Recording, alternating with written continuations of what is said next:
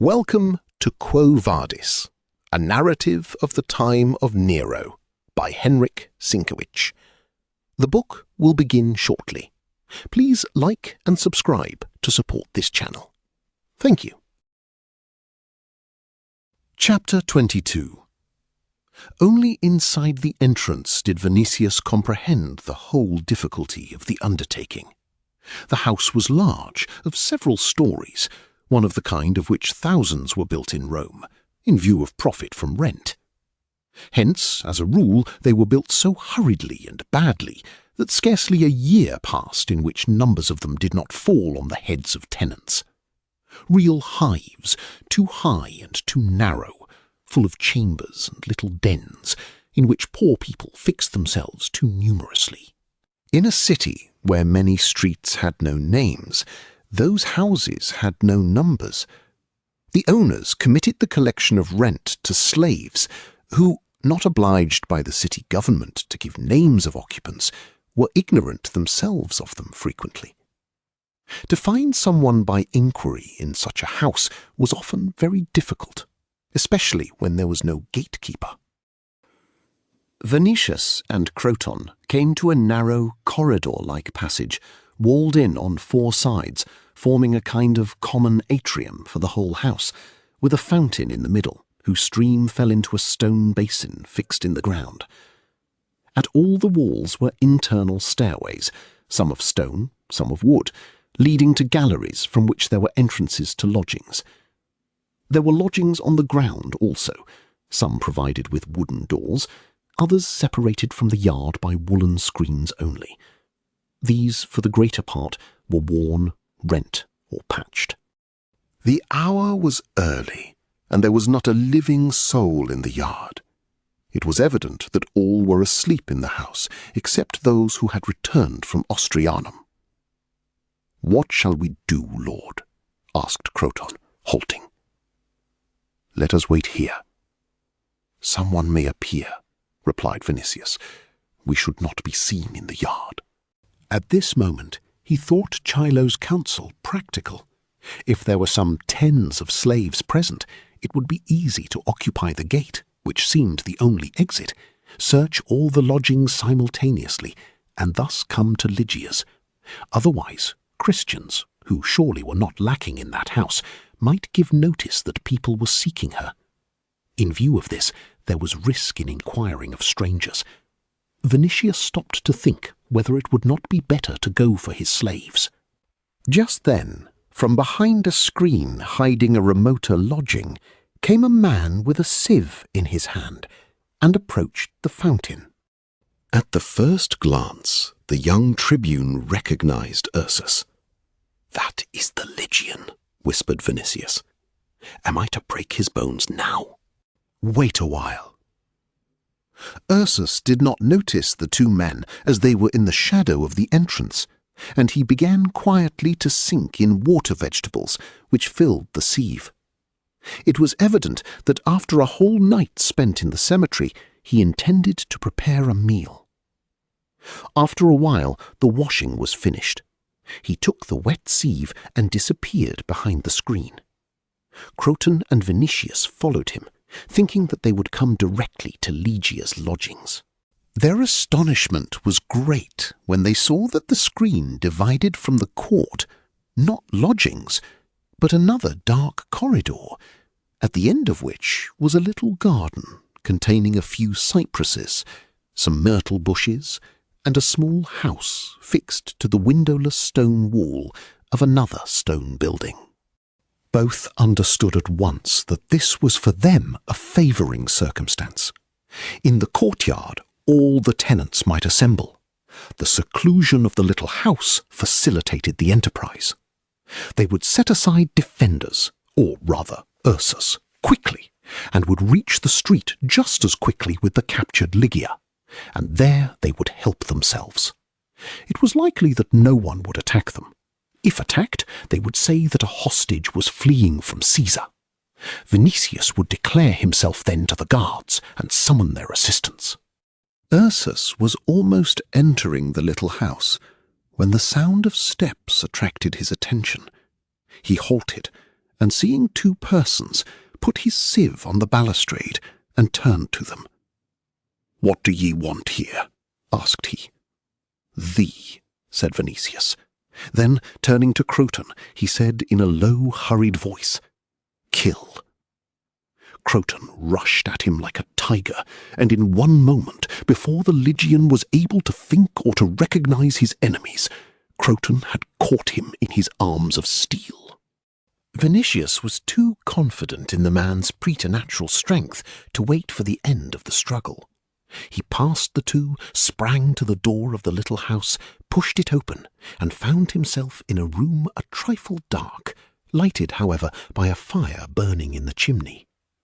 A gleam of this fire fell on Lygia's face directly.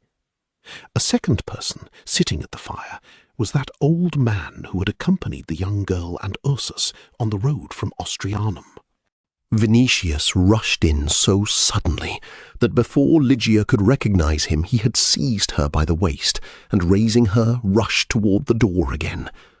The old man barred the way, it is true, but pressing the girl with one arm to his breast, Vinicius pushed him aside with the other, which was free. The hood fell from his head, and at sight of that face, which was known to her and which at that moment was terrible, the blood grew cold in Lygia from fright, and the voice died in her throat. She wished to summon aid, but had not the power. Equally vain was her wish to grasp the door, to resist. Her fingers slipped along the stone, and she would have fainted but for the terrible picture which struck her eyes when Vinicius rushed into the garden. Ursus was holding in his arms some man doubled back completely, with hanging head and mouth filled with blood. When he saw them, he struck the head once more with his fist, and in the twinkle of an eye sprang toward Vinicius like a raging wild beast. Death, thought the young patrician. Then he heard, as through a dream, the scream of Lygia, "Kill not!" He felt that something, as it were a thunderbolt, opened the arms with which he held Lygia. Then the earth turned round with him, and the light of day died in his eyes. Chilo, hidden behind the angle of the corner house, was waiting for what would happen, since curiosity was struggling with fear in him. He thought that if they succeeded in carrying off Lygia, he would fare well near Vinicius. He feared Urban no longer, for he also felt certain that Croton would kill him. And he calculated that in case a gathering should begin on the streets, which so far were empty, if Christians or people of any kind should offer resistance, he, Chilo, would speak to them as one representing authority, as an executor of Caesar's will, and, if need came, call the guards to aid the young patrician against the street rabble, thus winning to himself fresh favour. In his soul he judged yet that the young tribune's method was unwise. Considering, however, Croton's terrible strength, he admitted that it might succeed, and thought, if it go hard with him, Vinicius can carry the girl, and Croton clear the way. Delay grew wearisome, however. The silence of the entrance which he watched alarmed him. If they do not hit upon her hiding place and make an uproar, they will frighten her. But this thought was not disagreeable, for Chilo understood that in that event he would be necessary again to Vinicius, and could squeeze afresh a goodly number of sestertia from the tribune. Whatever they do, said he to himself, they will work for me, though no one divines it. O gods, only permit me. And he stopped suddenly, for it seemed to him that someone was bending forward through the entrance. Then, squeezing up to the wall, he began to look, holding the breath in his breast. And he had not deceived himself, for a head thrust itself half out of the entrance and looked around. After a while, however, it vanished. That is Vinicius or Croton, thought Chilo. But if they have taken the girl, why does she not scream? And why are they looking out to the street? They must meet people anyhow, for before they reach the Carinae there will be movement in the city. What is that? By the immortal gods! And suddenly the remnant of his hair stood on end. In the door appeared Ursus, with the body of Croton hanging on his arm, and looking around once more, he began to run, bearing it along the empty street toward the river. Chilo made himself as flat against the wall as a bit of mud. "I am lost if he sees me," thought he. But Ursus ran past the corner quickly and disappeared beyond the neighbouring house. Chilo, without further waiting, his teeth chattering from terror, ran along the cross street with a speed which, even in a young man, might have roused admiration. "If he sees me from a distance when he is returning, he will catch and kill me," said he to himself. "Save me, Zeus! Save me, Apollo! Save me, Hermes! Save me, O God of the Christians! I will leave Rome, I will return to Mesembria, but save me from the hands of that demon." And that Lygian who had killed Croton seemed to him at that moment some superhuman being. While running, he thought that he might be some god who had taken the form of a barbarian. At that moment, he believed in all the gods of the world, and in all myths at which he jeered usually. It flew through his head, too, that it might be the god of the Christians who had killed Croton, and his hair stood on end again at the thought that he was in conflict with such a power. Only when he had run through a number of alleys and saw some workmen coming toward him from a distance was he calmed somewhat. Breath failed in his breast, so he sat on the threshold of a house and began to wipe with a corner of his mantle his sweat-covered forehead. "I am old and need calm," said he. The people coming toward him turned into some little side street, and again the place round about was empty. The city was sleeping yet. In the morning, movement began earlier in the wealthier parts of the city, where the slaves of rich houses were forced to rise before daylight. In portions inhabited by a free population, supported at the cost of the state, hence unoccupied, they woke rather late, especially in winter. Chilo, after he had sat some time on the threshold, felt a piercing cold. So he rose, and, convincing himself that he had not lost the purse received from Vinicius, turned toward the river with a step now much slower. "I may see Croton's body somewhere," said he to himself. "Oh, gods! That Lygian, if he is a man, might make millions of sestertia in the course of 1 year. For if he choked Croton like a whelp, who can resist him? They would give for his every appearance in the arena as much gold as he himself weighs. He guards that maiden better than Cerberus does Hades. But may Hades swallow him for all that. I will have nothing to do with him. He is too bony. But where shall I begin in this case? A dreadful thing has happened. If he has broken the bones of such a man as Croton, beyond a doubt the soul of Vinicius is puling above that cursed house now, awaiting his burial. By Castor, but he is a patrician, a friend of Caesar, a relative of Petronius, a man known in all Rome, a military tribune. His death cannot pass without punishment. Suppose I were to go to the Praetorian camp, or the guards of the city, for instance." Here he stopped and began to think, but said after a while, "Woe is me! Who took him to that house if not I? His freedmen and his slaves know that I came to his house, and some of them know with what object. What will happen if they suspect me of having pointed out to him purposely the house in which his death met him? Though it appear afterward in the court that I did not wish his death, they will say that I was the cause of it. Besides, he is a patrician, hence in no event can I avoid punishment. But if I leave Rome in silence and go far away somewhere, I shall place myself under still greater suspicion. It was bad in every case. The only question was to choose the less evil. Rome was immense. Still, Chilo felt that it might become too small for him. Any other man might go directly to the prefect of the city guards and tell what had happened, and though some suspicion might fall on him, await the issue calmly. But Chilo's whole past was of such character that every closer acquaintance with the prefect of the city or the prefect of the guard must cause him very serious trouble, and confirm also every suspicion which might enter the heads of officials. On the other hand, to flee would be to confirm Petronius in the opinion that Vinicius had been betrayed and murdered through conspiracy. Petronius was a powerful man who could command the police of the whole empire, and who beyond doubt would try to find the guilty parties even at the ends of the earth.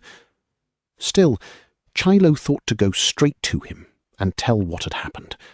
Yes, that was the best plan. Petronius was calm, and Chilo might be sure of this, at least, that he would hear him to the end. Petronius, who knew the affair from its inception, would believe in Chilo's innocence more easily than would the prefects. But to go to him, it was needful to know with certainty what had happened to Vinicius. Chilo did not know that. He had seen, it is true, the Lygians stealing with Croton's body to the river, but nothing more. Vinicius might be killed, but he might be wounded or detained. Now it occurred to Chilo for the first time that surely the Christians would not dare to kill a man so powerful, a friend of Caesar and a high military official, for that kind of act might draw on them a general persecution. It was more likely that they had detained him by superior force, to give Lygia means to hide herself a second time. This thought filled Chilo with hope. If that Lygian dragon has not torn him to pieces at the first attack, he is alive, and if he is alive, he himself will testify that I have not betrayed him. And then not only does nothing threaten me, but, O Hermes, count again on 2 heifers, a fresh field is opening. I can inform one of the freedmen where to seek his lord, and whether he goes to the prefect or not is his affair, the only point being that I should not go. Also, I can go to Petronius and count on a reward. I have found Lygia. Now I shall find Vinicius, and then again Lygia. It is needful to know first whether Vinicius is dead or living. Here it occurred to him that he might go in the night to the baker Damus and inquire about Ursus, but he rejected that thought immediately. He preferred to have nothing to do with Ursus. He might suppose, justly, that if Ursus had not killed Glaucus, he had been warned, evidently, by the Christian elder to whom he had confessed his design, warned that the affair was an unclean one, to which some traitor had persuaded him. In every case, at the mere recollection of Ursus, a shiver ran through Chilo's whole body. But he thought that in the evening he would send Eurystheus for news to that house in which the thing had happened. Meanwhile, he needed refreshment, a bath and rest. The sleepless night, the journey to Austrianum, the flight from the Trans-Tiber had wearied him exceedingly. One thing gave him permanent comfort. He had on his person 2 purses, that which Vinicius had given him at home, and that which he had thrown him on the way from the cemetery. In view of this happy circumstance, and of all the excitement through which he had passed, he resolved to eat abundantly, and drink better wine than he drank usually. When the hour for opening the wine shop came at last, he did so in such a marked measure that he forgot the bath. He wished to sleep above all, and drowsiness overcame his strength, so that he returned with tottering step to his dwelling in the Subura, where a slave woman, purchased with money obtained from Vinicius, was waiting for him. When he had entered a sleeping room, as dark as the den of a fox, he threw himself on the bed and fell asleep in one instant. He woke only in the evening, or rather he was roused by the slave woman, who called him to rise, for someone was inquiring and wished to see him on urgent business. The watchful Chilo came to himself in one moment, threw on his hooded mantle hastily, and commanding the slave woman to stand aside, looked out cautiously. And he was benumbed, for he saw before the door of the sleeping room the gigantic form of Ursus. At that sight he felt his feet and head grow icy cold. The heart ceased to beat in his bosom, and shivers were creeping along his back. For a time he was unable to speak. Then with chattering teeth he said, or rather groaned, "Sirrah, I am not at home. I don't know that. Good man." "I told him that thou wert at home, but asleep, lord," answered the girl. "He asked to rouse thee." "O gods, I will command that thou—" But Ursus, as if impatient of delay, approached the door of the sleeping room, and bending, thrust in his head. "O Chilonides," said he. "Pax tecum, pax, pax," answered Chilo. "Oh, best of Christians, yes, I am Chilo, but this is a mistake. I do not know thee." "Chilonides," repeated Ursus. "Thy lord Vinicius summons thee to go with me to him." Chapter 23. A piercing pain roused Vinicius. At the first moment he could not understand where he was, nor what was happening. He felt a roaring in his head, and his eyes were covered as if with mist. Gradually, however, his consciousness returned, and at last he beheld through that mist 3 persons bending over him. 2 he recognized. One was Ursus, the other the old man whom he had thrust aside when carrying off Lygia. The third, an utter stranger, was holding his left arm and feeling it from the elbow upward as far as the shoulder blade. This caused so terrible a pain that Vinicius, thinking it a kind of revenge which they were taking, said through his set teeth, "Kill me." But they paid no apparent heed to his words, just as though they heard them not, or considered them the usual groans of suffering. Ursus, with his anxious and also threatening face of a barbarian, held a bundle of white cloth torn in long strips. The old man spoke to the person who was pressing the arm of Vinicius. "Glaucus, art thou certain that the wound in the head is not mortal?" "Yes, worthy Crispus," answered Glaucus. "While serving in the fleet as a slave, and afterward while living at Naples, I cured many wounds, and with the pay which came to me from that occupation, I freed myself and my relatives at last. The wound in the head is slight. When this one," here he pointed to Ursus with his head, "took the girl from the young man, he pushed him against the wall. The young man, while falling, put out his arm, evidently to save himself. He broke and disjointed it, but by so doing saved his head and his life." "Thou hast had more than one of the brotherhood in thy care," added Crispus, "and hast the repute of a skilful physician. Therefore I sent Ursus to bring thee." "Ursus, who on the road confessed that yesterday he was ready to kill me." "He confessed his intention earlier to me than to thee. But I, who know thee and thy love for Christ, explained to him that the traitor is not thou, but the unknown, who tried to persuade him to murder. That was an evil spirit, but I took him for an angel," said Ursus, with a sigh. "Some other time thou wilt tell me, but now we must think of this wounded man." Thus speaking, he began to set the arm.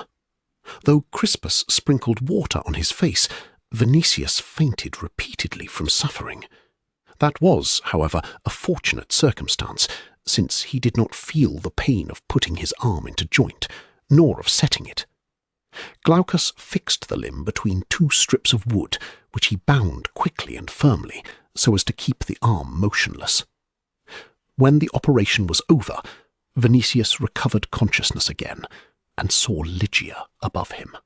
She stood there at the bed, holding a brass basin with water, in which from time to time Glaucus dipped a sponge and moistened the head of his patient. Vinicius gazed and could not believe his eyes. What he saw seemed a dream, or the pleasant vision brought by fever, and only after a long time could he whisper, "Lygia." The basin trembled in her hand at that sound, but she turned on him eyes full of sadness. "Peace be with thee," answered she, in a low voice. She stood there with extended arms, her face full of pity and sorrow. But he gazed, as if to fill his sight with her, so that after his lids were closed the picture might remain under them. He looked at her face, paler and smaller than it had been, at the tresses of dark hair, at the poor dress of a labouring woman. He looked so intently that her snowy forehead began to grow rose-coloured under the influence of his look. And first he thought that he would love her always, and second, that that paleness of hers and that poverty were his work, that it was he who had driven her from a house where she was loved and surrounded with plenty and comfort, and thrust her into that squalid room and clothed her in that poor robe of dark wool. He would have arrayed her in the costliest brocade, in all the jewels of the earth. Hence astonishment, alarm, and pity seized him, and sorrow so great that he would have fallen at her feet had he been able to move. "Lygia," said he, "thou didst not permit my death." "May God return health to thee," she answered, with sweetness. For Vinicius, who had a feeling both of those wrongs which he had inflicted on her formerly, and those which he had wished to inflict on her recently, there was a real balsam in Lygia's words. He forgot at the moment that through her mouth Christian teaching might speak. He felt only that a beloved woman was speaking, and that in her answer there was a special tenderness, a goodness simply preterhuman, which shook him to the depth of his soul. As just before he had grown weak from pain, so now he grew weak from emotion. A certain faintness came on him, at once immense and agreeable. He felt as if falling into some abyss, but he felt that to fall was pleasant, and that he was happy. He thought at that moment of weakness that a divinity was standing above him. Meanwhile, Glaucus had finished washing the wound in his head and had applied a healing ointment. Ursus took the brass basin from Lygia's hands. She brought a cup of water and wine, which stood ready on the table, and put it to the wounded man's lips. Vinicius drank eagerly and felt great relief. After the operation, the pain had almost passed. The wound and contusion began to grow firm. Perfect consciousness returned to him. "Give me another drink," said he. Lygia took the empty cup to the next room. Meanwhile, Crispus, after a few words with Glaucus, approached the bed, saying, "God has not permitted thee, Vinicius, to accomplish an evil deed, and has preserved thee in life, so that thou shouldst come to thy mind. He, before whom man is but dust, delivered thee defenceless into our hands. But Christ, in whom we believe, commanded us to love even our enemies. Therefore we have dressed thy wounds, and, as Lygia has said, we will implore God to restore thy health. But we cannot watch over thee longer.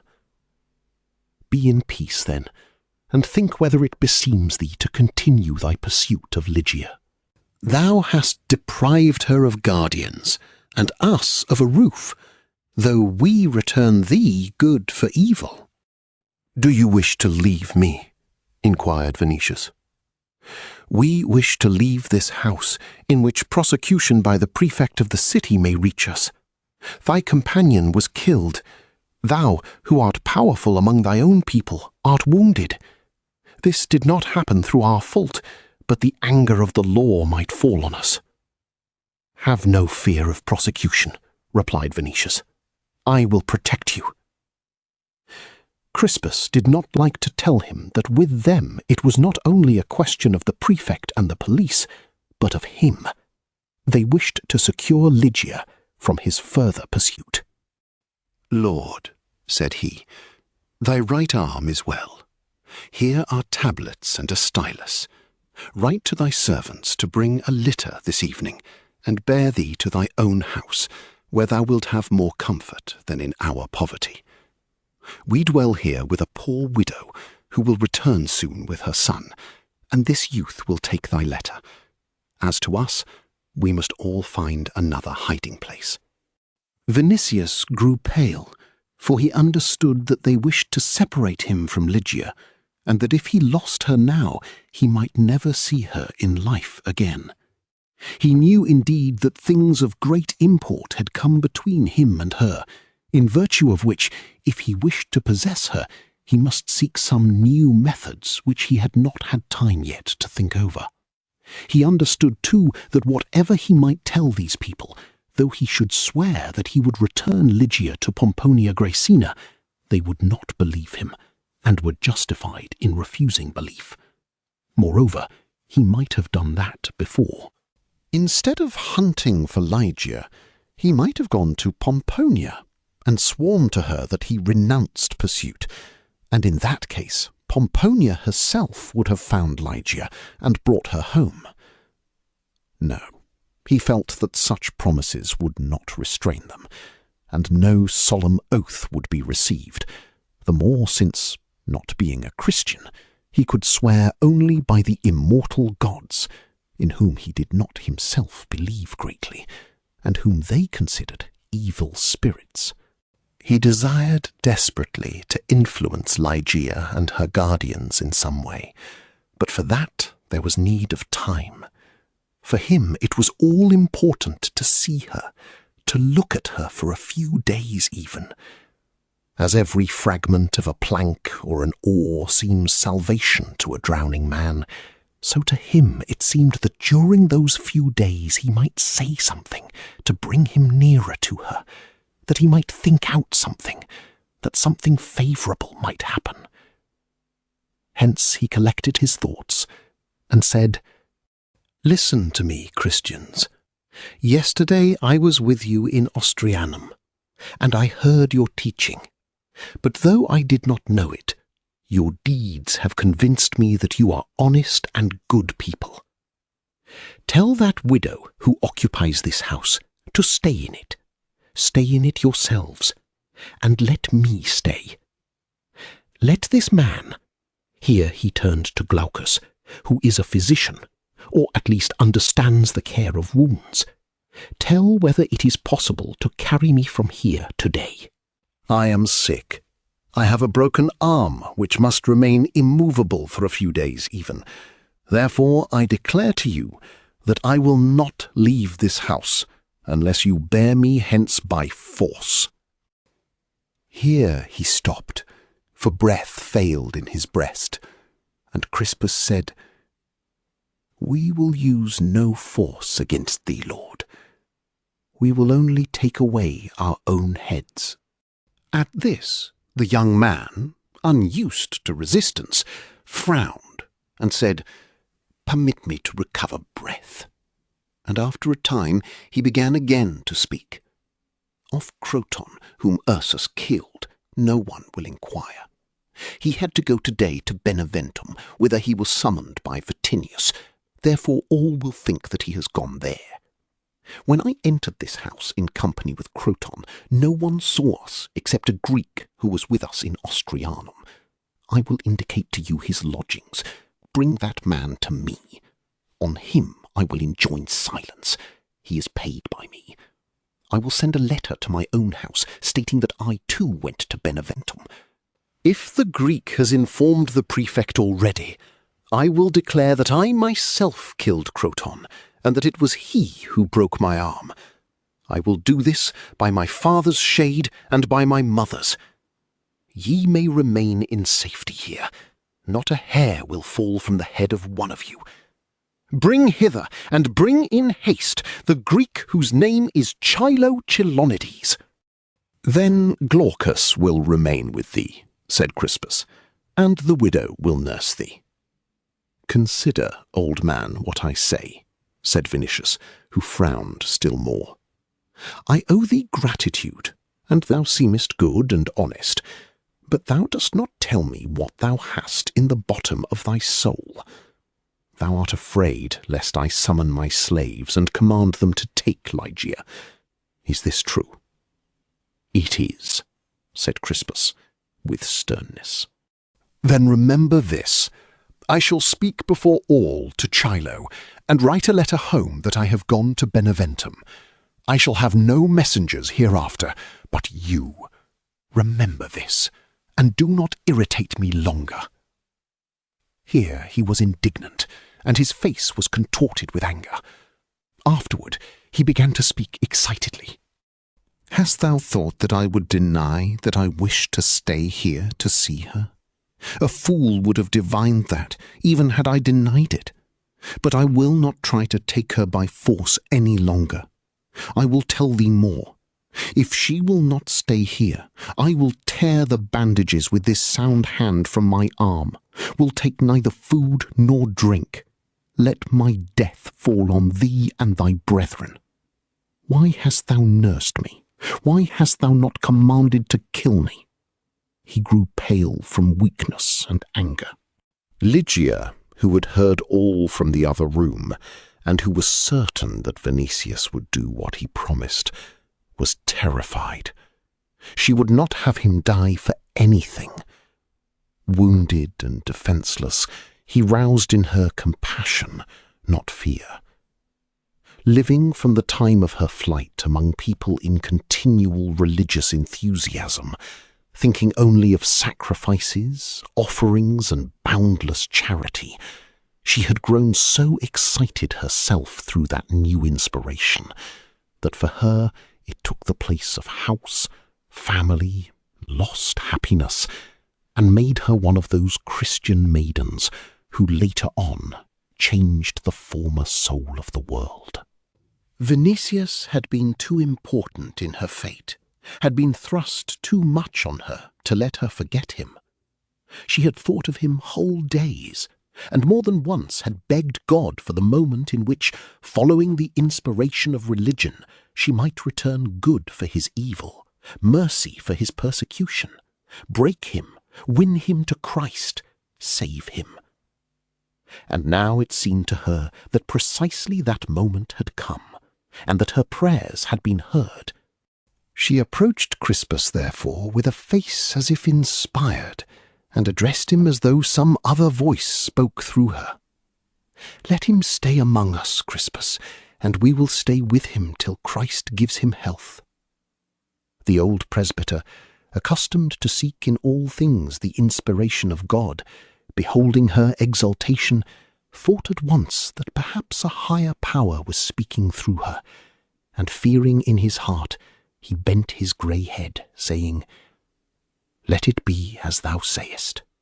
On Vinicius, who the whole time had not taken his eyes from her, this ready obedience of Crispus produced a wonderful and pervading impression. It seemed to him that among the Christians Lygia was a kind of sibyl or priestess whom they surrounded with obedience and honour, and he yielded himself also to that honour. To the love which he felt was joined now a certain awe, in presence of which love itself became something almost insolent. He could not familiarize himself, however, with the thought that their relations had changed, that now not she was dependent on his will, but he on hers, that he was lying there sick and broken, that he had ceased to be an attacking, a conquering force, that he was like a defenceless child in her care. For his proud and commanding nature, such relations with any other person would have been humiliating. Now, however, not only did he not feel humiliated, but he was thankful to her as to his sovereign. In him, those were feelings unheard of, feelings which he could not have entertained the day before, and which would have amazed him even on that day had he been able to analyze them clearly. But he did not inquire at the moment why it was so, just as if the position had been perfectly natural. He merely felt happy because he remained there. And he wished to thank her with gratefulness, and still with a kind of feeling unknown to him in such a degree that he knew not what to call it, for it was simply submission. His previous excitement had so exhausted him that he could not speak, and he thanked her only with his eyes, which were gleaming from delight because he remained near her and would be able to see her tomorrow, next day, perhaps a long time. That delight was diminished only by the dread that he might lose what he had gained. So great was this dread that when Ligeia gave him water a second time, and the wish seized him to take her hand, he feared to do so. He feared. He, that Vinicius, who at Caesar's feast had kissed her lips in spite of her. He, that Vinicius, who after her flight had promised himself to drag her by the hair to the cubiculum, or give command to flog her. Chapter 24. But he began also to fear that some outside force might disturb his delight. Chilo might give notice of his disappearance to the prefect of the city or to his freedmen at home, and in such an event an invasion of the house by the city guards was likely. Through his head flew the thought, it is true, that in that event he might give command to seize Ligeia and shut her up in his house, but he felt that he ought not to do so, and he was not capable of acting thus. He was tyrannical, insolent, and corrupt enough. If need be, he was inexorable, but he was not Tigellinus or Nero. Military life had left in him a certain feeling of justice and religion, and a conscience to understand that such a deed would be monstrously mean. He would have been capable, perhaps, of committing such a deed during an access of anger and while in possession of his strength, but at that moment he was filled with tenderness and was sick. The only question for Vinicius at that time was that no one should stand between him and Ligeia. He noticed, too, with astonishment, that from the moment when Ligeia had taken his part, neither she herself nor Crispus asked from him any assurances, just as if they felt confident that, in case of need, some superhuman power would defend them. The young tribune, in whose head the distinction between things possible and impossible had grown involved and faint since the discourse of the apostle in Austrianum, was also not too far from supposing that that might take place. But considering things more soberly, he remembered what he had said of the Greek, and asked again that Chilo be brought to him. Crispus agreed, and they decided to send Ursus. Vinicius, who in recent days, before his visit to Austrianum, had sent slaves frequently to Chilo, though without result, indicated his lodgings accurately to the Lygian. Then, writing a few words on the tablet, he said, turning to Crispus, "I give a tablet, for this man is suspicious and cunning. Frequently, when summoned by me, he gave directions to answer my people that he was not at home. He did so always when he had no good news for me, and feared my anger. If I find him, I will bring him, willing or unwilling," said Ursus. Then, taking his mantle, he went out hurriedly. To find anyone in Rome was not easy, even with the most accurate directions, but in those cases the instinct of a hunter aided Ursus, and also his great knowledge of the city. After a certain time, therefore, he found himself at Chilo's lodgings. He did not recognize Chilo, however. He had seen him but once in his life before, and moreover in the night. Besides, that lofty and confident old man who had persuaded him to murder Glaucus was so unlike the Greek, bent double from terror, that no one could suppose the two to be one person. Chilo, noticing that Ursus looked at him as a perfect stranger, recovered from his first fear. The sight of the tablet with the writing of Venetius calmed him still more. At least the suspicion that he would take him into an ambush purposely did not trouble him. He thought, besides, that the Christians had not killed Venetius, evidently because they had not dared to raise hands on so noted a person. "And then Vinicius will protect me in case of need," thought he. "Of course he does not send to deliver me to death." Summoning some courage, therefore, he said, "My good man, has not my friend the noble Vinicius sent a litter? My feet are swollen. I cannot walk so far." "He has not," answered Ursus. "We shall go on foot." "But if I refuse?" "Do not, for thou wilt have to go." "And I will go, but of my own will. No one could force me, for I am a free man, and a friend of the prefect of the city. As a sage, I have also means to overcome others, and I know how to turn people into trees and wild beasts. But I will go. I will go. I will only put on a mantle somewhat warmer, and a hood, lest the slaves of that quarter might recognize me. They would stop me every moment to kiss my hands." He put on a new mantle then, and let down a broad Gallic hood, lest Ursus might recognize his features on coming into clearer light. "Where wilt thou take me?" asked he on the road. "To the Trans-Tiber." "I am not long in Rome, and I have never been there, but there too, of course, live men who love virtue." But Ursus, who was a simple man, and had heard Vinicius say that the Greek had been with him in Austrianum, and had seen him with Croton enter the house in which Ligia lived, stopped for a moment, and said, "Speak no untruth, old man, for today thou wert with Vinicius in Austrianum, and under our gate." "Ah," said Chilo, "then is your house in the Trans-Tiber? I have not been long in Rome, and know not how the different parts are named." "That is true, friend.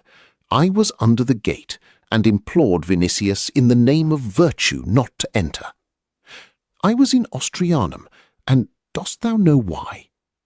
I am working for a certain time over the conversion of Vinicius, and wished him to hear the chief of the apostles.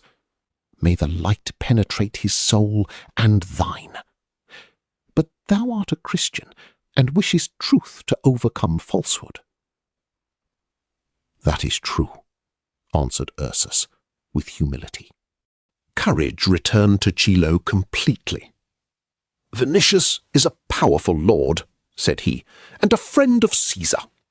He listens often yet to the whisperings of the evil spirit, but if even a hair should fall from his head, Caesar would take vengeance on all the Christians." "A higher power is protecting us." "Surely, surely. But what do ye intend to do with Vinicius?" inquired Chilo, with fresh alarm. "I know not. Christ commands mercy." "Thou hast answered excellently. Think of this always, or thou wilt fry in hell like a sausage in a frying pan." Ursus sighed, and Chilo thought that he could always do what he liked with that man, who was terrible at the moment of his first outburst. So, wishing to know what happened at the seizing of Ligia, he asked further, in the voice of a stern judge, "How did ye treat Croton? Speak, and do not prevaricate." Ursus sighed a second time. "Vinicius will tell thee. That means that thou didst stab him with a knife, or kill him with a club. I was without arms." The Greek could not resist amazement at the superhuman strength of the barbarian. May Pluto, that is to say, may Christ pardon thee." They went on for some time in silence. Then Chilo said, "I will not betray thee, but have a care of the watches." "I fear Christ, not the watches." "And that is proper. There is no more grievous crime than murder. I will pray for thee, but I know not if even my prayer can be effective, unless thou make a vow never to touch anyone in life with a finger." "As it is, I have not killed purposely," answered Ursus. But Chilo, who desired to secure himself in every case, did not cease to condemn murder and urge Ursus to make the vow. He inquired also about Vinicius, but the Lygian answered his inquiries unwillingly, repeating that from Vinicius himself he would hear what he needed. Speaking in this way, they passed at last the long road which separated the lodgings of the Greek from the Trans-Tiber, and found themselves before the house. Chilo's heart began to beat again unquietly. From dread, it seemed to him that Ursus was beginning to look at him with a kind of greedy expression. "It is small consolation to me," said he to himself, "if he kills me unwillingly. I prefer in every case that paralysis should strike him, and with him all the Lygians, which do thou effect, O Zeus, if thou art able." Thus meditating, he wrapped himself more closely in his Gallic mantle, repeating that he feared the cold. Finally, when they had passed the entrance and the first court, and found themselves in the corridor leading to the garden of the little house, he halted suddenly and said, "Let me draw breath, or I shall not be able to speak with Vinicius and give him saving advice." He halted, for though he said to himself that no danger threatened, still his legs trembled under him at the thought that he was among those mysterious people whom he had seen in Austrianum. Meanwhile, a hymn came to their ears from the little house. "What is that?" inquired Chilo. "Thou sayest that thou art a Christian, and knowest not that among us it is the custom after every meal to glorify our Saviour with singing?" answered Ursus. "Miriam and her son must have returned, and perhaps the apostle is with them, for he visits the widow and Crispus every day." "Conduct me directly to Vinicius." "Vinicius is in the same room with all, for that is the only large one. The others are very small chambers, to which we go only to sleep. Come in, thou wilt rest there." They entered. It was rather dark in the room. The evening was cloudy and cold. The flames of a few candles did not dispel the darkness altogether. Vinicius divined rather than recognized Chilo in the hooded man. Chilo, seeing the bed in the corner of the room, and on it Vinicius, moved toward him directly, not looking at the others, as if with the conviction that it would be safest near him.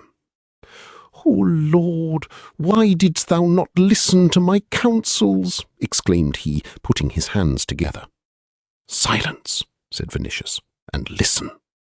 Here he looked sharply into Chilo's eyes, and spoke slowly with emphasis, as if wishing the Greek to understand every word of his as a command, and to keep it forever in memory.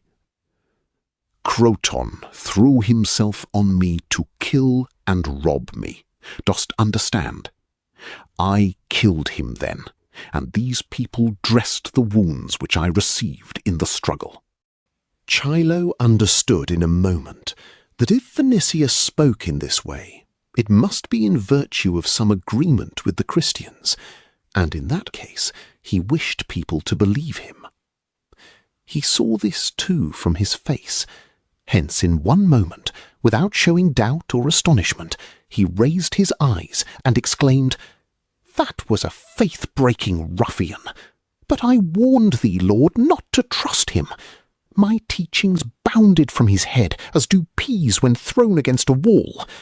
In all Hades there are not torments enough for him." He who cannot be honest must be a rogue. What is more difficult than for a rogue to become honest? But to fall on his benefactor, a lord so magnanimous! O gods! Here he remembered that he had represented himself to Ursus on the way as a Christian, and stopped. "Were it not for the seeker which I brought, he would have slain me," said Venetius. "I bless the moment in which I advised thee to take a knife even." Venetius turned an inquiring glance on the Greek, and asked, "What hast thou done today?" "How? What? Have I not told thee, Lord, that I made a vow for thy health?" "Nothing more?" "I was just preparing to visit thee, when this good man came and said that thou hadst sent for me." "Here is a tablet. Thou wilt go with it to my house. Thou wilt find my freedman and give it to him. It is written on the tablet that I have gone to Beneventum. Thou wilt tell Demas from thyself that I went this morning, summoned by an urgent letter from Petronius." Here he repeated with emphasis, "I have gone to Beneventum. Dost understand?" "Thou hast gone, Lord. This morning I took leave of thee at the Porta Capena, and from the time of thy departure such sadness possesses me, that if thy magnanimity will not soften it, I shall cry myself to death, like the unhappy wife of Zathos, Adon turned into a nightingale in grief for Itilos." Venicius, though sick and accustomed to the Greek's suppleness, could not repress a smile.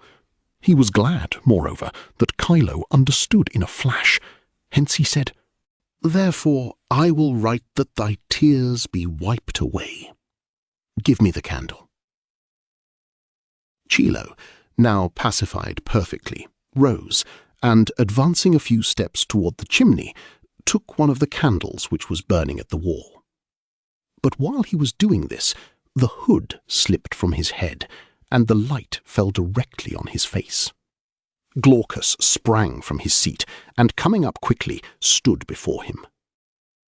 "Dost thou not recognize me, Cephas?" asked he.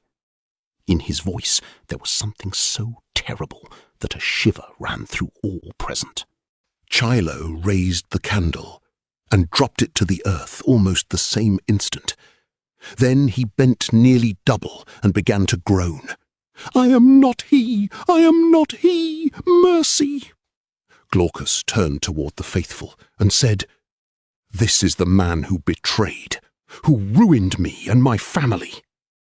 That history was known to all the Christians, and to Venicius, who had not guessed who that Glaucus was, for this reason only, that he fainted repeatedly from pain during the dressing of his wound, and had not heard his name.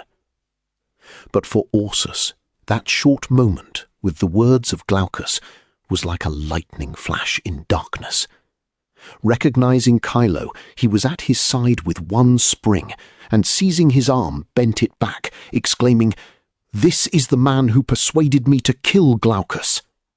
"Mercy!" groaned Chilo. "I will give you—" "O Lord!"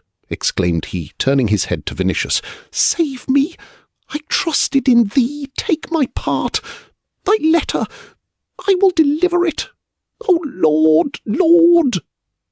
But Venetius, who looked with more indifference than anyone at what was passing, first because all the affairs of the Greek were more or less known to him, and second because his heart knew not what pity was, said, "Bury him in the garden. Someone else will take the letter."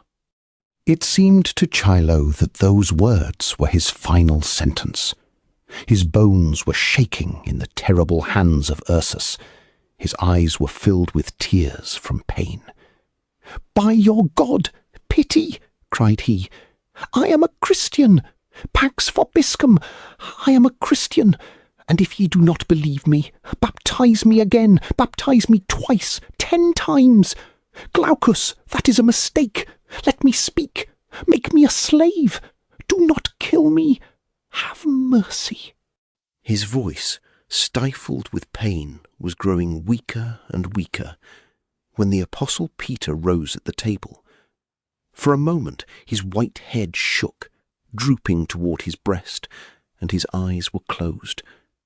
But he opened them then, and said amid silence, "The Saviour said this to us, 'If thy brother has sinned against thee, chastise him. But if he is repentant, forgive him. And if he has offended 7 times in the day against thee, and has turned to thee 7 times, saying, Have mercy on me, forgive him.'" Then came a still deeper silence. Glaucus remained a long time with his hands covering his face. At last he removed them and said, "Cephas, may God forgive thy offences, as I forgive them in the name of Christ." Ursus, letting go the arms of the Greek, added at once, "May the Saviour be merciful to thee, as I forgive thee." Chilo dropped to the ground, and supported on it with his hands, turned his head like a wild beast caught in a snare, looking around to see whence death might come. He did not trust his eyes and ears yet, and dared not hope for forgiveness. Consciousness returned to him slowly. His blue lips were still trembling from terror. "Depart in peace," said the apostle meanwhile. Chilo rose, but could not speak. He approached the bed of Vinicius, as if seeking protection in it still, for he had not time yet to think that that man, though he had used his services and was still his accomplice, condemned him, while those against whom he had acted forgave. This thought was to come to him later. At present, simply astonishment and incredulity were evident in his look. Though he had seen that they forgave him, he wished to bear away his head at the earliest from among these incomprehensible people, whose kindness terrified him almost as much as their cruelty would have terrified. It seemed to him that should he remain longer, something unexpected would happen again. Hence, standing above Vinicius, he said with a broken voice, "Give the letter, Lord, give the letter!" And snatching the tablet which Vinicius handed him, he made one obeisance to the Christians, another to the sick man, pushed along sideways by the very wall, and hurried out through the door. In the garden, when darkness surrounded him, fear raised the hair on his head again, for he felt sure that Ursus would rush out and kill him in the night. He would have run with all his might, but his legs would not move. Next moment they were perfectly uncontrollable, for Ursus stood near him really. Chilo fell with his face to the earth and began to groan. "Urban, in Christ's name!" But Urban said, "Fear not. The apostle commanded me to lead thee out beyond the gate, lest thou might go astray in the darkness, and, if strength failed thee, to conduct thee home." "What dost thou say?" asked Chilo, raising his face. "What, thou wilt not kill me?" "No, I will not, and if I seized thee too roughly and harmed a bone in thee, pardon me." "Help me to rise," said the Greek. "Thou wilt not kill me, thou wilt not. Take me to the street, I will go further alone." Ursus raised him as he might a feather, and placed him on his feet. Then he conducted him through the dark corridor to the second court. From there was a passage to the entrance and the street. In the corridor, Chilo repeated again in his soul, "It is all over with me." Only when he found himself on the street did he recover and say, "I can go on alone. Peace be with thee. And with thee, and with thee. Let me draw breath." And after Ursus had gone, he breathed with a full breast. He felt his waist and hips as if to convince himself that he was living, and then moved forward with hurried step. But why did they not kill me? And in spite of all his talk with Euresius about Christian teaching, in spite of his conversation at the river with Urban, and in spite of all that he had heard in Austrianum, he could find no answer to that question. Chapter 25. Neither could Venetius discover the cause of what had happened, and in the bottom of his soul he was almost as much astonished as Chilo. That those people should treat him as they had, and instead of avenging his attack, dress his wounds carefully, he ascribed partly to the doctrine which they confessed, more to Lygia, and a little also to his great significance.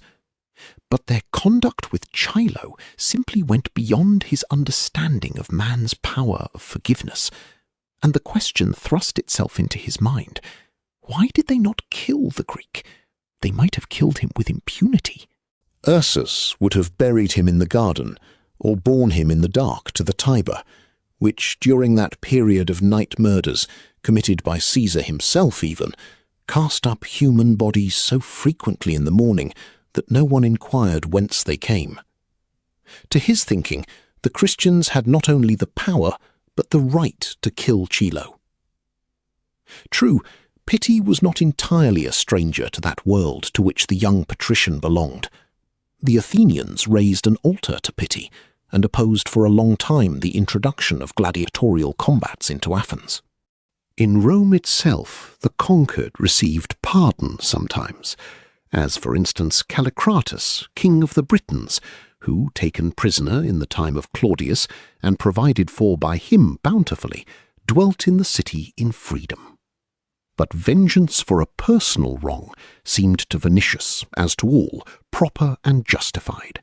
The neglect of it was entirely opposed to his spirit. True, he had heard in Austrianum that one should love even enemies.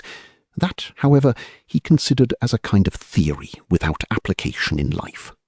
And now this passed through his head, that perhaps they had not killed Chilo because the day was among festivals, or was in some period of the moon during which it was not proper for Christians to kill a man. He had heard that there are days among various nations on which it is not permitted to begin war even. But why, in such a case, did they not deliver the Greek up to justice? Why did the apostle say that if a man offended 7 times, it was necessary to forgive him 7 times? And why did Glaucus say to Chilo, "May God forgive thee as I forgive thee"? Chilo had done him the most terrible wrong that one man could do another. At the very thought of how he would act with a man who killed Lygia, for instance, the heart of Vinicius seethed up as does water in a cauldron. There were no torments which he would not inflict in his vengeance. But Glaucus had forgiven. Ursus, too, had forgiven. Ursus, who might in fact kill whomever he wished in Rome with perfect impunity, for all he needed was to kill the king of the grove in Nemi and take his place. Could the gladiator, holding that office to which he had succeeded only by killing the previous king, resist the man whom Croton could not resist?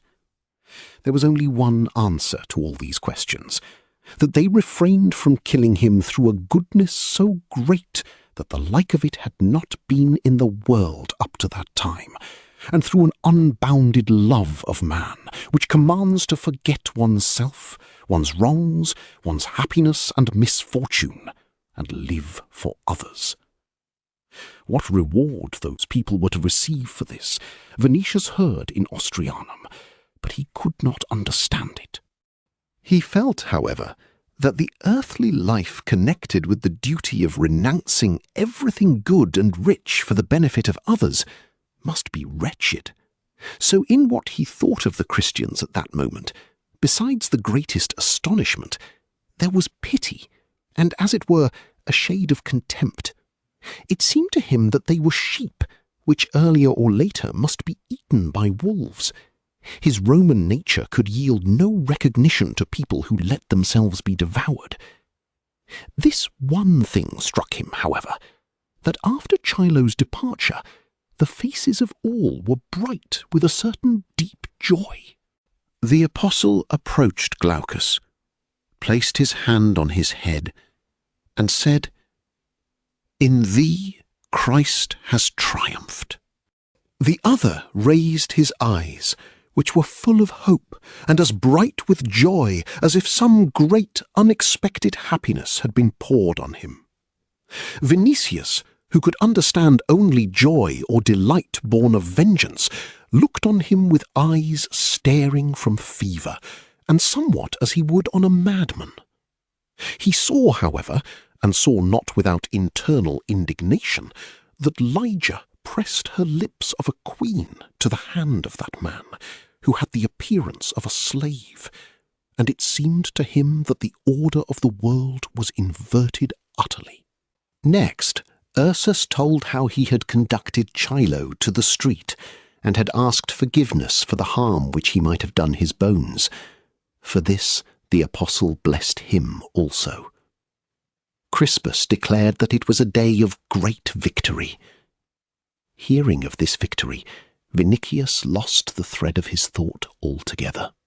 But when Lygia gave him a cooling draught again, he held her hand for a moment, and asked, "Then must thou also forgive me? We are Christians. It is not permitted us to keep anger in the heart." "Lygia," said he, "whoever thy God is, I honour him only because he is thine. Thou wilt honour him in thy heart when thou lovest him. Only because he is thine," repeated Vinicius in a fainter voice, and he closed his eyes, for weakness had mastered him again. Lygia went out, but returned after a time and bent over him to learn if he was sleeping. Vinicius, feeling that she was near, opened his eyes and smiled. She placed her hand over them lightly, as if to incline him to slumber. A great sweetness seized him then, but soon he felt more grievously ill than before, and was very ill in reality. Night had come, and with it a more violent fever. He could not sleep, and followed Lygia with his eyes wherever she went. At times he fell into a kind of doze, in which he saw and heard everything which happened around him, but in which reality was mingled with feverish dreams. It seemed to him that in some old deserted cemetery stood a temple in the form of a tower, in which Lygia was priestess. He did not take his eyes from her, but saw her on the summit of the tower, with a lute in her hands, all in the light, like those priestesses who in the night-time sing hymns in honour of the moon, and whom he had seen in the Orient. He himself was climbing up winding steps with great effort to bear her away with him. Behind was creeping up Chilo, with teeth chattering from terror, and repeating, "Do not do that, Lord. She is a priestess, for whom he will take vengeance." Vinicius did not know who that he was, but he understood that he himself was going to commit some sacrilege, and he felt a boundless fear also. But when he went to the balustrade surrounding the summit of the tower, the apostle, with his silvery beard, stood at Lygia's side on a sudden, and said, "Do not raise a hand. She belongs to me."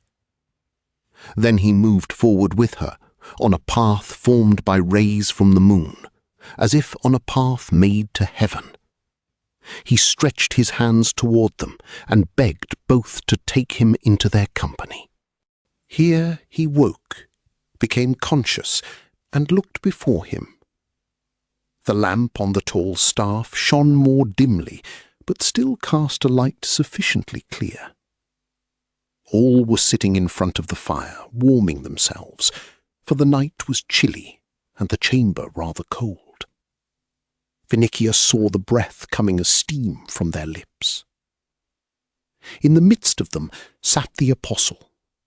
At his knees on a low footstool was Lygia. Farther on, Glaucus, Crispus, Miriam, and at the edge, on one side Ursus, on the other Miriam's son Nazarius, a youth with a handsome face and long dark hair reaching down to his shoulders. Lygia listened with eyes raised to the apostle, and every head was turned toward him, while he told something in an undertone. Vinicius gazed at Peter with a certain superstitious awe, hardly inferior to that terror which he felt during the fever dream. The thought passed through his mind that that dream had touched truth, that the grey-haired man there, freshly come from distant shores, would take Lygia from him really, and take her somewhere away by unknown paths. He felt sure also that the old man was speaking of him, perhaps telling how to separate him from Lygia, for it seemed to him impossible that anyone could speak of aught else. Hence, collecting all his presence of mind, he listened to Peter's words. But he was mistaken altogether, for the apostle was speaking of Christ again. They live only through that name, thought Vinicius. The old man was describing the seizure of Christ. A company came, and servants of the priest to seize him. When the Saviour asked whom they were seeking, they answered, Jesus of Nazareth. But when he said to them, I am he, they fell on the ground and dared not raise a hand on him. Only after the second inquiry did they seize him. Here the apostle stopped, stretched his hands toward the fire, and continued. The night was cold, like this one, but the heart in me was seething. So, drawing a sword to defend him, I cut an ear from the servant of the high priest. I would have defended him more than my own life, had he not said to me, Put thy sword into the sheath. The cup which my Father has given me, shall I not drink it? Then they seized and bound him. When he had spoken thus far, Peter placed his palm on his forehead and was silent, wishing, before he went further, to stop the crowd of his recollections. But Ursus, unable to restrain himself, sprang to his feet, trimmed the light on the staff till the sparks scattered in golden rain, and the flame shot up with more vigour. Then he sat down and exclaimed, No matter what happened, He stopped suddenly, for Lygia had put her finger to her lips, but he breathed loudly, and it was clear that a storm was in his soul. And though he was ready at all times to kiss the feet of the apostle, that act was one he could not accept. If someone in his presence had raised hands on the Redeemer, if he had been with him on that night, splinters would have shot from the soldiers, the servants of the priest, and the officials. Tears came to his eyes at the very thought of this, and because of his sorrow and mental struggle. For on the one hand, he thought that he would not only have defended the Redeemer, but would have called Lygians to his aid, splendid fellows. And on the other, if he had acted thus, he would have disobeyed the Redeemer and hindered the salvation of man. For this reason, he could not keep back his tears. After a while, Peter took his palm from his forehead and resumed the narrative. But Vinicius was overpowered by a new, feverish, waking dream. What he heard now was in his mind mixed up with what the apostle had told the night previous in Austrianum, of that day in which Christ appeared on the shore of the Sea of Tiberias. He saw a sheet of water broadly spread out, on it the boat of a fisherman, and in the boat Peter and Lygia. He himself was moving with all his might after that boat, but pain in his broken arm prevented him from reaching it. The wind hurled waves in his eyes. He began to sink, and called with entreating voice for rescue. Lygia knelt down then before the apostle, who turned his boat and reached an oar, which Vinicius seized. With their assistance he entered the boat and fell on the bottom of it. It seemed to him then that he stood up and saw a multitude of people sailing after them. Waves covered their heads with foam. In the whirl, only the hands of a few could be seen. But Peter saved the drowning time after time and gathered them into his boat, which grew larger as if by a miracle. Soon crowds filled it, as numerous as those which were collected in Austrianum, and then still greater crowds. Vinicius wondered how they could find place there, and he was afraid that they would sink to the bottom. But Lygia pacified him by showing him a light on the distant shore toward which they were sailing. These dream pictures of Vinicius were blended again with descriptions which he had heard in Austrianum from the lips of the apostle, as to how Christ had appeared on the lake once, so that he saw now in that light on the shore a certain form toward which Peter was steering, and as he approached it, the weather grew calmer, the water grew smoother, the light became greater. The crowd began to sing sweet hymns. The air was filled with the odour of nard. The play of water formed a rainbow, as if from the bottom of the lake lilies and roses were looking. And at last the boat struck its breast safely against the sand. Lygia took his hand then, and said, "Come, I will lead thee." And she led him to the light. Vinicius woke again, but his dreaming ceased slowly, and he did not recover at once the sense of reality. It seemed for a time to him that he was still on the lake, and surrounded by crowds, among which, not knowing the reason himself, he began to look for Petronius, and was astonished not to find him. The bright light from the chimney, at which there was no one at that time, brought him completely to his senses. Olive sticks were burning slowly under the rosy ashes, but the splinters of pine, which evidently had been put there some moments before, shot up a bright flame, and in the light of this, Vinicius saw Lygia, sitting not far from his bedside. The sight of her touched him to the depth of his soul. He remembered that she had spent the night before in Austrianum, and had busied herself the whole day in nursing him, and now, when all had gone to rest, she was the only one watching.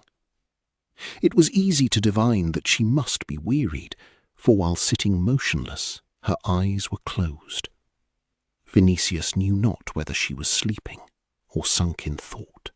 He looked at her profile, at her drooping lashes, at her hands lying on her knees, and in his pagan head the idea began to hatch with difficulty that at the side of naked beauty, confident and proud of Greek and Roman symmetry, there is another in the world, new, immensely pure, in which a soul has its dwelling.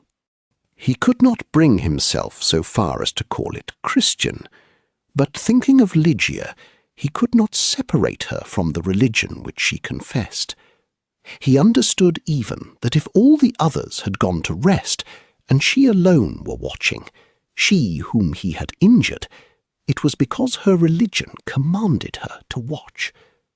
But that thought, which filled him with wonder for the religion, was disagreeable to him. He would rather that Lygia acted thus out of love for him, his face, his eyes, his statuesque form, in a word, for reasons because of which more than once snow-white Grecian and Roman arms had been wound around his neck. Still, he felt all at once that were she like other women, something would be lacking in her. He was amazed, and knew not what was happening in him, for he saw that new feelings of some kind were rising in him, new likings, strange to the world in which he had lived hitherto. She opened her eyes then, and seeing that Vinicius was gazing at her, she approached him and said, "I am with thee." "I saw thy soul in a dream," replied he. Chapter 26. Next morning he woke up weak, but with a cool head and free of fever. It seemed to him that a whispered conversation had roused him, but when he opened his eyes, Ligia was not there. Ursus, stooping before the chimney, was raking apart the grey ashes and seeking live coals beneath them. When he found some, he began to blow, not with his mouth, but as it were with the bellows of a blacksmith. Vinicius, remembering how that man had crushed Croton the day before, examined with attention befitting a lover of the arena his gigantic back, which resembled the back of a cyclops, and his limbs strong as columns. "Thanks to Mercury that my neck was not broken by him," thought Vinicius. "By Pollux, if the other Lygians are like this one, the Danubian legions will have heavy work sometime." But aloud he said, "Hey, slave!" Ursus drew his head out of the chimney, and, smiling in a manner almost friendly, said, "God give thee a good day, lord, and good health, but I am a free man, not a slave." On Vinicius, who wished to question Ursus touching Ligia's birthplace, these words produced a certain pleasant impression, for discourse with a free, though a common man, was less disagreeable to his Roman and patrician pride than with a slave, in whom neither law nor custom recognized human nature. "Then thou dost not belong to Aulus?" asked he. "No, lord, I serve Callina, as I served her mother, of my own will." Here he hid his head again in the chimney, to blow the coals on which he had placed some wood. When he had finished, he took it out, and said, "With us there are no slaves."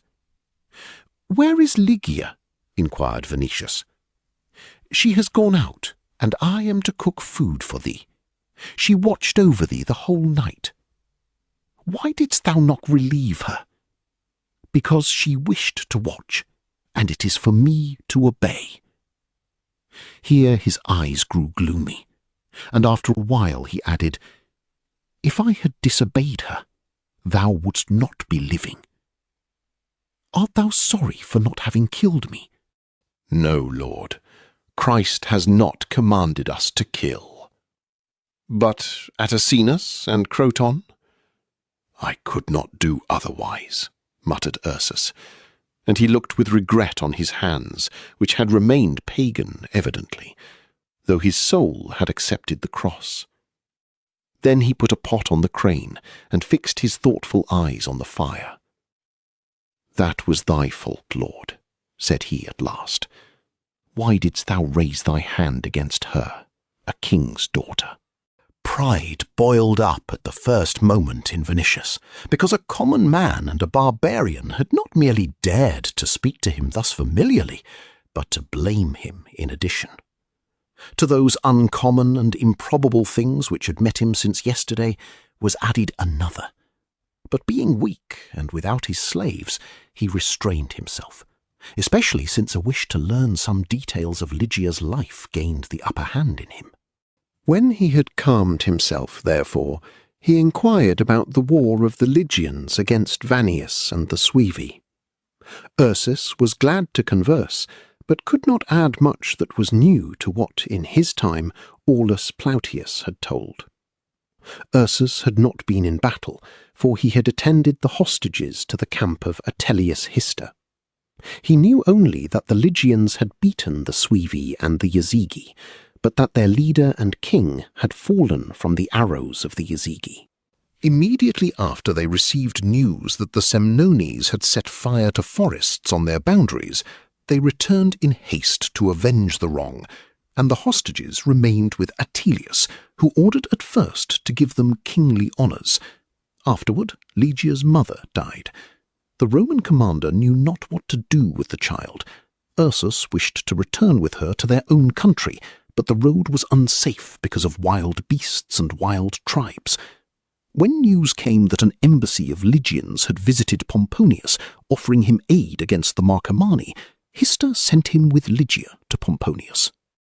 When they came to him, they learned, however, that no ambassadors had been there, and in that way they remained in the camp, whence Pomponius took them to Rome, and at the conclusion of his triumph he gave the king's daughter to Pomponia Graecina. Though only certain small details of this narrative had been unknown to Vinicius, he listened with pleasure, for his enormous pride of family was pleased that an eyewitness had confirmed Lygia's royal descent. As a king's daughter, she might occupy a position at Caesar's court equal to the daughters of the very first families, all the more since the nation whose ruler her father had been had not warred with Rome so far, and, though barbarian, it might become terrible, for, according to Atelius Hister himself, it possessed an immense force of warriors. Ursus, moreover, confirmed this completely. "We live in the woods," said he, in answer to Vinicius, "but we have so much land that no man knows where the end is, and there are many people on it. There are also wooden towns in the forest, in which there is great plenty, for what the Semnones, the Marcomanni, the Vandals, and the Quadi plunder through the world, we take from them. They dare not come to us, but when the wind blows from their side, they burn our forests. We fear neither them nor the Roman Caesar. The gods gave Rome dominion over the earth," said Vinicius severely. "The gods are evil spirits," replied Ursus, with simplicity, "and where there are no Romans, there is no supremacy." Here he fixed the fire, and said, as if to himself, "When Caesar took Callina to the palace, and I thought that harm might meet her, I wanted to go to the forest and bring Lygians to help the king's daughter. And Lygians would have moved toward the Danube, for they are virtuous people, though pagan. There I should have given them good tidings. But as it is, if ever Callina returns to Pomponia Graecina, I will bow down to her for permission to go to them. For Christus was born far away, and they have not even heard of him. He knew better than I where he should be born. But if he had come to the world with us, in the forests, we would not have tortured him to death, that is certain. We would have taken care of the child and guarded him, so that never should he want for game, mushrooms, beaver skins, or amber. And what we plundered from the Suevi and the Marcomanni we would have given him, so that he might have comfort and plenty." Thus speaking, he put near the fire the vessel with food for Vinicius, and was silent. His thoughts wandered evidently for a time yet through the Lygian wildernesses, till the liquid began to boil. Then he poured it into a shallow plate, and, cooling it properly, said, "Glaucus advises thee, Lord, to move even thy sound arm as little as possible. Callina has commanded me to give thee food." Lygia commanded. There was no answer to that. It did not even come to Vinicius's head to oppose her will, just as if she had been the daughter of Caesar or a goddess. He uttered not a word, therefore, and Ursus, sitting near his bed, took out the liquid with a small cup and put it to his mouth. He did this so carefully and with such a kindly smile that Vinicius could not believe his own eyes, could not think him the same terrible Titan who the day before had crushed Croton, and rushing on him like a storm would have torn him to pieces, but for Lygia's pity.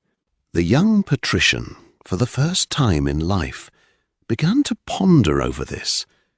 What can take place in the breast of a simple man, a barbarian, and a servant? But Ursus proved to be a nurse as awkward as painstaking. The cup was lost among his Herculean fingers so completely that there was no place left for the mouth of the sick man. After a few fruitless efforts, the giant was troubled greatly, and said, "Lie. It would be easier to lead an aurochs out of a snare." The anxiety of the Lygian amused Vinicius, but his remark did not interest him less. He had seen in circuses the terrible urus brought from wildernesses of the north, against which the most daring bestiari went with dread, and which yielded only to elephants in size and strength. "Hast thou tried to take such beasts by the horns?" inquired he, with astonishment. "Till the 20th winter passed over me, I was afraid," answered Ursus. "But after that it happened." And he began to feed Vinicius still more awkwardly than before. "I must ask Miriam or Nazarius," said he. But now Lygia's pale face appeared from behind the curtain. "I will assist directly," said she. And after a while she came from the cubiculum, in which she had been preparing to sleep, as it seemed, for she was in a single close tunic, called by the ancients capitium, covering the breast completely, and her hair was unbound. Vinicius, whose heart beat with more quickness at sight of her, began to upbraid her for not thinking of sleep yet, but she answered joyously, "I was just preparing to sleep, but first I will take the place of Ursus." She took the cup, and, sitting on the edge of the bed, began to give food to Vinicius, who felt at once overcome and delighted. When she inclined toward him, the warmth of her body struck him, and her unbound hair fell on his breast. He grew pale from the impression, but in the confusion and impulse of desires, he felt also that that was a head dear above all, and magnified above all, in comparison with which the whole world was nothing. At first he had desired her. Now he began to love her with a full breast. Before that, as generally in life and in feeling, he had been, like all people of that time, a blind, unconditional egotist who thought only of himself. At present he began to think of her. After a while, therefore, he refused further nourishment, and though he found inexhaustible delight in her presence and in looking at her, he said, "Enough. Go to rest, my divine one." "Do not address me in that way," answered Lygia. "It is not proper for me to hear such words." She smiled at him, however, and said that sleep had fled from her, that she felt no toil, that she would not go to rest till Glaucus came.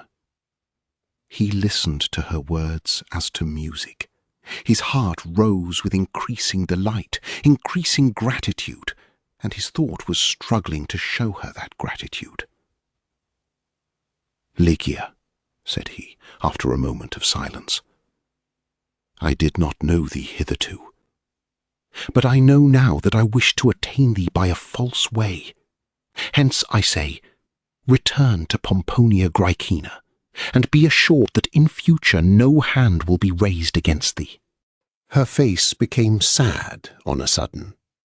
"I should be happy," answered she, "could I look at her, even from a distance, but I cannot return to her now."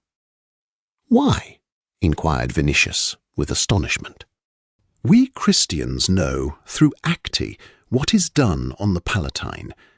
Hast thou not heard that Caesar, soon after my flight and before his departure for Naples, summoned Aulus and Pomponia, and thinking that they had helped me, threatened them with his anger?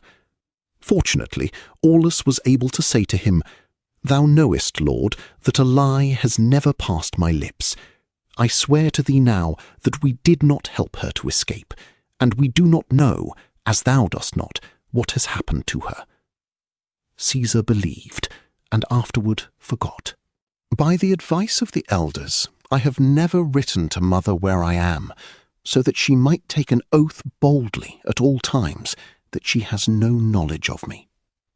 Thou wilt not understand this, perhaps, O Vinicius, but it is not permitted us to lie, even in a question involving life. Such is the religion on which we fashion our hearts. Therefore I have not seen Pomponia from the hour when I left her house. From time to time distant echoes barely reach her that I am alive and not in danger." Here a longing seized Ligeia, and her eyes were moist with tears.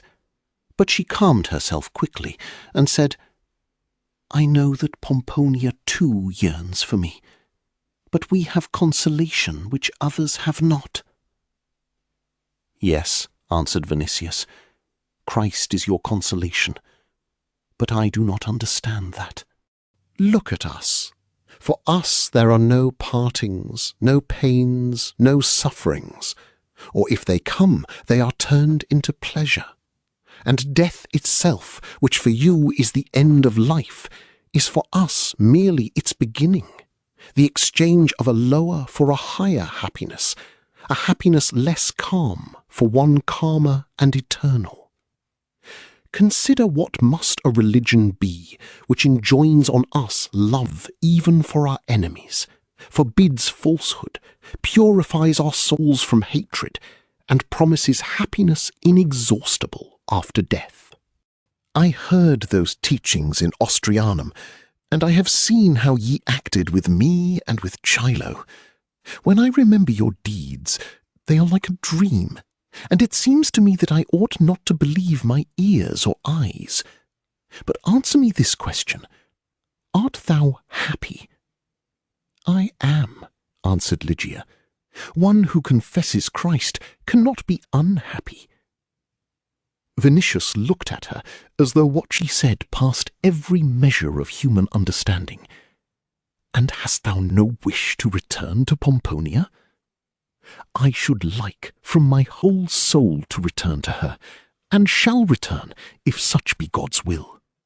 "I say to thee, therefore, return, and I swear by my Lars that I will not raise a hand against thee." Ligeia thought for a moment, and answered, "No, I cannot expose those near me to danger. Caesar does not like the Plautiuses. Should I return, thou knowest how every news is spread throughout Rome by slaves, my return would be noised about in the city. Nero would hear of it surely through his slaves, and punish Aulus and Pomponia, at least take me from them a second time."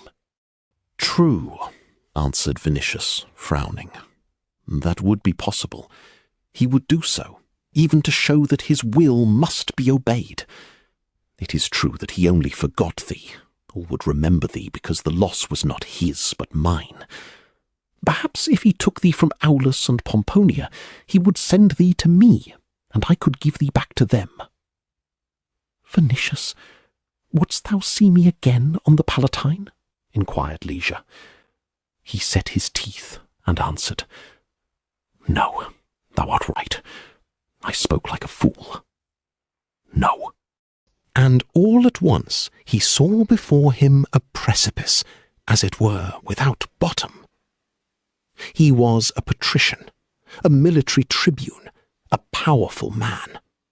But above every power of that world to which he belonged was a madman, whose will and malignity it was impossible to foresee. Only such people as the Christians might cease to reckon with Nero or fear him. People for whom this whole world, with its separations and sufferings, was as nothing. People for whom death itself was as nothing. All others had to tremble before him. The terrors of the time in which they lived showed themselves to Vinicius in all their monstrous extent. He could not return Ligeia to Aulus and Pomponia, then through fear that the monster would remember her and turn on her his anger. For the very same reason, if he should take her as wife, he might expose her, himself, and Aulus. A moment of ill humour was enough to ruin all. Vinicius felt for the first time in life that either the world must change and be transformed, or life would become impossible altogether. He understood also this, which a moment before had been dark to him, that in such times only Christians could be happy.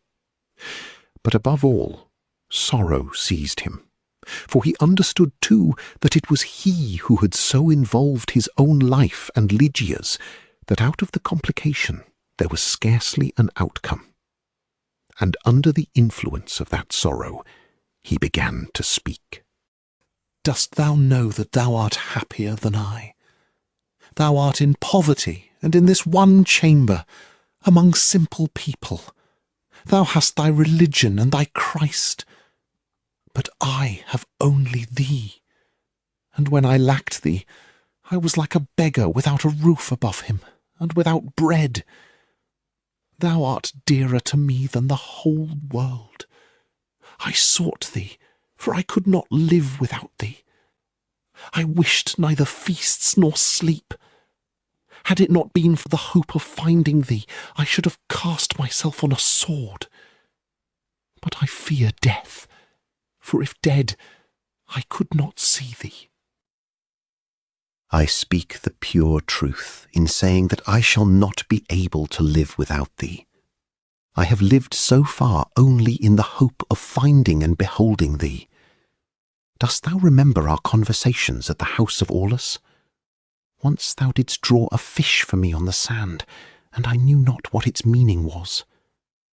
Dost thou remember how we played ball?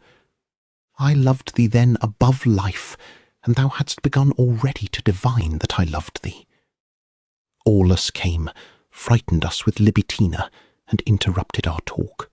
Pomponia, at parting, told Petronius that God is one, almighty and all-merciful. But it did not even occur to us that Christ was thy God and hers. Let him give thee to me, and I will love him, though he seems to me a god of slaves, foreigners, and beggars. Thou sittest near me, and thinkest of him only. Think of me too, or I shall hate him. For me thou alone art a divinity. Blessed be thy father and mother, blessed the land which produced thee. I should wish to embrace thy feet and pray to thee, give thee honour, homage, offerings, thou thrice divine. Thou knowest not, or canst not know, how I love thee.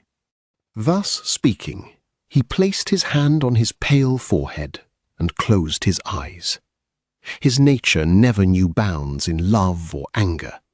He spoke with enthusiasm, like a man who, having lost self-control, has no wish to observe any measure in words or feelings. But he spoke from the depth of his soul, and sincerely. It was to be felt that the pain, ecstasy, desire, and homage accumulated in his breast had burst forth at last in an irresistible torrent of words.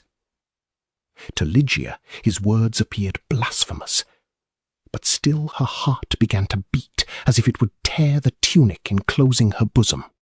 She could not resist pity for him and his suffering.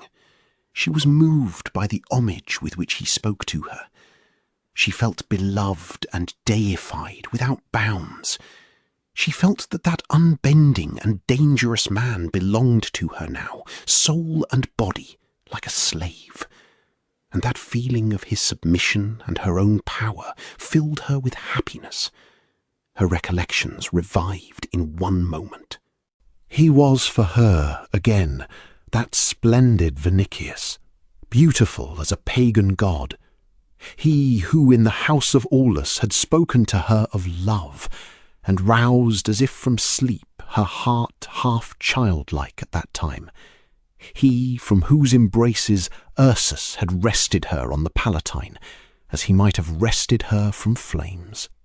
But at present, with ecstasy, and at the same time with pain in his eagle face, with pale forehead and imploring eyes, wounded, broken by love, loving, full of homage and submissive, he seemed to her such as she would have wished him, and such as she would have loved with her whole soul, therefore dearer than he had ever been before. All at once, she understood that a moment might come in which his love would seize her and bear her away as a whirlwind. And when she felt this, she had the same impression that he had a moment before, that she was standing on the edge of a precipice. Was it for this that she had left the house of Aulus? Was it for this that she had saved herself by flight? Was it for this that she had hidden so long in wretched parts of the city? Who was that Vinicius? An Augustan, a soldier, a courtier of Nero? Moreover, he took part in his profligacy and madness, as was shown by that feast which she could not forget. And he went with others to the temples, and made offerings to vile gods, in whom he did not believe, perhaps, but still he gave them official honour.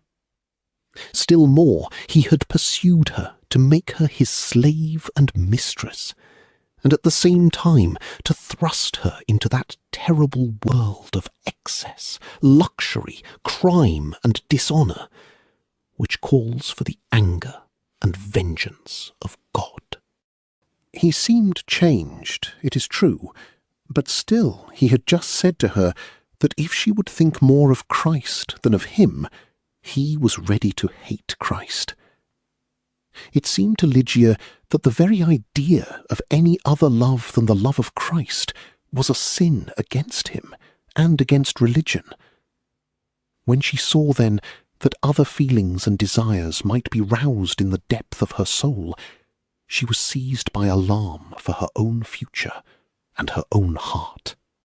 At this moment of internal struggle appeared Glaucus, who had come to care for the patient and study his health. In the twinkle of an eye, anger and impatience were reflected on the face of Vinicius.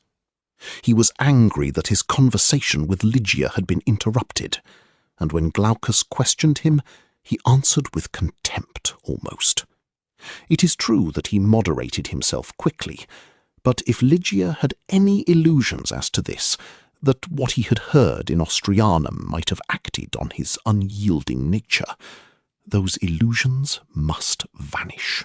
He had changed only for her, but beyond that single feeling there remained in his breast the former harsh and selfish heart, truly Roman and wolfish, incapable not only of the sweet sentiment of Christian teaching, but even of gratitude.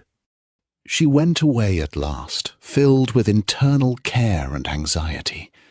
Formerly in her prayers she had offered to Christ a heart calm and really pure as a tear. Now that calmness was disturbed.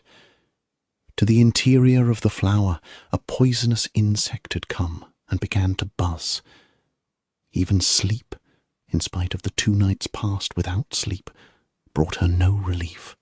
She dreamed that at Austrianum Nero, at the head of a whole band of Augustians, Bacchantes, Corybantes, and gladiators, was trampling crowds of Christians with his chariot wreathed in roses. And Vinicius seized her by the arm, drew her to the quadriga, and pressing her to his bosom, whispered, "Come with us."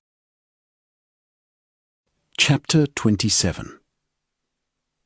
From that moment, Ligeia showed herself more rarely in the common chamber, and approached his couch less frequently. But peace did not return to her. She saw that Vinicius followed her with imploring glance, that he was waiting for every word of hers as for a favour, that he suffered and dared not complain, lest he might turn her away from him, that she alone was his health and delight, and then her heart swelled with compassion. Soon she observed, too, that the more she tried to avoid him, the more compassion she had for him, and by this itself the more tender were the feelings which rose in her. Peace left her. At times she said to herself that it was her special duty to be near him always, first because the religion of God commands return of good for evil, second, that by conversing with him she might attract him to the faith. But at the same time, conscience told her that she was tempting herself, that only love for him and the charm which he exerted were attracting her. Nothing else. Thus she lived in a ceaseless struggle, which was intensified daily. At times it seemed that a kind of net surrounded her, and that in trying to break through it, she entangled herself more and more.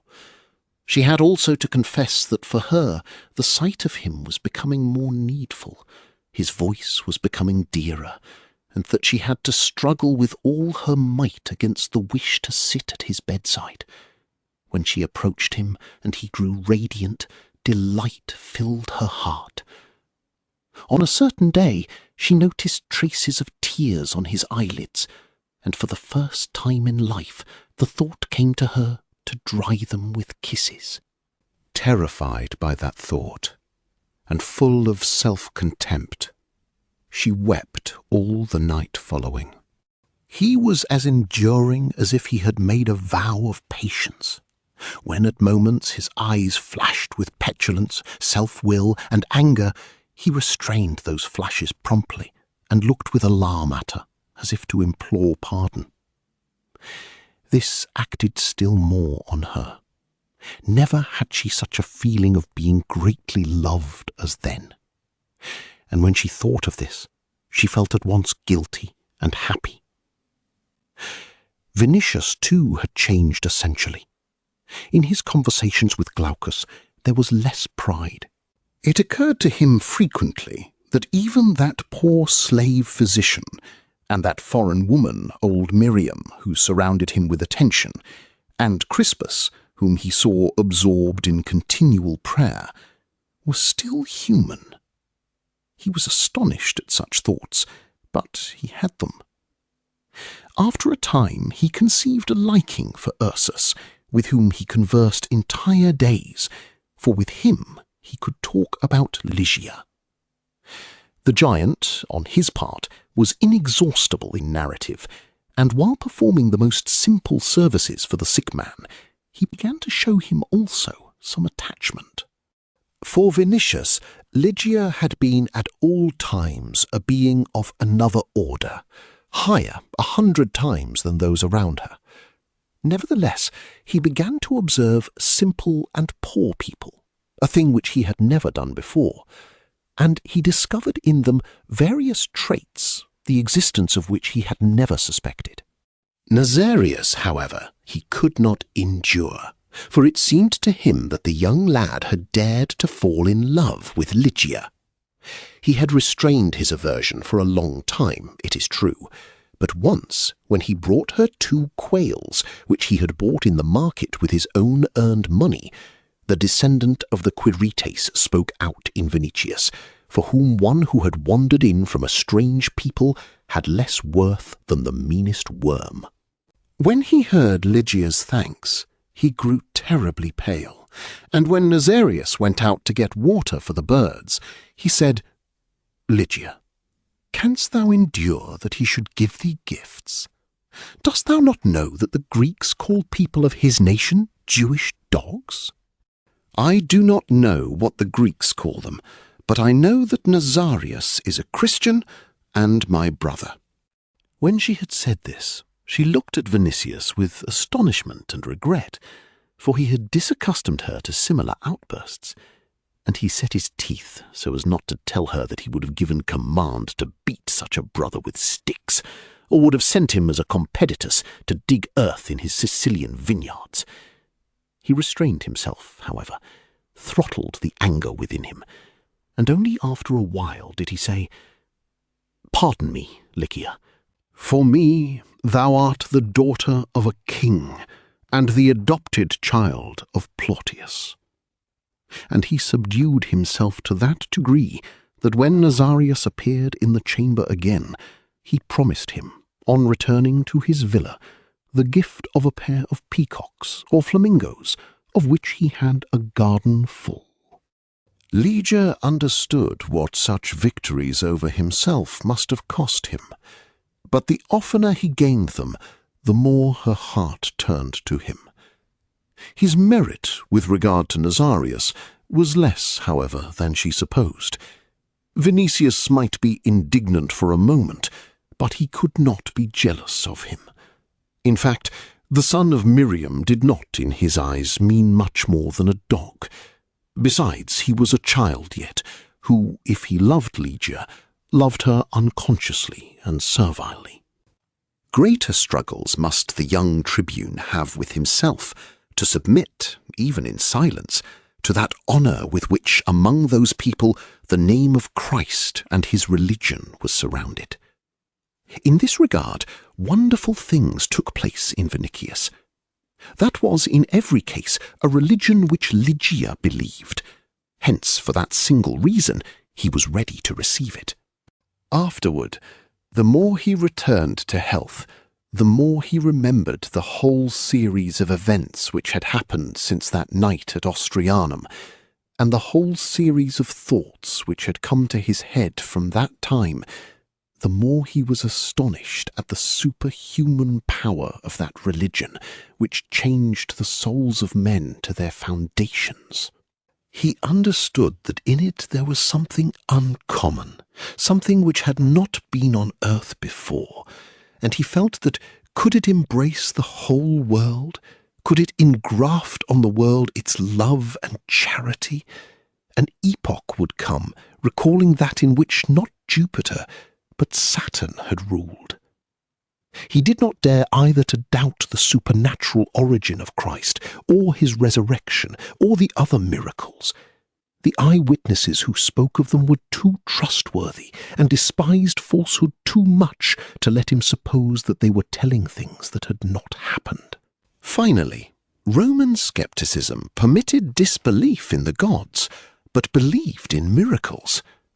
Vinicius, therefore, stood before a kind of marvellous puzzle which he could not solve. On the other hand, however, that religion seemed to him opposed to the existing state of things, impossible of practice, and mad in a degree beyond all others. According to him, people in Rome and in the whole world might be bad, but the order of things was good. Had Caesar, for example, been an honest man, had the Senate been composed not of insignificant libertines, but of men like Thrasea, what more could one wish? Nay, Roman peace and supremacy were good, distinction among people just and proper. But that religion, according to the understanding of Vinicius, would destroy all order, all supremacy, every distinction. What would happen then to the dominion and lordship of Rome? Could the Romans cease to rule? Or could they recognize a whole herd of conquered nations as equal to themselves? That was a thought which could find no place in the head of a patrician.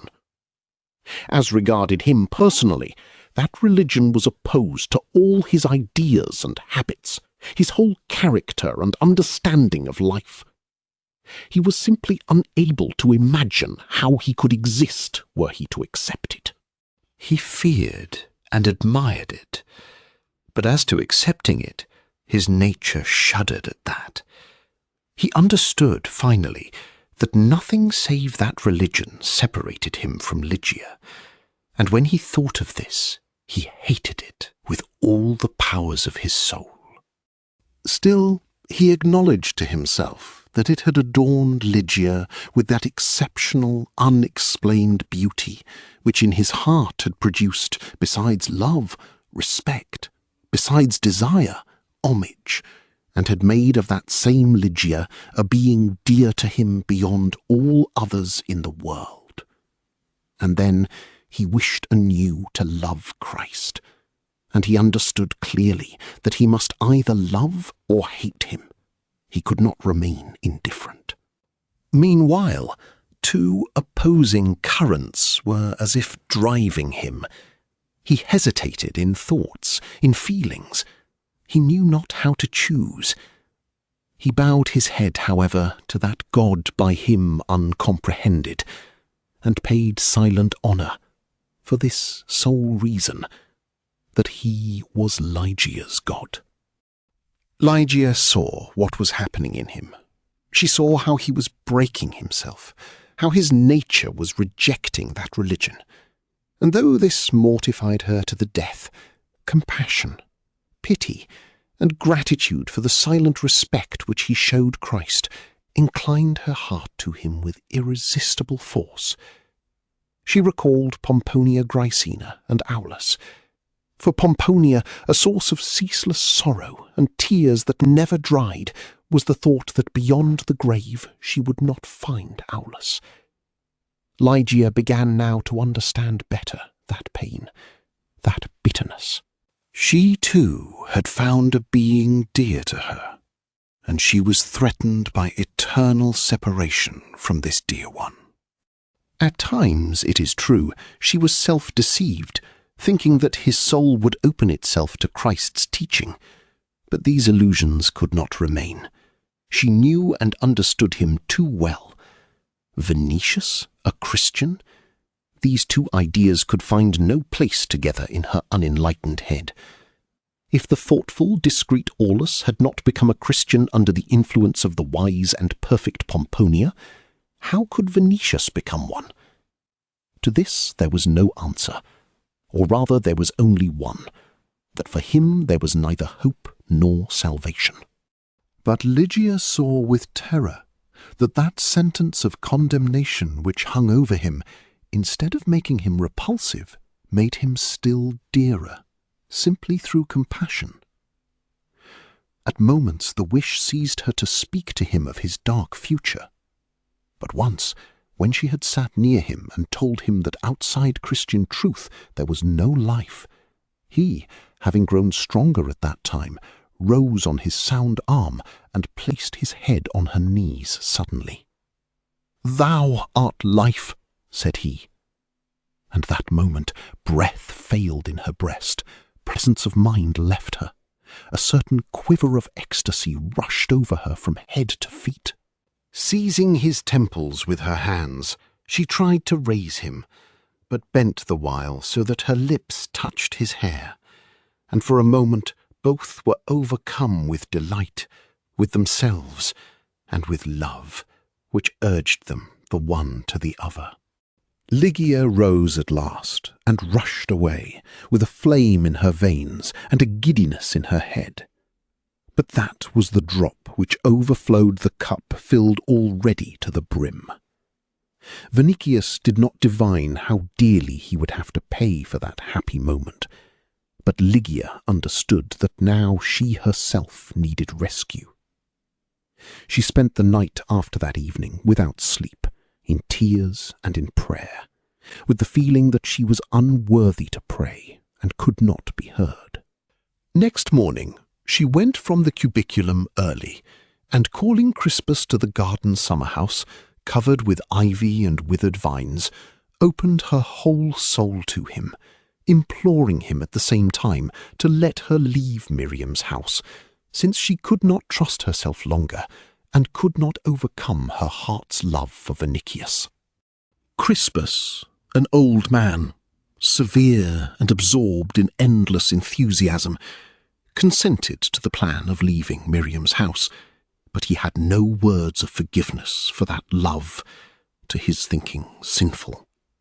His heart swelled with indignation at the very thought that Ligeia, whom he had guarded since the time of her flight, whom he had loved, whom he had confirmed in the faith, and on whom he looked now as a white lily grown up on the field of Christian teaching, undefiled by any earthly breath, could have found a place in her soul for love other than heavenly. He had believed hitherto that nowhere in the world did there beat a heart more purely devoted to the glory of Christ. He wanted to offer her to him as a pearl, a jewel, the precious work of his own hands. Hence the disappointment which he felt filled him with grief and amazement. "Go and beg God to forgive thy fault," said he, gloomily. "Flee before the evil spirit who involved thee bring thee to utter fall, and before thou oppose the Saviour. God died on the cross to redeem thy soul with his blood, but thou hast preferred to love him who wished to make thee his concubine.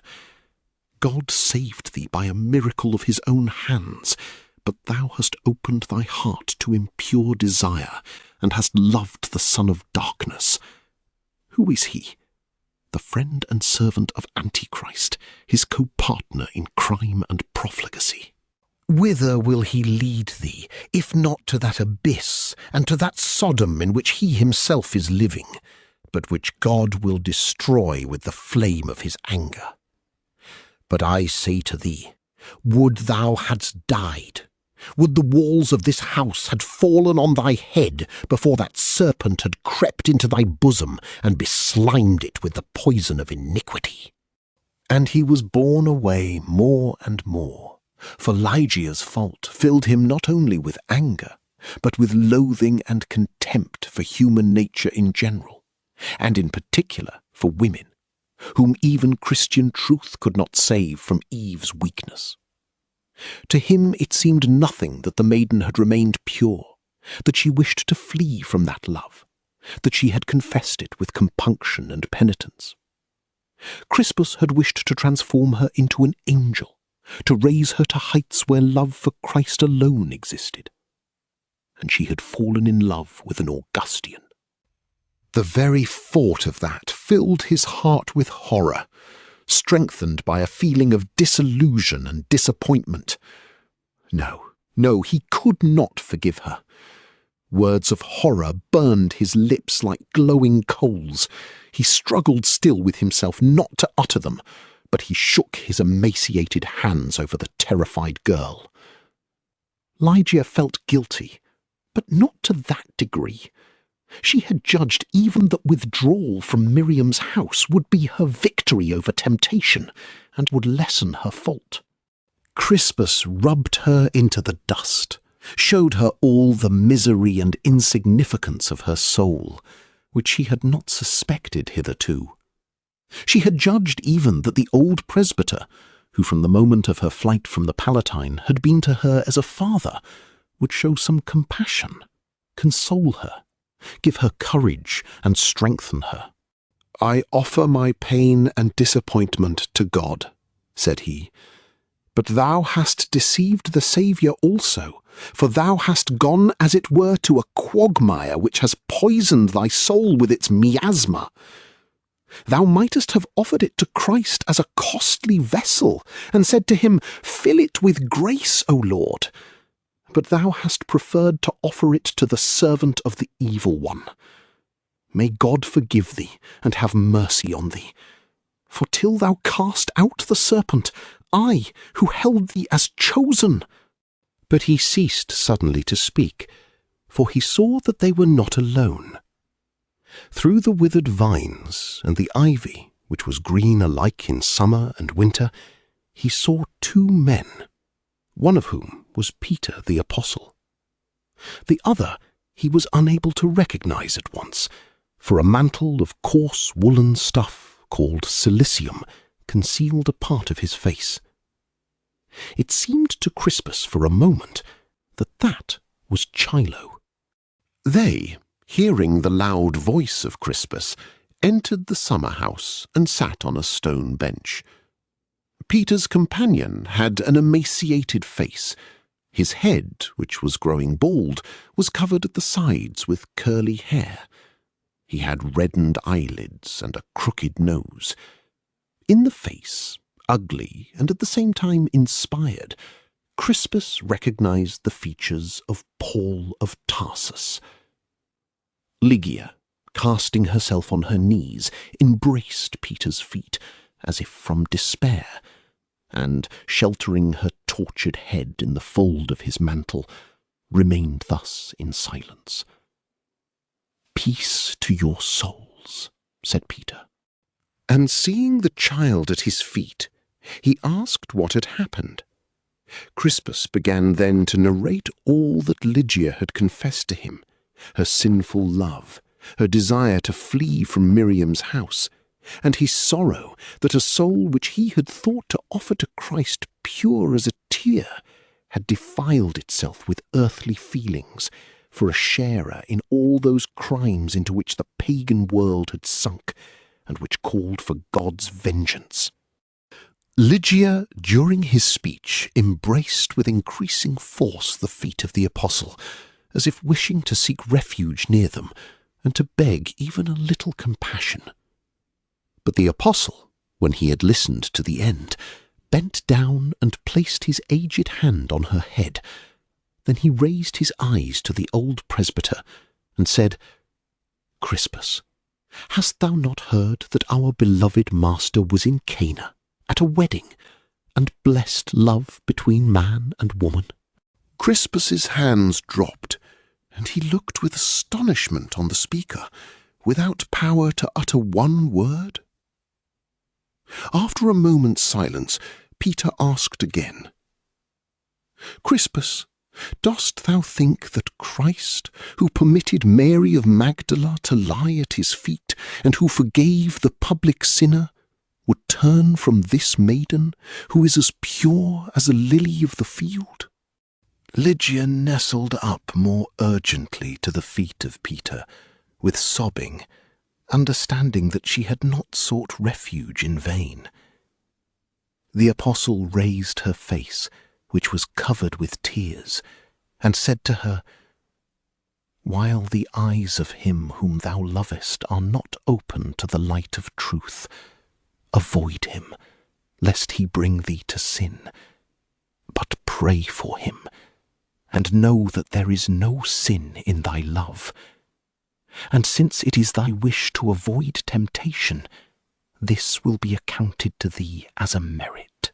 Do not suffer, and do not weep, for I tell thee that the grace of the Redeemer has not deserted thee, and that thy prayers will be heard. After sorrow will come days of gladness." When he had said this, he placed both hands on her head, and, raising his eyes, blessed her. From his face there shone a goodness beyond that of earth. The penitent Crispus began humbly to explain himself. "I have sinned against mercy," said he, "but I thought that by admitting to her heart an earthly love, she had denied Christ." "I denied him thrice," answered Peter, "and still he forgave me, and commanded me to feed his sheep." "And because," concluded Crispus, "Vinicius is an Augustinian." "Christ softened harder hearts than his," replied Peter. Then Paul of Tarsus, who had been silent so far, placed his finger on his breast, pointing to himself, and said, "I am he who persecuted and hurried servants of Christ to their death. I am he who during the stoning of Stephen kept the garments of those who stoned him. I am he who wished to root out the truth in every part of the inhabited earth, and yet the Lord predestined me to declare it in every land. I have declared it in Judea, in Greece, on the islands, and in this godless city, where first I resided as a prisoner. And now, when Peter, my superior, has summoned me, I enter this house to bend that proud head to the feet of Christ, and cast a grain of seed in that stony field, which the Lord will fertilize, so that it may bring forth a bountiful harvest." And he rose. To Crispus, that diminutive hunchback seemed then that which he was in reality, a giant, who was to stir the world to its foundations and gather in lands and nations. Chapter 28. Petronius to Vinicius. Have pity, Carissime. Imitate not in thy letters the Lacedaemonians or Julius Caesar. Couldst thou, like Julius, write Veni, Vidi, Vici? I came, I saw, I conquered. I might understand thy brevity. But thy letter means absolutely Veni, Vidi, Fugi. I came, I saw, I fled. Since such a conclusion of the affair is directly opposed to thy nature, since thou art wounded, and since, finally, uncommon things are happening to thee, thy letter needs explanation. I could not believe my eyes when I read that the Lygian giant killed Croton as easily as a Caledonian dog would kill a wolf in the defiles of Hibernia. That man is worth as much gold as he himself weighs, and it depends on him alone to become a favourite of Caesar. When I return to the city, I must gain a nearer acquaintance with that Lygian, and have a bronze statue of him made for myself. I know Barbus will burst from curiosity when I tell him that it is from nature. Bodies really athletic are becoming rarer in Italy and in Greece. Of the Orient, no mention need be made. The Germans, though large, have muscles covered with fat, and are greater in bulk than in strength. Learn from the Lygian, if he is an exception, or if in his country there are more men like him. Should it happen sometime to thee or me to organize games officially, it would be well to know where to seek for the best bodies. But praise to the gods of the Orient and the Occident that thou hast come out of such hands alive. Thou hast escaped, of course, because thou art a patrician and the son of a consul. But everything which has happened astonishes me in the highest degree. That cemetery where thou wert among the Christians, their treatment of thee, the subsequent flight of Lygia, finally that peculiar sadness and disquiet which breathes from thy short letter. Explain, for there are many points which I cannot understand, and if thou wish the truth, I will tell thee plainly that I understand neither the Christians, nor thee, nor Lygia. Wonder not that I, who care for few things on earth except my own person, inquire of thee so eagerly. I have contributed to all this affair of thine, hence it is my affair so far. Write soon, for I cannot foresee surely when we may meet. In Bronzebeard's head plans change, as winds do in autumn. At present, while tarrying in Beneventum, he has the wish to go straightway to Greece without returning to Rome. Tigellinus, however, advises him to visit the city even for a time, since the people, yearning overmuch for his person, read for games and bread, may revolt. So I cannot tell how it will be. Should Achaia overbalance, we may want to see Egypt. I should insist with all my might on thy coming, for I think that in thy state of mind, travelling and our amusements would be a medicine, but thou mightest not find us. Consider then whether in that case repose in thy Sicilian estates would not be preferable to remaining in Rome. Write me minutely of thyself, and farewell. I add no wish this time, except health, for, by Pollux, I know not what to wish thee. Vinicius, on receiving this letter, felt at first no desire to reply. He had a kind of feeling that it was not worth while to reply, that an answer would benefit no one in any way, that it would explain nothing. Discontent and a feeling of the vanity of life possessed him. He thought, moreover, that Petronius would not comprehend him in any case, and that something had happened which would remove them from each other. He could not come to an agreement with himself, even. When he returned from the Trans-Tiber to his splendid insula, he was exhausted, and found for the first days a certain satisfaction in rest and in the comfort and abundance about him. That satisfaction lasted but a short time, however. He felt soon that he was living in vanity, that all which so far had formed the interest of his life either had ceased to exist for him, or had shrunk to proportions barely perceptible. He had a feeling as if those ties which hitherto had connected him with life had been cut in his soul, and that no new ones had been formed. At the thought that he might go to Beneventum, and thence to Achaia, to swim in a life of luxury and wild excess, he had a feeling of emptiness. To what end? What shall I gain from it? These were the first questions which passed through his head. and for the first time in life also he thought that if he went, the conversation of Petronius, his wit, his quickness, his exquisite outlining of thought, and his choice of apt phrases for every idea, might annoy him. But solitude, too, had begun to annoy him. All his acquaintances were with Caesar in Beneventum, so he had to stay at home alone, with a head full of thoughts and a heart full of feelings which he could not analyze.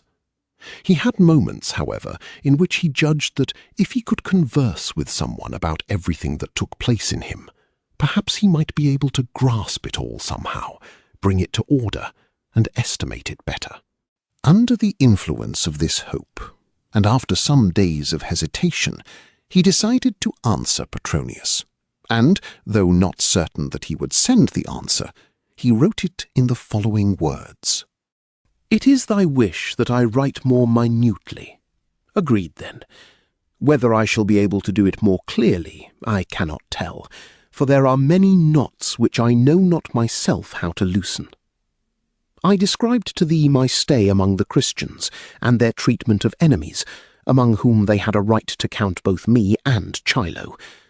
Finally, of the kindness with which they nursed me, and of the disappearance of Lygia. No, my dear friend, I was not spared because of being the son of a consul. Such considerations do not exist for them, since they forgave even Chilo, though I urged them to bury him in the garden. Those are people such as the world has not seen hitherto, and their teaching is of a kind that the world has not heard up to this time. I can say nothing else, and he errs who measures them with our measure. I tell thee that if I had been lying with a broken arm in my own house, and if my own peoples, even my own family, had nursed me, I should have had more comforts, of course, but I should not have received half the care which I found among them. Know this, too, that Lygia is like the others. Had she been my sister or my wife, she could not have nursed me more tenderly. Delight filled my heart more than once, for I judged that love alone could inspire the like tenderness. More than once I saw love in her look, in her face, and wilt thou believe me, among those simple people then in that poor chamber, which was at once a Coulina and a Triclinium, I felt happier than ever before. No, she was not indifferent to me, and today even I cannot think that she was.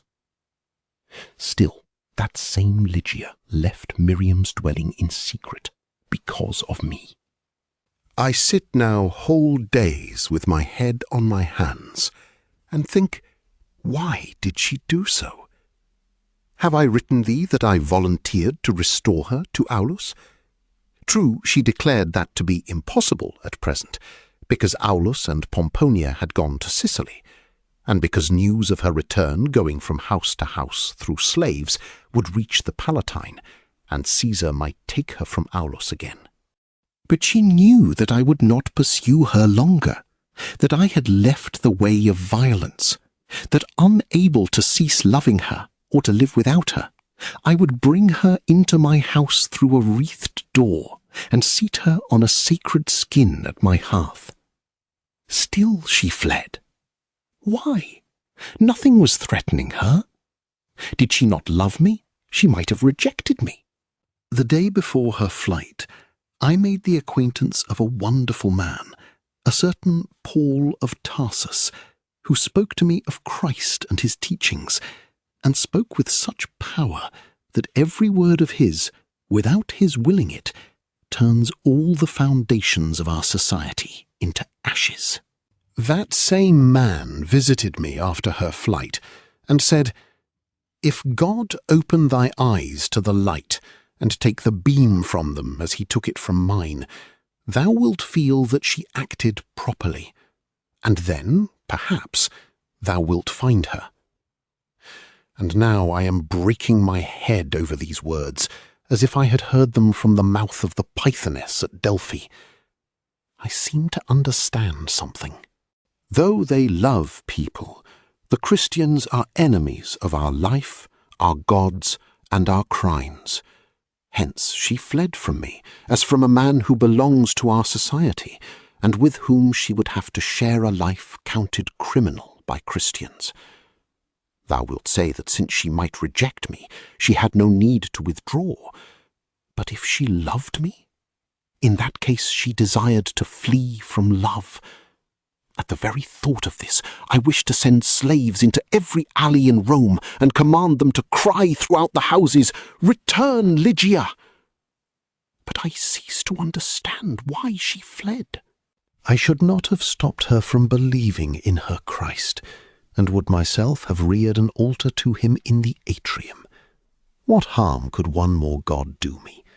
Why might I not believe in him? I who do not believe overmuch in the old gods. I know with full certainty that the Christians do not lie, and they say that he rose from the dead.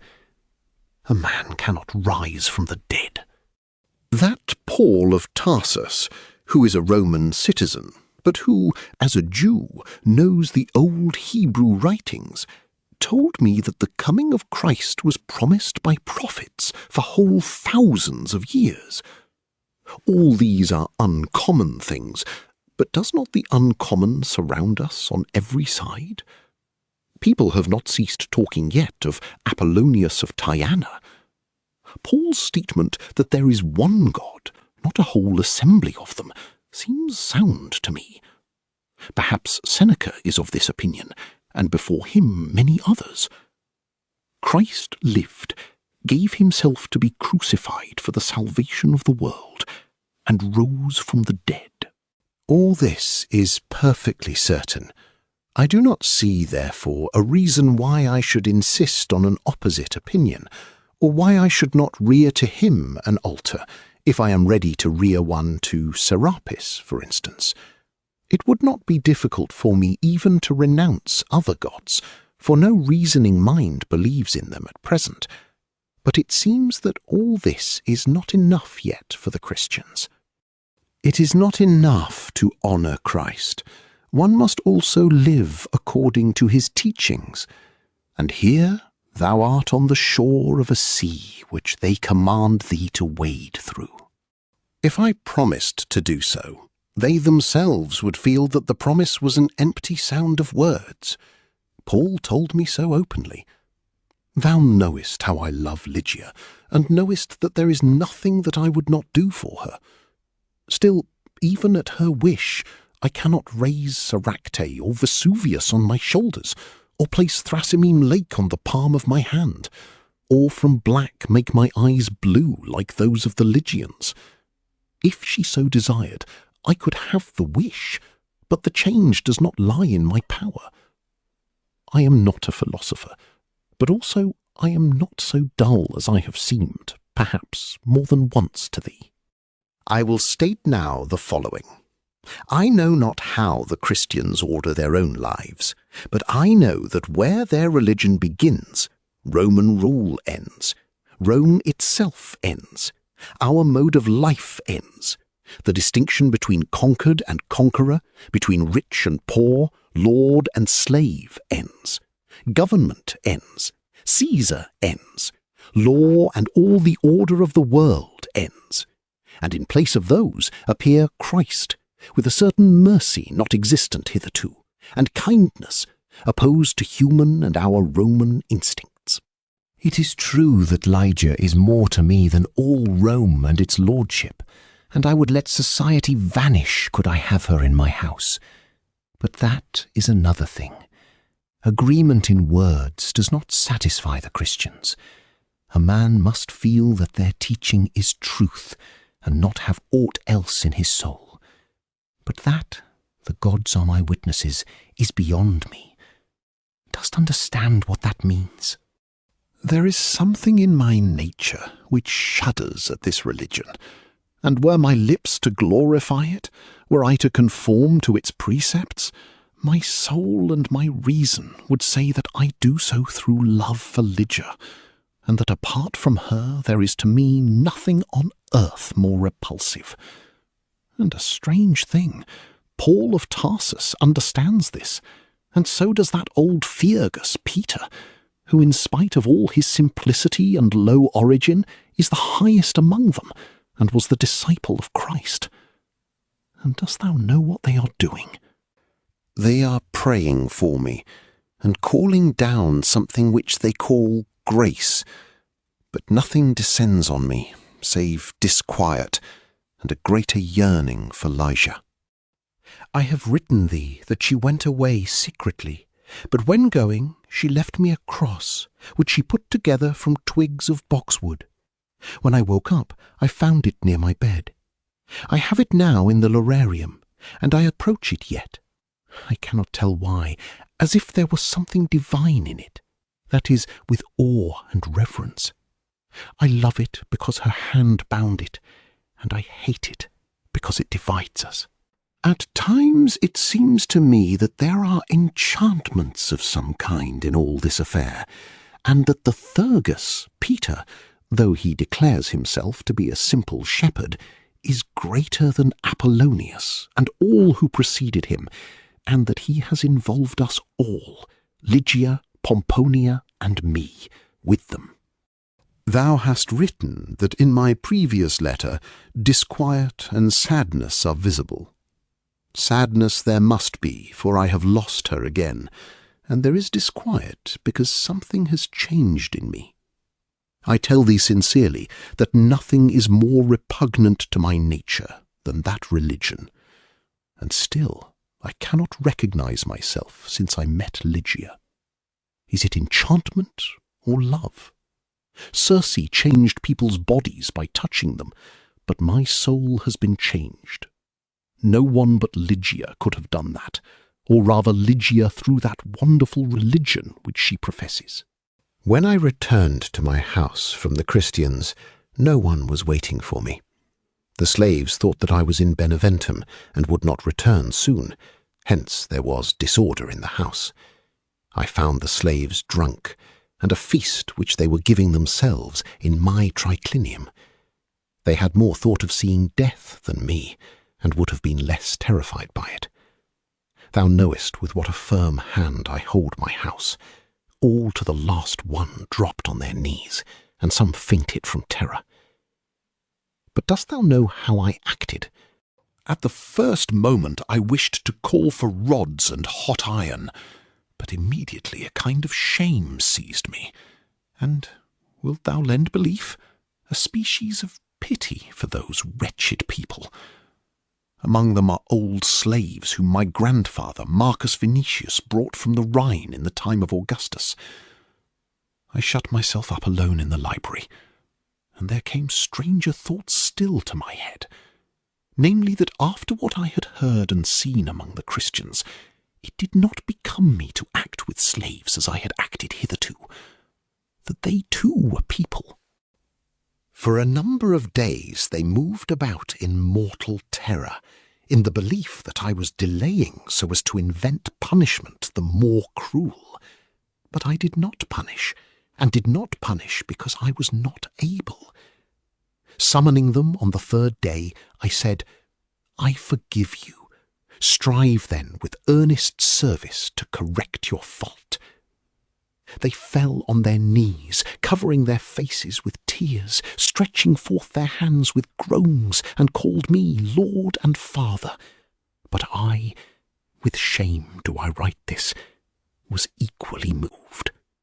It seemed to me that at that moment I was looking at the sweet face of Lygia, and her eyes filled with tears, thanking me for that act. And, pro pudor, I felt that my lips too were moist. Dost know what I will confess to thee? This, that I cannot do without her, that it is ill for me alone, that I am simply unhappy, and that my sadness is greater than thou wilt admit. But as to my slaves, one thing arrested my attention. The forgiveness which they received not only did not make them insolent, not only did not weaken discipline, but never had fear roused them to such ready service as has gratitude. Not only do they serve, but they seem to vie with one another to divine my wishes. I mention this to thee because when, the day before I left the Christians, I told Paul that society would fall apart because of his religion, as a cask without hoops, he answered, "Love is a stronger hoop than fear." And now I see that in certain cases his opinion may be right. I have verified it also with references to clients who, learning of my return, hurried to salute me. Thou knowest that I have never been penurious with them, but my father acted haughtily with clients on principle, and taught me to treat them in like manner. But when I saw their worn mantles and hungry faces, I had a feeling something like compassion. I gave command to bring them food, and conversed besides with them, called some by name, some I asked about their wives and children, and again, in the eyes before me, I saw tears. Again it seemed to me that Lygia saw what I was doing, that she praised and was delighted. Is my mind beginning to wander, or is love confusing my feelings? I cannot tell. But this I do know. I have a continual feeling that she is looking at me from a distance, and I am afraid to do aught that might trouble or offend her. So it is, Caius, but they have changed my soul, and sometimes I feel well for that reason. At times again I am tormented with the thought, for I fear that my manhood and energy are taken from me, that perhaps I am useless, not only for counsel, for judgment, for feasts, but for war even. These are undoubted enchantments. And to such a degree am I changed, that I tell thee this too, which came to my head when I lay wounded, that if Lygia were like Negidia, Poppaea, Crispinilla, and our divorced women, if she were as vile, as pitiless, and as cheap as they, I should not love her as I do at present. But since I love her for that which divides us, thou wilt divine what a chaos is rising in my soul, in what darkness I live, how it is that I cannot see certain roads before me, and how far I am from knowing what to begin. If life may be compared to a spring, in my spring disquiet flows instead of water. I live through the hope that I shall see her, perhaps, and sometimes it seems to me that I shall see her surely. But what will happen to me in a year or 2 years, I know not, and cannot divine. I shall not leave Rome. I could not endure the society of the Augustians, and besides, the one solace in my sadness and disquiet is the thought that I am near Lygia, that through Glaucus the physician, who promised to visit me, or through Paul of Tarsus, I can learn something of her at times. No, I would not leave Rome, even were ye to offer me the government of Egypt. Know also that I have ordered the sculptor to make a stone monument for Gulo, whom I slew in anger. Too late did it come to my mind that he had carried me in his arms, and was the first to teach me how to put an arrow on a bow. I know not why it was that a recollection of him rose in me, which was sorrow and reproach. If what I write astonish thee, I reply that it astonishes me no less, but I write pure truth. Farewell. Chapter 29. Vinicius received no answer to this letter. Petronius did not write, thinking evidently that Caesar might command a return to Rome any day. In fact, news of it was spread in the city, and roused great delight in the hearts of the rabble, eager for games with gifts of grain and olives, great supplies of which had been accumulated in Ostia. Helius, Nero's freedman, announced at last the return in the Senate. But Nero, having embarked with his court on ships at Misenum, returned slowly, disembarking at coast towns for rest, or exhibitions in theatres. He remained between 10 and 20 days in Mintuna, and even thought to return to Naples and wait there for spring, which was earlier than usual and warm. During all this time, Vinicius lived shut up in his house, thinking of Ligia and all those new things which occupied his soul and brought to it ideas and feelings foreign to it thus far. He saw from time to time only Glaucus the physician, every one of whose visits delighted him, for he could converse with the man about Ligia. Glaucus knew not, it is true, where she had found refuge, but he gave assurance that the elders were protecting her with watchful care. Once, too, when moved by the sadness of Vinicius, he told him that Peter had blamed Crispus for reproaching Ligia with her love. The young patrician, hearing this, grew pale from emotion. He had thought more than once that Ligia was not indifferent to him, but he fell into frequent doubt and uncertainty. Now, for the first time, he heard the confirmation of his desires and hopes from strange lips, and besides, those of a Christian. At the first moment of gratitude, he wished to run to Peter. When he learned, however, that he was not in the city, but teaching in the neighbourhood, he implored Glaucus to accompany him thither, promising to make liberal gifts to the poor community. It seemed to him, too, that if Ligia loved him, all obstacles were thereby set aside, as he was ready at any moment to honour Christ. Glaucus, though he urged him persistently to receive baptism, would not venture to assure him that he would gain Ligia at once, and said that it was necessary to desire the religion for its own sake, through love of Christ, not for other objects. One must have a Christian soul too, said he. And Vinicius, though every obstacle angered him, had begun to understand that Glaucus, as a Christian, said what he ought to say. He had not become clearly conscious that one of the deepest changes in his nature was this, that formerly he had measured people and things only by his own selfishness, but now he was accustoming himself gradually to the thought that other eyes might see differently, other hearts feel differently, and that justice did not mean always the same as personal profit. He wished often to see Paul of Tarsus, whose discourse made him curious and disturbed him. He arranged in his mind arguments to overthrow his teaching.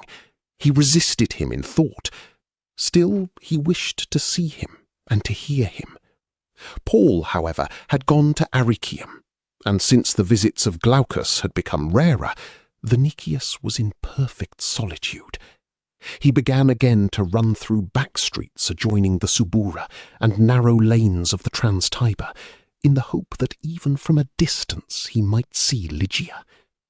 When even that hope failed him, weariness and impatience began to rise in his heart.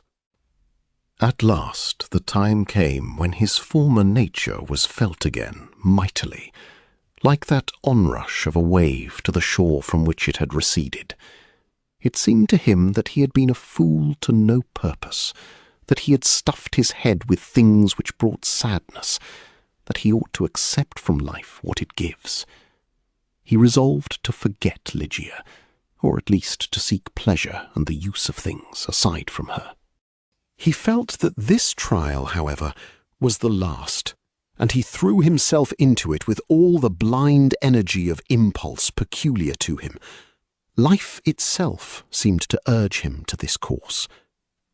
The Appian Way, from the painting by G. Boulanger. The city, torpid and depopulated by winter, began to revive with hope of the near coming of Caesar. A solemn reception was in waiting for him. Meanwhile, spring was there. The snow on the Alban hills had vanished under the breath of winds from Africa. Grass plots in the gardens were covered with violets. The forums and the Campus Martius were filled with people warmed by a sun of growing heat. Along the Appian Way, the usual place for drives outside the city, a movement of richly ornamented chariots had begun. Excursions were made to the Alban Hills. Youthful women, under pretext of worshipping Juno in Lanuvium or Diana in Aricia, left home to seek adventures, society, meetings and pleasure beyond the city. Here, Venetia saw one day, among lordly chariots, the splendid car of Chrysosthemis, preceded by two Molossian dogs. It was surrounded by a crowd of young men and by old senators, whose position detained them in the city. Chrysosthemis, driving 4 Corsican ponies herself, scattered smiles round about, and light strokes of a golden whip. But when she saw Venetius, she reined in her horses, took him into her car, and then to a feast at her house, which lasted all night. At that feast, Venetius drank so much that he did not remember when they took him home. He recollected, however, that when Chrysosthemis mentioned Lygia, he was offended, and, being drunk, emptied a goblet of Falernian on her head. When he thought of this in soberness, he was angrier still. But a day later, Chrysosthemis, forgetting evidently the injury, visited him at his house, and took him to the Appian Way a second time. Then she supped at his house, and confessed that not only Petronius, but his lute-player had grown tedious to her long since, and that her heart was free now. They appeared together for a week, but the relation did not promise permanence. After the Falernian incident, however, Lygia's name was never mentioned, but Vinicius could not free himself from thoughts of her. He had the feeling always that her eyes were looking at his face, and that feeling filled him, as it were, with fear. He suffered, and could not escape the thought that he was saddening Lygia, or the regret which that thought roused in him. After the first scene of jealousy which Chrysosthemis made because of 2 Syrian damsels whom he purchased, he let her go in rude fashion. He did not cease at once from pleasure and license, it is true, but he followed them out of spite, as it were, toward Lygia. At last he saw that the thought of her did not leave him for an instant, that she was the one cause of his evil activity as well as his good, and that really nothing in the world occupied him except her. Disgust and then weariness mastered him. Pleasure had grown loathsome and left mere reproaches. It seemed to him that he was wretched, and this last feeling filled him with measureless astonishment, for formerly he recognized as good everything which pleased him. Finally he lost freedom, self-confidence, and fell into perfect torpidity, from which even the news of Caesar's coming could not rouse him. Nothing touched him, and he did not visit Petronius till the latter sent an invitation and his litter. On seeing his uncle, though greeted with gladness, he replied to his questions unwillingly. But his feelings and thoughts, repressed for a long time, burst forth at last, and flowed from his mouth in a torrent of words. Once more he told in detail the history of his search for Lygia, his life among the Christians, everything which he had heard and seen there, everything which had passed through his head and heart, and finally he complained that he had fallen into a chaos in which were lost composure and the gift of distinguishing and judging. Nothing, he said, attracted him. Nothing was pleasing. He did not know what to hold to, nor how to act. He was ready both to honour and persecute Christ.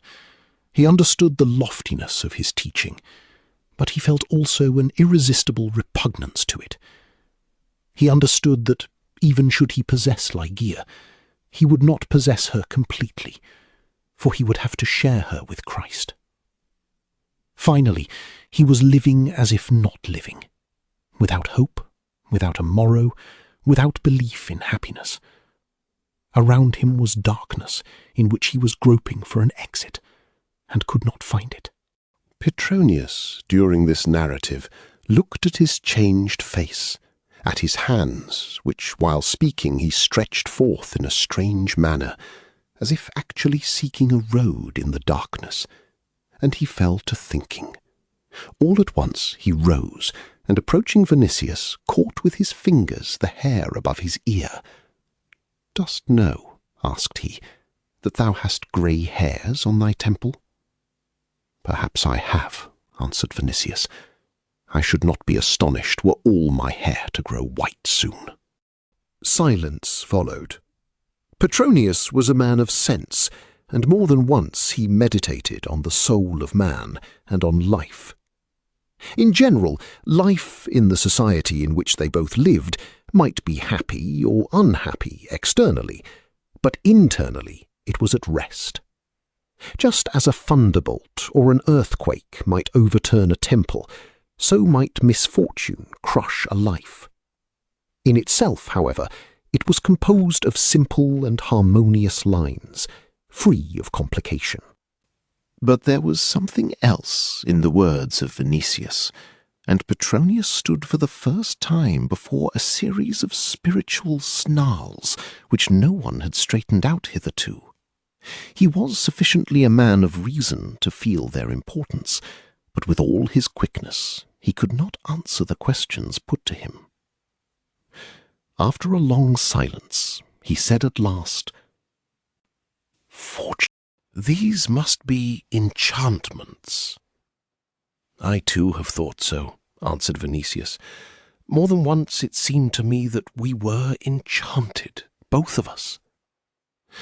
"And if thou," said Petronius, "were to go, for example, to the priests of Serapis, among them, as among priests in general, there are many deceivers, no doubt, but there are others who have reached wonderful secrets." He said this, however, without conviction, and with an uncertain voice, for he himself felt how empty and even ridiculous that counsel must seem on his lips. Vinicius rubbed his forehead and said, "Enchantments? I have seen sorcerers who employed unknown and subterranean powers to their personal profit. I have seen those who used them to the harm of their enemies. But these Christians live in poverty, forgive their enemies, preach submission, virtue, and mercy. What profit could they get from enchantments, and why should they use them?" Petronius was angry that his acuteness could find no reply. Not wishing, however, to acknowledge this, he said, so as to offer an answer of some kind, "That is a new sect." After a while he added, "By the divine dweller in Paphian groves, how all that injures life! Thou wilt admire the goodness and virtue of those people. But I tell thee that they are bad, for they are enemies of life, as are diseases and death itself. As things are, we have enough of these enemies. We do not need the Christians in addition. Just count them: diseases, Caesar, Tigellinus, Caesar's poetry, cobblers who govern the descendants of ancient Quirites, freedmen who sit in the Senate. By Castor, there is enough of this. That is a destructive and disgusting sect. Hast thou tried to shake thyself out of this sadness, and make some little use of life?" "I have tried," answered Vinicius. "Ah, traitor," said Petronius, laughing. "News spreads quickly through slaves. Thou hast seduced from me Chrysothemis." Vinicius waved his hand in disgust. "In every case, I thank thee," said Petronius. "I will send her a pair of slippers embroidered with pearls. In my language of a lover, that means walk away. I owe thee a double gratitude. First, thou didst not accept Eunice. Second, thou hast freed me from Chrysothemis. Listen to me. Thou seest before thee a man who has risen early, bathed, feasted, possessed Chrysothemis, written satires, and even at times interwoven prose with verses, but who has been as wearied as Caesar, and often unable to unfetter himself from gloomy thoughts. And dost thou know why that was so? It was because I sought at a distance that which was near. A beautiful woman is worth her weight always in gold, but if she loves in addition, she has simply no price. Such a one thou wilt not buy with the riches of Verres. I say now to myself as follows: I will fill my life with happiness, as a goblet with the foremost wine which the earth has produced, and I will drink till my hand becomes powerless and my lips grow pale.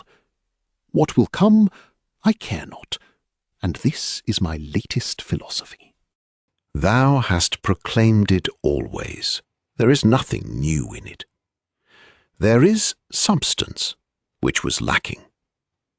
When he had said this, he called Eunice, who entered dressed in white drapery, the former slave no longer, but as it were a goddess of love and happiness. Petronius opened his arms to her and said, "Come." At this she ran up to him, and sitting on his knee, surrounded his neck with her arms, and placed her head on his breast. Vinicius saw how a reflection of purple began to cover her cheeks, how her eyes melted gradually in mist. They formed a wonderful group of love and happiness. Petronius stretched his hand to a flat vase standing at one side on a table, and taking a whole handful of violets, covered with them the head, bosom, and robe of Eunice. Then he pushed the tunic from her arms and said, "Happy he who, like me, has found love enclosed in such a form. At times it seems to me that we are a pair of gods. Look thyself. Has Praxiteles, or Myron, or Scopas, or Lysias even, created more wonderful lines? Or does there exist in Paros or in Pentelicus such marble as this, warm, rosy, and full of love? There are people who kiss off the edges of vases, but I prefer to look for pleasure where it may be found really." He began to pass his lips along her shoulders and neck. She was penetrated with a quivering, her eyes now closed, now opened, with an expression of unspeakable delight. Petronius, after a while, raised her exquisite head, and said, turning to Vinicius, "But think now, what are thy gloomy Christians in comparison with this?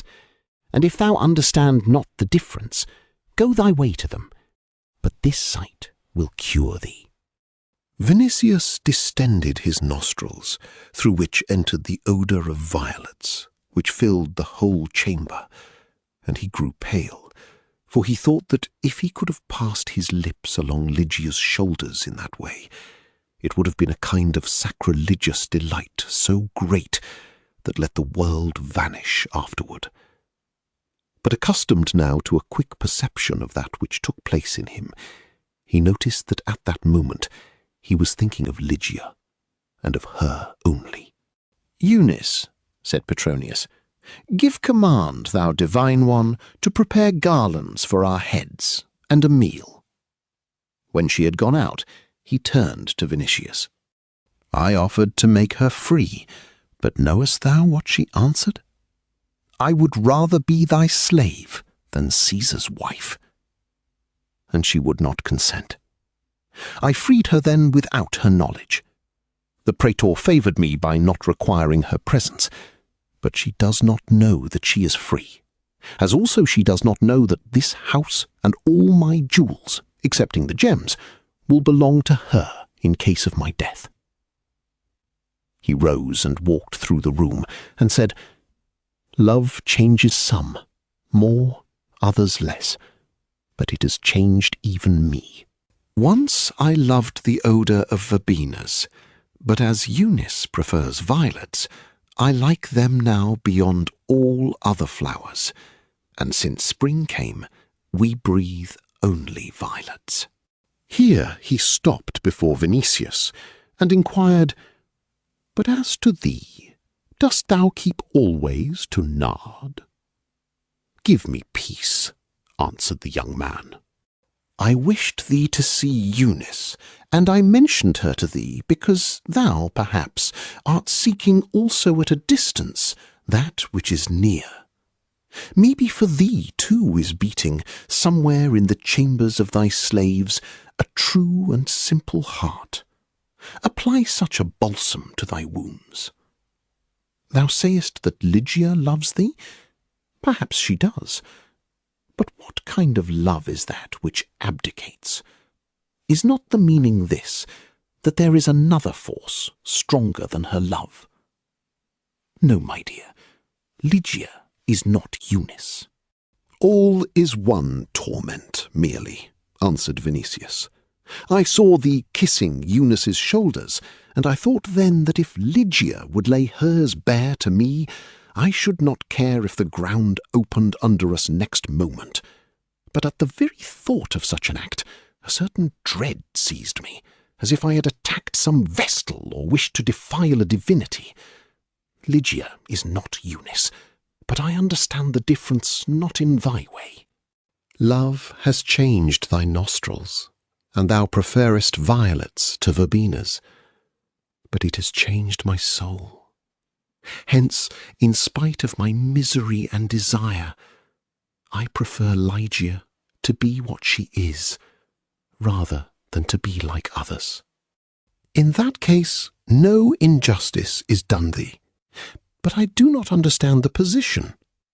"True, true," answered Vinicius, feverishly. "We understand each other no longer." Another moment of silence followed. "May Hades swallow thy Christians," exclaimed Petronius. "They have filled thee with disquiet and destroyed thy sense of life. May Hades devour them. Thou art mistaken in thinking that their religion is good, for good is what gives people happiness, namely beauty, love, power. But these they call vanity. Thou art mistaken in this that they are just, for if we pay good for evil, what shall we pay for good? And besides, if we pay the same for one and the other, why are people to be good?" "No. The pay is not the same, but according to their teaching it begins in a future life, which is without limit. I do not enter into that question, for we shall see hereafter if it be possible to see anything without eyes. Meanwhile, they are simply incompetents. Ursus strangled Croton because he has limbs of bronze, but these are mopes, and the future cannot belong to mopes. For them, life begins with death, which is as if one were to say day begins with night. Hast thou the intent to carry off Lygia?" "No, I cannot pay her evil for good, and I swore that I would not." "Dost thou intend to accept the religion of Christ?" "I wish to do so, but my nature cannot endure it." "But wilt thou be able to forget Lygia?" "No." "Then travel."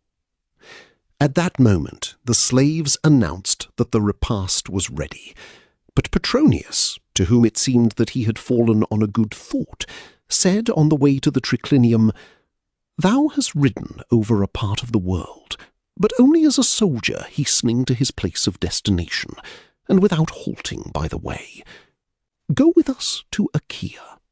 Caesar has not given up the journey. He will stop everywhere on the way, sing, receive crowns, plunder temples, and return as a triumphator to Italy.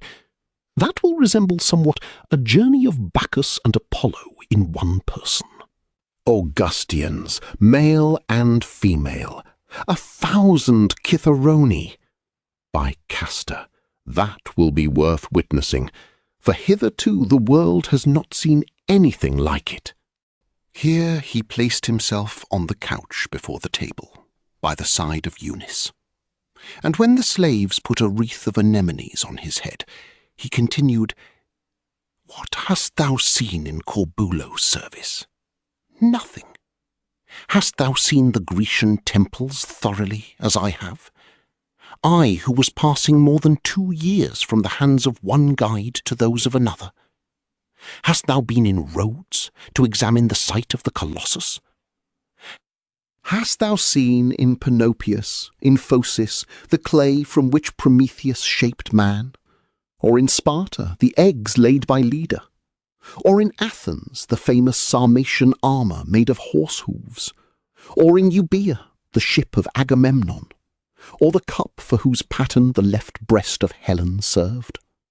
Hast thou seen Alexandria, Memphis, the pyramids, the hair which Isis tore from her head in grief for Osiris? Hast thou heard the shout of Memnon? The world is wide. Everything does not end at the Trans-Tiber. I will accompany Caesar, and when he returns, I will leave him and go to Cyprus, for it is the wish of this golden-haired goddess of mine that we offer doves together to the divinity in Paphos, and thou must know that whatever she wishes must happen." "I am thy slave," said Eunice. He rested his garlanded head on her bosom, and said with a smile, "Then I am the slave of a slave. I admire thee, divine one, from feet to head." Then he said to Vinicius, "Come with us to Cyprus. But first remember that thou must see Caesar. It is bad that thou hast not been with him yet. Tigellinus is ready to use this to thy disadvantage. He has no personal hatred for thee, it is true, but he cannot love thee, even because thou art my sister's son. We shall say that thou wert sick. We must think over what thou art to answer should he ask thee about Lygia. It will be best to wave thy hand, and say that she was with thee till she wearied thee. He will understand that. Tell him also that sickness kept thee at home, that thy fever was increased by disappointment at not being able to visit Naples and hear his song, that thou wert assisted to health only by the hope of hearing him. Fear no exaggeration. Tigellinus promises to invent not only something great for Caesar, but something enormous. I am afraid that he will undermine me. I am afraid too of thy disposition." "Dost thou know," said Vinicius, "that there are people who have no fear of Caesar, and who live as calmly as if he were non-existent? I know whom thou hast in mind. The Christians. Yes, they alone. But our life, what is it if not unbroken terror? Do not mention thy Christians. They fear not Caesar because he has not even heard of them, perhaps, and in every case he knows nothing of them, and they concern him as much as withered leaves. But I tell thee that they are incompetents. Thou feelest this thyself. If thy nature is repugnant to their teaching, it is just because thou feelest their incompetence. Thou art a man of other clay, so trouble not thyself or me with them.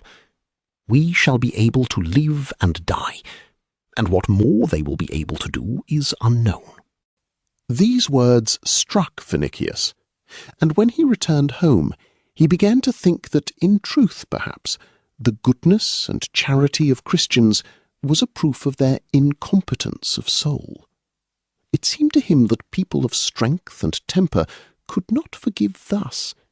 It came to his head that this must be the real cause of the repulsion which his Roman soul felt towards their teaching. "We shall be able to live and die," said Petronius. "As to them, they know only how to forgive, and understand neither true love nor true hatred." Chapter 30. Caesar, on returning to Rome, was angry because he had returned and after some days was filled anew with a wish to visit Achaia. He even issued an edict in which he declared that his absence would be short, and that public affairs would not be exposed to detriment because of it. In company with Augustians, among whom was Vinicius, he repaired to the capital to make offerings to the gods for an auspicious journey. But on the second day, when he visited the temple of Vesta, an event took place which changed all his projects. Nero feared the gods, though he did not believe in them.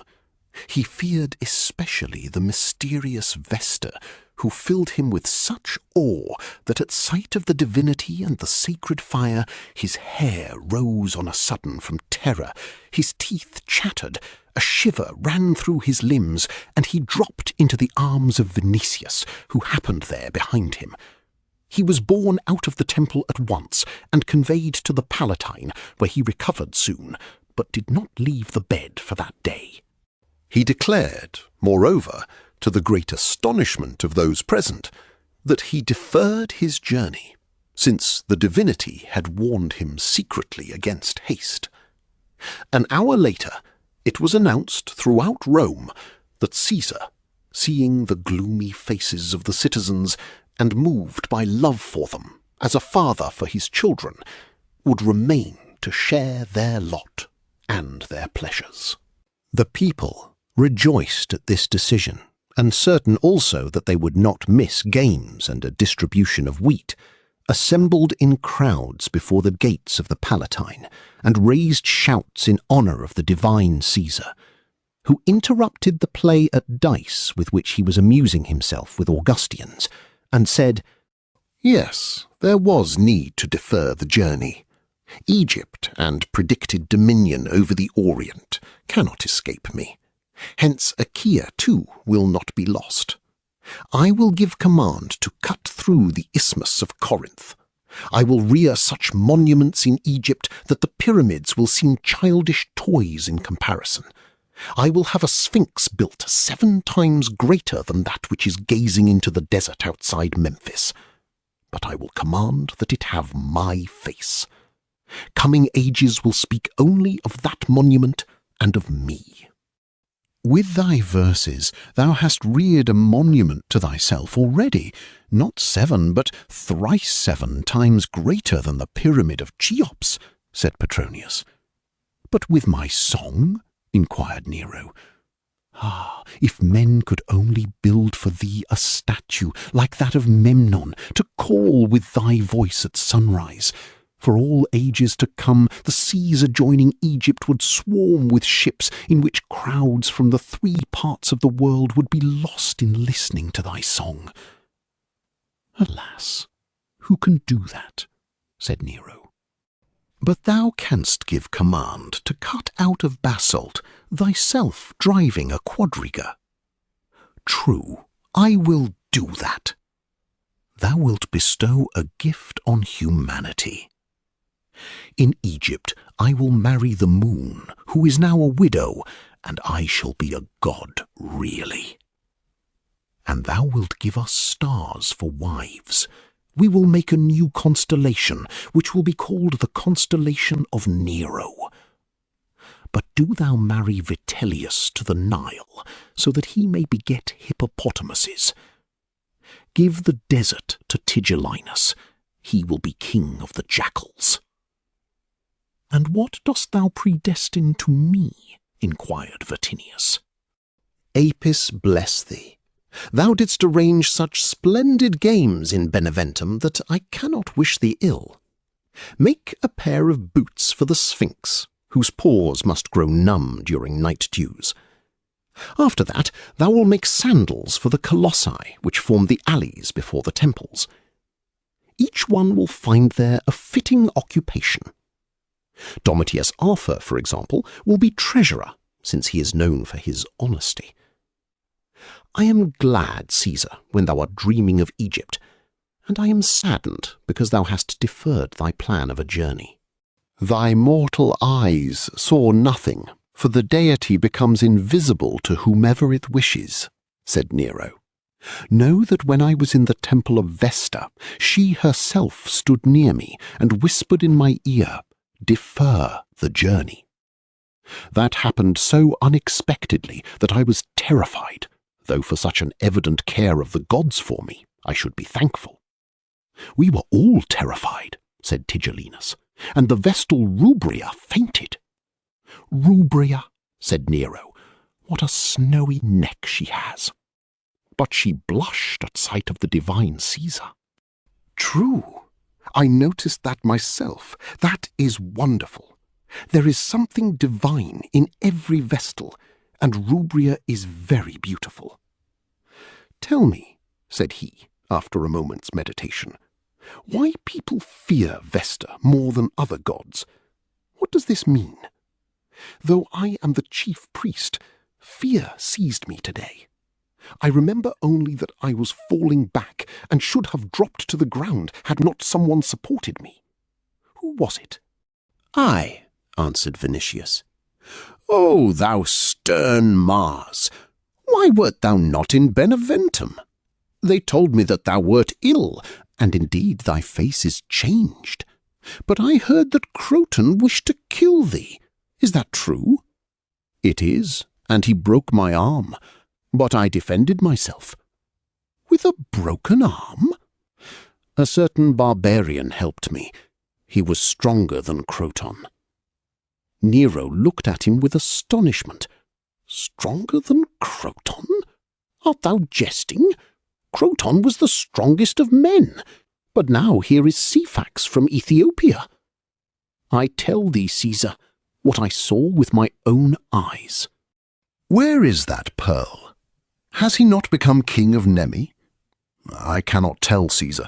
I lost sight of him. Thou knowest not even of what people he is? I had a broken arm and could not inquire for him. Seek him, and find him for me. I will occupy myself with that, said Tigellinus. But Nero spoke further to Vinicius. I thank thee for having supported me. I might have broken my head by a fall. On a time thou wert a good companion, but campaigning and service with Corbulo have made thee wild in some way. I see thee rarely. How is that maiden too narrow in the hips with whom thou wert in love? Asked he after a while, and whom I took from Aulus for thee. Vinicius was confused, but Petronius came to his aid at that moment. I will lay a wager, Lord, said he, that he has forgotten. Dost thou see his confusion? Ask him how many of them there were since that time, and I will not give assurance of his power to answer. The Venetiae are good soldiers, but still better gamecocks. They need whole flocks. Punish him for that, Lord, by not inviting him to the feast which Tigellinus promises to arrange in thy honour on the pond of Agrippa. I will not do that. I trust, Tigellinus, that flocks of beauty will not be lacking there. Could the Graces be absent where Amor will be present? Answered Tigellinus. Weariness tortures me, said Nero. I have remained in Rome at the will of the goddess, but I cannot endure the city. I will go to Antium. I am stifled in these narrow streets, amid these tumble-down houses, amid these alleys. Foul air flies even here, to my house and my gardens. Oh, if an earthquake would destroy Rome, if some angry god would level it to the earth, I would show how a city should be built, which is the head of the world and my capital. Caesar, answered Tigellinus, thou sayest, if some angry god would destroy the city. Is it so? It is. What then? But art thou not a god? Nero waved his hand with an expression of weariness, and said, We shall see thy work on the pond of Agrippa. Afterward I go to Antium. Ye are all little, hence do not understand that I need immense things. Then he closed his eyes, giving to understand in that way that he needed rest. In fact, the Augustians were beginning to depart. Petronius went out with Vinicius and said to him, Thou art invited then to share in the amusement. Bronzebeard has renounced the journey, but he will be madder than ever. He has fixed himself in the city as in his own house. Try thou, too, to find in these madnesses amusement and forgetfulness. Well, we have conquered the world, and have a right to amuse ourselves. Thou, Marcus, art a very comely fellow, and to that I ascribe in part the weakness which I have for thee. By the Ephesian Diana, if thou couldst see thy joined brows, and thy face in which the ancient blood of the Quirites is evident, others near thee looked like freedmen. True, were it not for that mad religion, Lygia would be in thy house today. Attempt once more to prove to me that they are not enemies of life and mankind. They have acted well toward thee, hence thou mayst be grateful to them. But in my place, I should detest that religion, and seek pleasure where I could find it.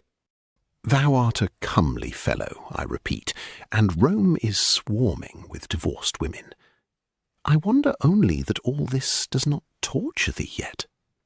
Who has told thee that it does not?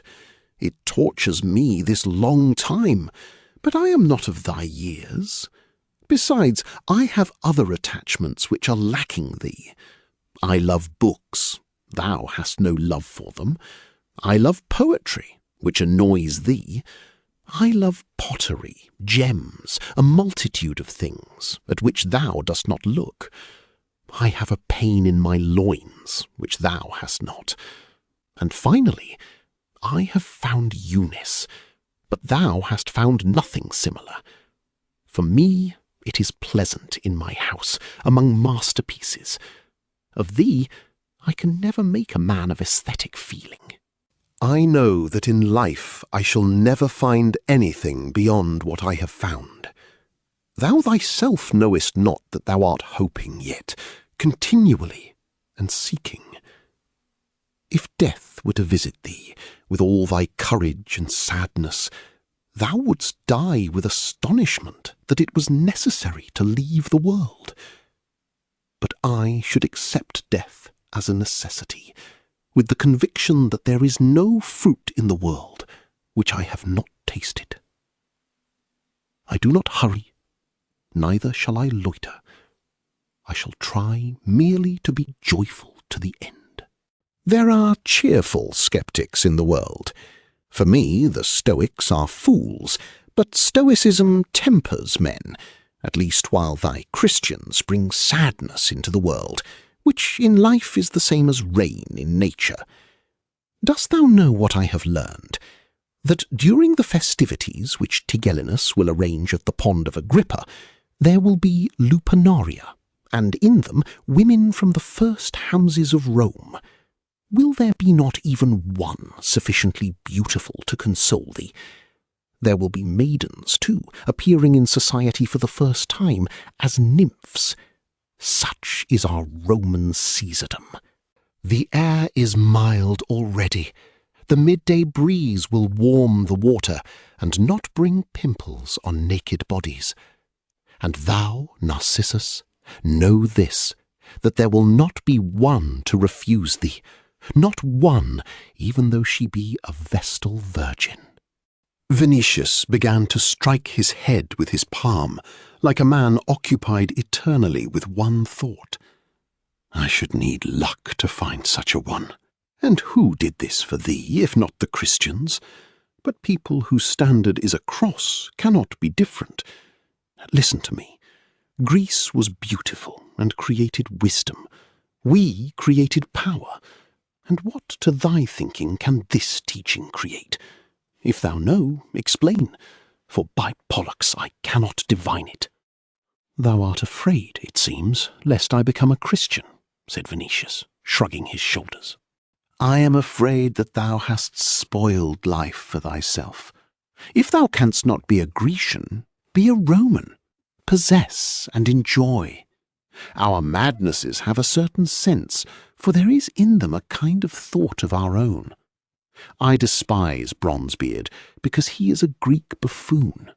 If he held himself a Roman, I should recognize that he was right in permitting himself madness. Promise me that if thou find some Christian on returning home, thou wilt show thy tongue to him. If he be Glaucus the physician, he will not wonder. Till we meet on the pond of Agrippa. Chapter 31. Praetorians surrounded the groves on the banks of the pond of Agrippa, lest overnumerous throngs of spectators might annoy Caesar and his guests, though it was said that everything in Rome distinguished for wealth, beauty, or intellect was present at that feast, which had no equal in the history of the city.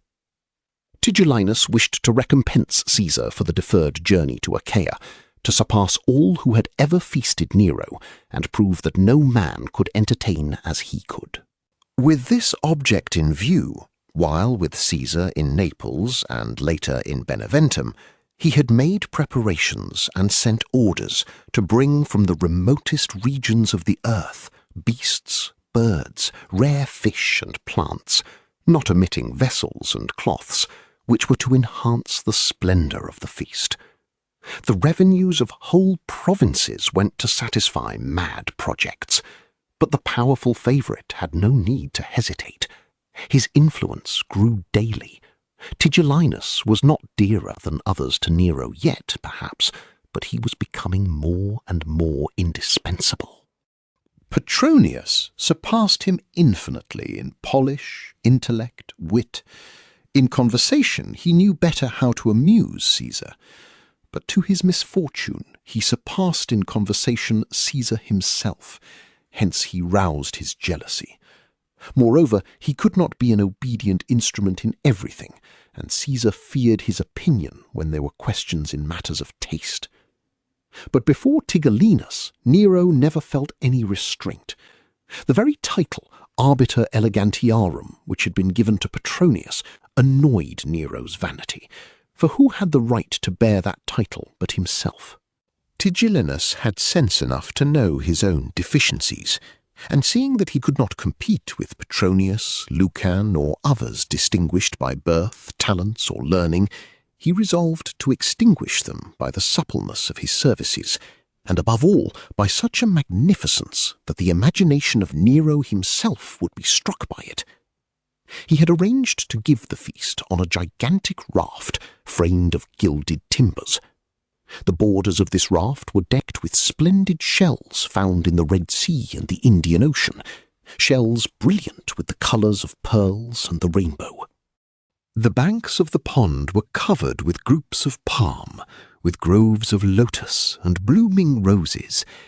In the midst of these were hidden fountains of perfumed water, statues of gods and goddesses, and gold or silver cages filled with birds of various colours.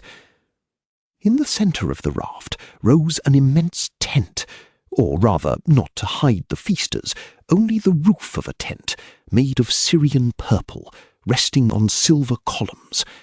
Under it were gleaming, like suns, tables prepared for the guests, loaded with Alexandrian glass, crystal, and vessels simply beyond price, the plunder of Italy, Greece, and Asia Minor.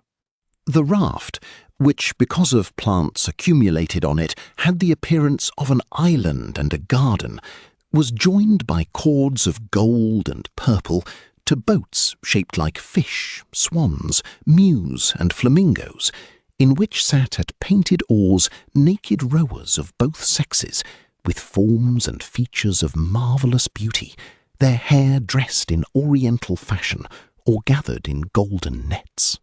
When Nero arrived at the main raft with Poppaea and the Augustians, and sat beneath the purple tent roof, the oars struck the water, the boats moved, the golden cords stretched, and the raft with the feast and the guests began to move and describe circles on the pond. Other boats surrounded it, and other smaller rafts filled with women playing on cithary and harps, women whose rosy bodies on the blue background of the sky and the water and in the reflections from golden instruments seemed to absorb that blue and those reflections and to change and bloom like flowers. From the groves at the banks, from fantastic buildings reared for that day and hidden among thickets, were heard music and song. The neighbourhood resounded, the groves resounded. echoes bore around the voices of horns and trumpets. Caesar himself, with Poppaea on one side of him and Pythagoras on the other, was amazed, and more especially when among the boats young slave maidens appeared as sirens and were covered with green network in imitation of scales. He did not spare praises on Tigellinus.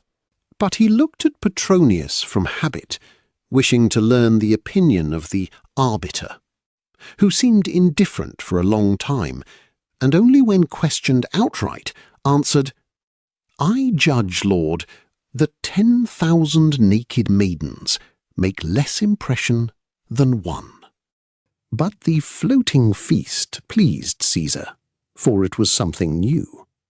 Besides, such exquisite dishes were served that the imagination of Apicius would have failed at sight of them, and wines of so many kinds that Otho, who used to serve 80, would have hidden under water with shame could he have witnessed the luxury of that feast. Besides women, the Augustians sat down at the table, among whom Vinicius excelled all with his beauty.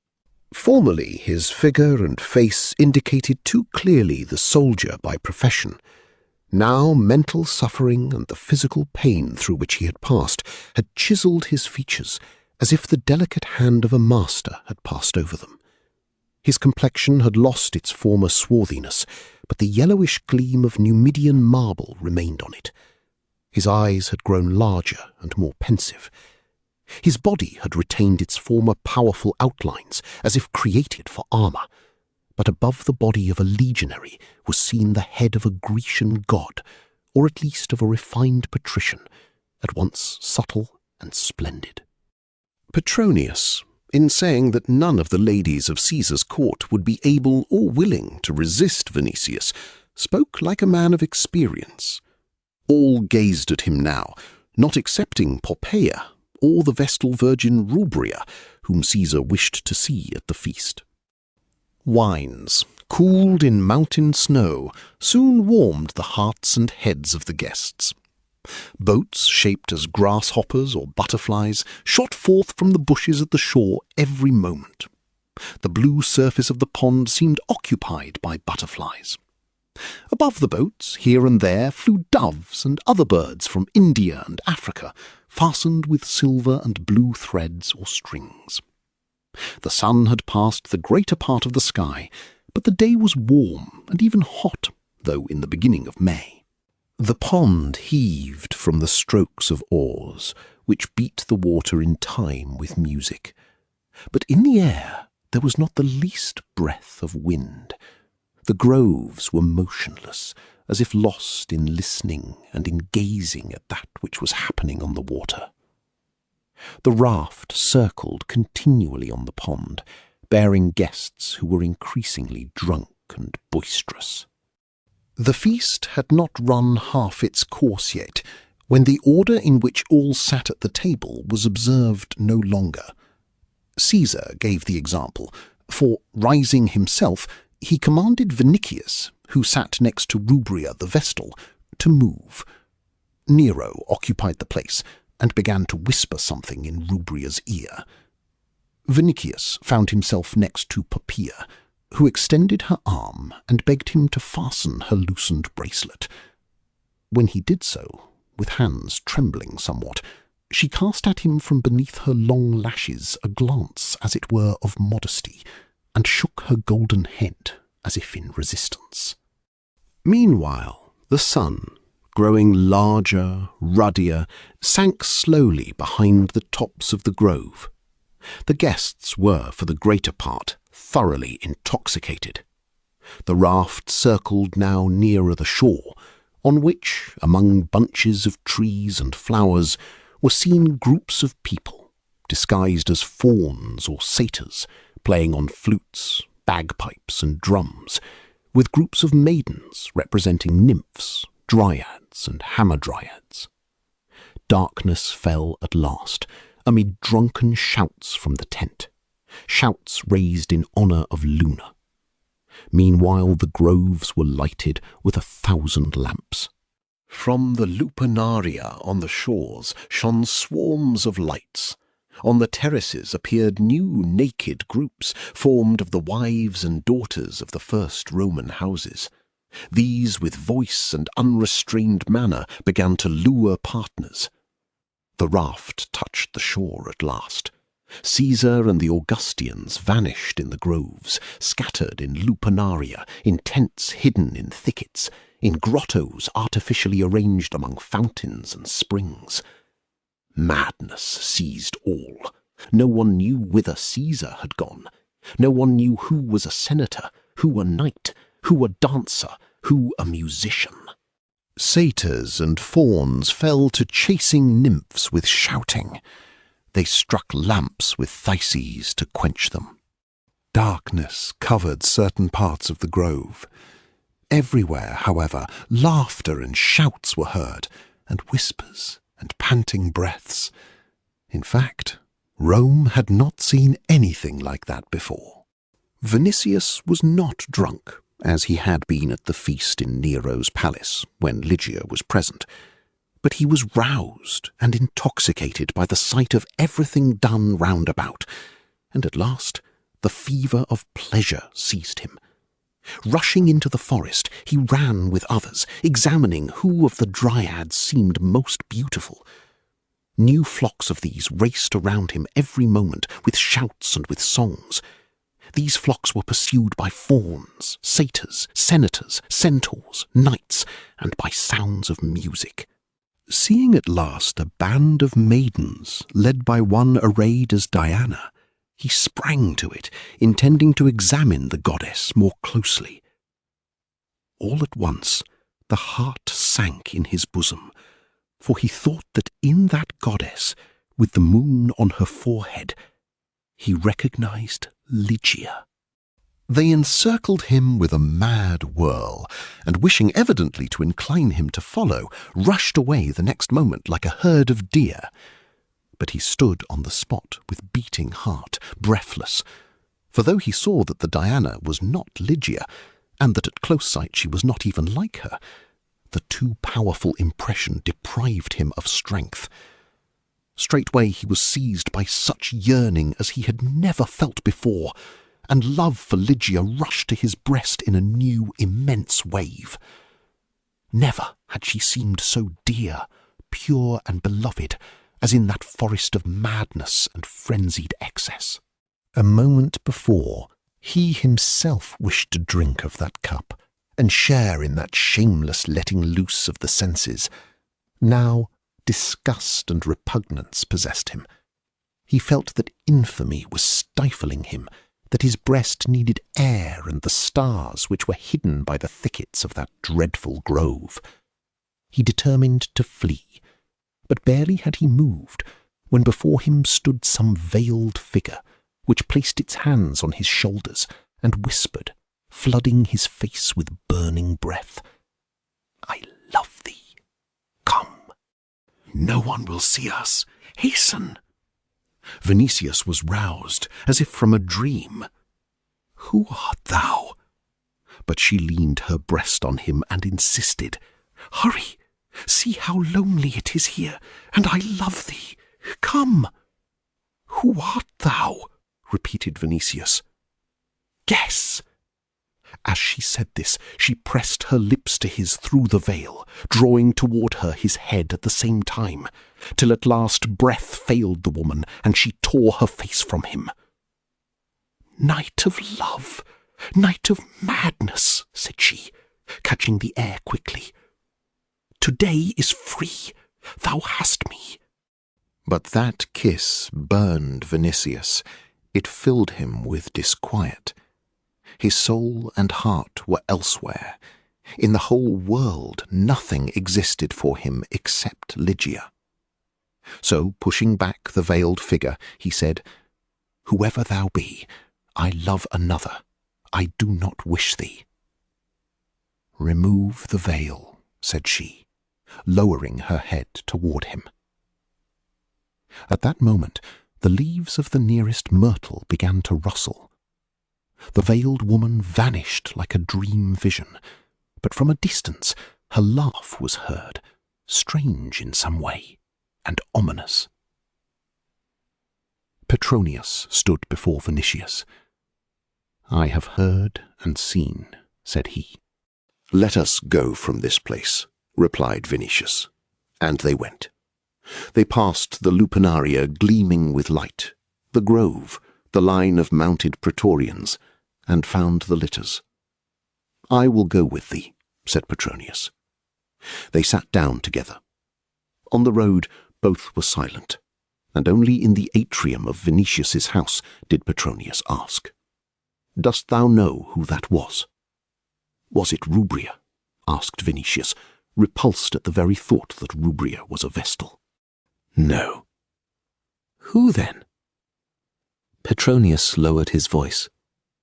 "The fire of Vesta was defiled, for Rubria was with Caesar, but with thee was speaking," and he finished in a still lower voice, "the divine Augusta." A moment of silence followed. "Caesar," said Petronius, "was unable to hide from Poppaea his desire for Rubria. Therefore she wished perhaps to avenge herself. But I hindered you both. Hadst thou recognized the Augusta and refused her, thou wouldst have been ruined beyond rescue. Thou, Lygia, and I, perhaps." "I have enough of Rome, Caesar, feasts, the Augusta, Tigellinus, and all of you," burst out Vinicius. "I am stifling. I cannot live thus. I cannot. Dost understand me?" "Vinicius, thou art losing sense, judgment, moderation." "I love only her in this world." "What of that?" "This, that I wish no other love. I have no wish for your life, your feasts, your shamelessness, your crimes. What is taking place in thee? Art thou a Christian?" The young man seized his head with both hands and repeated, as if in despair, "Not yet! Not yet!" Chapter 32. Petronius went home shrugging his shoulders and greatly dissatisfied. It was evident to him that he and Vinicius had ceased to understand each other, that their souls had separated entirely. Once Petronius had immense influence over the young soldier.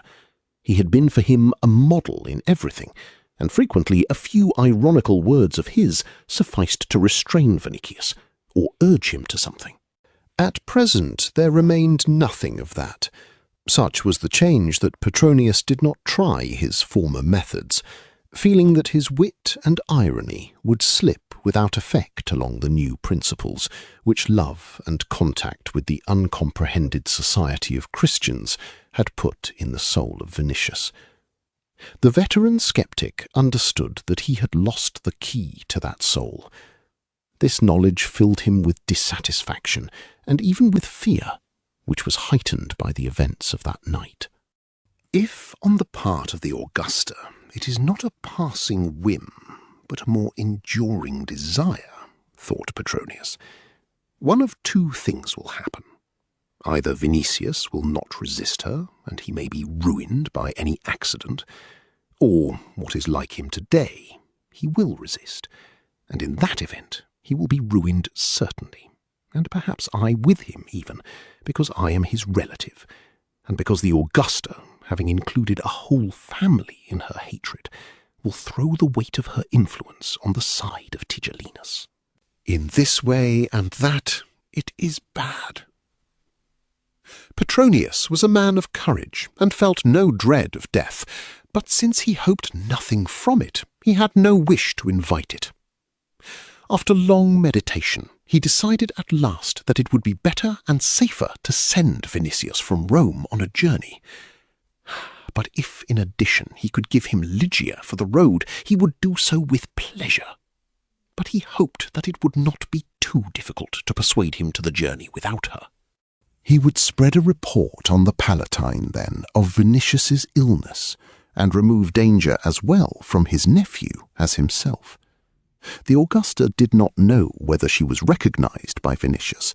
She might suppose that she was not, hence her vanity had not suffered much so far. but it might be different in the future, and it was necessary to avoid peril.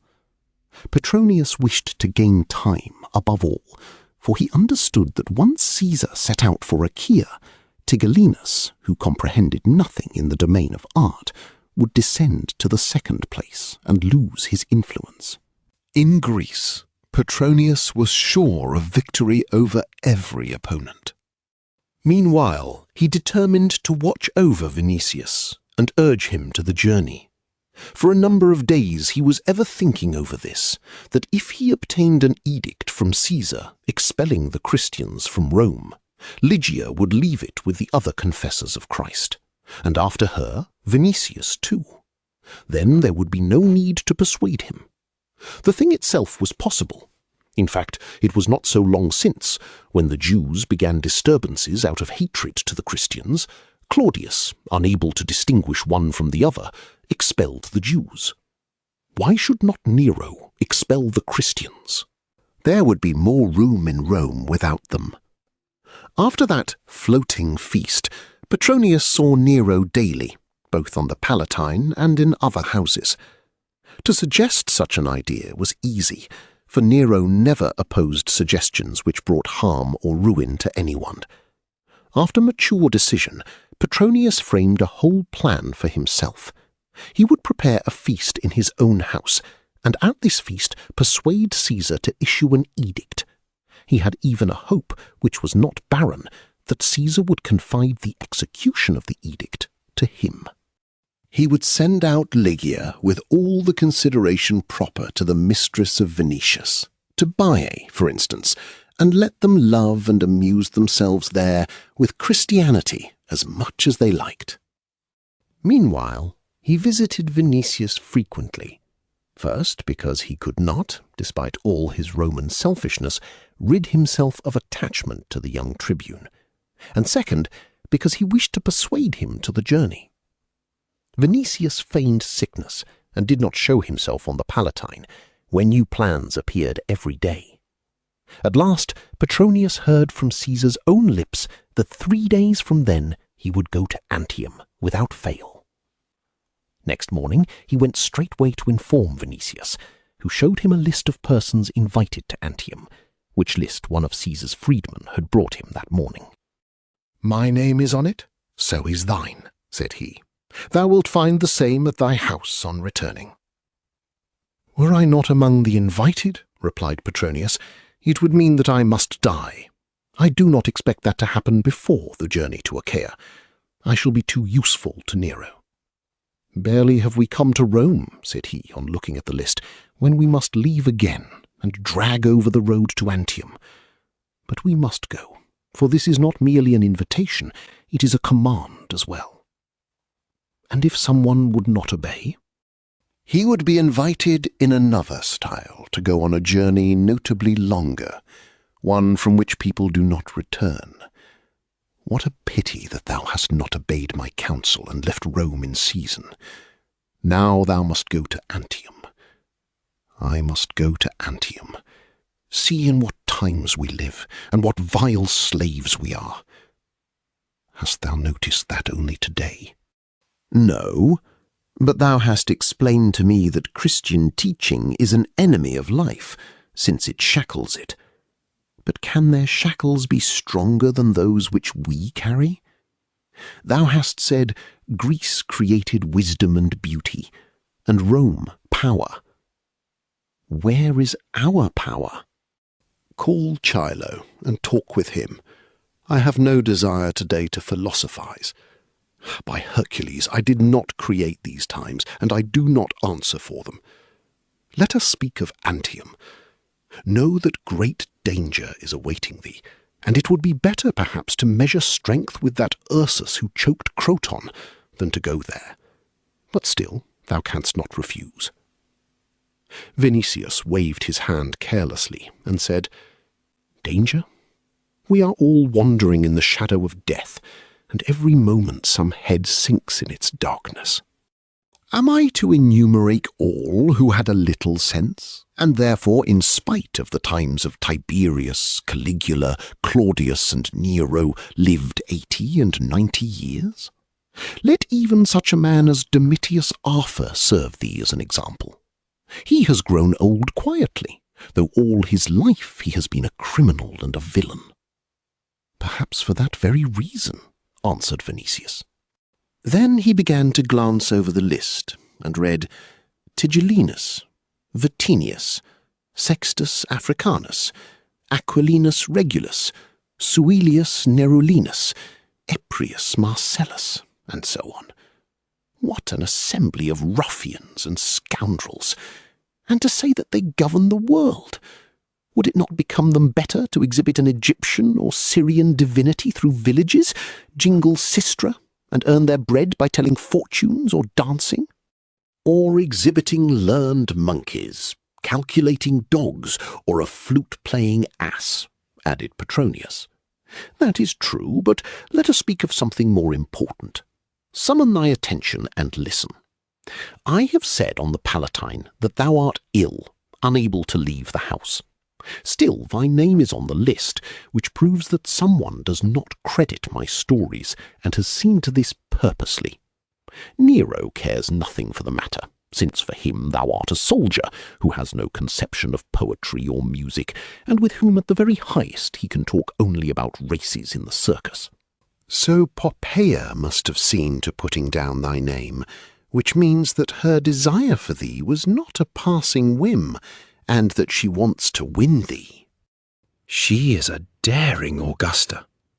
Indeed she is daring, for she may ruin herself beyond redemption.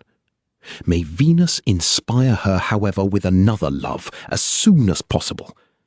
But since she desires thee, thou must observe the very greatest caution. She has begun to weary Bronzebeard already. He prefers Rubria now, or Pythagoras. But through consideration of self he would wreak the most horrible vengeance on us. In the grove, I knew not that she was speaking to me, but thou wert listening. I said that I loved another, and did not wish her. Thou knowest that. I implore thee, by all the infernal gods, lose not the remnant of reason which the Christians have left in thee. How is it possible to hesitate, having a choice between probable and certain destruction? Have I not said already that if thou hadst wounded the Augusta's vanity, there would have been no rescue for thee? By Hades, if life has grown hateful to thee, better open thy veins at once, or cast thyself on a sword. For shouldst thou offend Poppaea, a less easy death may meet thee. It was easier once to converse with thee. What concerns thee specially? Would this affair cause thee loss, or hinder thee from loving thy Ligia? Remember besides that Poppaea saw her on the Palatine. It will not be difficult for her to guess why thou art rejecting such lofty favour, and she will get Ligia even from under the earth. Thou wilt ruin not only thyself, but Ligia too. Dost understand? Vinicius listened, as if thinking of something else, and at last he said, I must see her. Who? Ligia? Ligia. Dost thou know where she is? No. Then thou wilt begin anew to search for her in old cemeteries and beyond the Tiber? I know not, but I must see her. Well, though she is a Christian, it may turn out that she has more judgment than thou, and it will certainly, unless she wishes thy ruin. Vinicius shrugged his shoulders. She saved me from the hands of Ursus. Then hurry, for Bronzebeard will not postpone his departure. Sentences of death may be issued in Antium also. But Vinicius did not hear. One thought alone occupied him, an interview with Ligia. Hence he began to think over methods. Meanwhile, something intervened which might set aside every difficulty. Chilo came to his house unexpectedly. He entered wretched and worn, with signs of hunger on his face and in rags. But the servants, who had the former command to admit him at all hours of the day or night, did not dare to detain him. So he went straight to the atrium, and standing before Vinicius, said, "May the gods give thee immortality, and share with thee dominion over the world." Vinicius, at the first moment, wished to give the order to throw him out of doors, but the thought came to him that the Greek perhaps knew something of Ligeia, and curiosity overcame his disgust. "Is that thou?" asked he. "What has happened to thee?" "Evil, O son of Jove," answered Chilo. "Real virtue is a ware for which no one inquires now, and a genuine sage must be glad of this, even that once in 5 days he has something with which to buy from the butcher a sheep's head, to gnaw in a garret, washing it down with his tears. Oh, Lord, what thou didst give me I paid Atractus for books, and afterward I was robbed and ruined. The slave who was to write down my wisdom fled, taking the remnant of what thy generosity bestowed on me. I am in misery, but I thought to myself, to whom can I go if not to thee, O Serapis, whom I love and deify, for whom I have exposed my life? Why hast thou come, and what dost thou bring? I come for aid, O Baal, and I bring my misery, my tears, my love, and finally the information which through love for thee I have collected. Thou rememberest, Lord, I told thee once how I had given a slave of the divine Petronius one thread from the girdle of the Paphian Venus. I know now that it helped her, and thou, O descendant of the sun, who knowest what is happening in that house, knowest also what Eunice is there. I have another such thread. I have preserved it for thee, Lord." Here he stopped, on noticing the anger which was gathering on the brows of Vinicius, and said quickly, so as to anticipate the outburst, "I know where the divine Ligeia is living. I will show thee the street and the house." Vinicius repressed the emotion with which that news filled him, and said, "Where is she?" "With Linus, the elder priest of the Christians. She is there with Ursus, who goes as before to the miller, a namesake of thy dispensator, Damus. Yes, Damus. Ursus works in the night, so if thou surround the house at night, thou wilt not find him. Linus is old, and besides him there are only 2 aged women in the house." "Whence dost thou know all this?" "Thou rememberest, Lord, that the Christians had me in their hands, and spared me. True, Glaucus was mistaken in thinking that I was the cause of his misfortunes, but he believed that I was, poor man, and he believes so yet. Still they spared me. Then be not astonished, Lord, that gratitude filled my heart. I am a man of former, of better times. This was my thought. Am I to desert friends and benefactors? Would I not have been hard-hearted not to inquire about them, not to learn what was happening to them, how health was serving them, and where they were living? By the Piscinian Cybele, I am not capable of such conduct. At first, I was restrained by fear that they might interpret my wishes incorrectly, but the love which I bore them proved greater than my fear, and the ease with which they forgive every injustice lent me special courage. But above all, I was thinking of thee, Lord. Our last attempt ended in defeat, but can such a son of fortune be reconciled with defeat? So I prepared victory for thee. The house stands apart. Thou mayest give command to thy slaves to surround it, so that not a mouse could escape.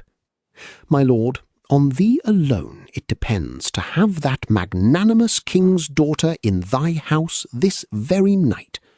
But should that happen, remember that the cause of it is the very poor and hungry son of my father."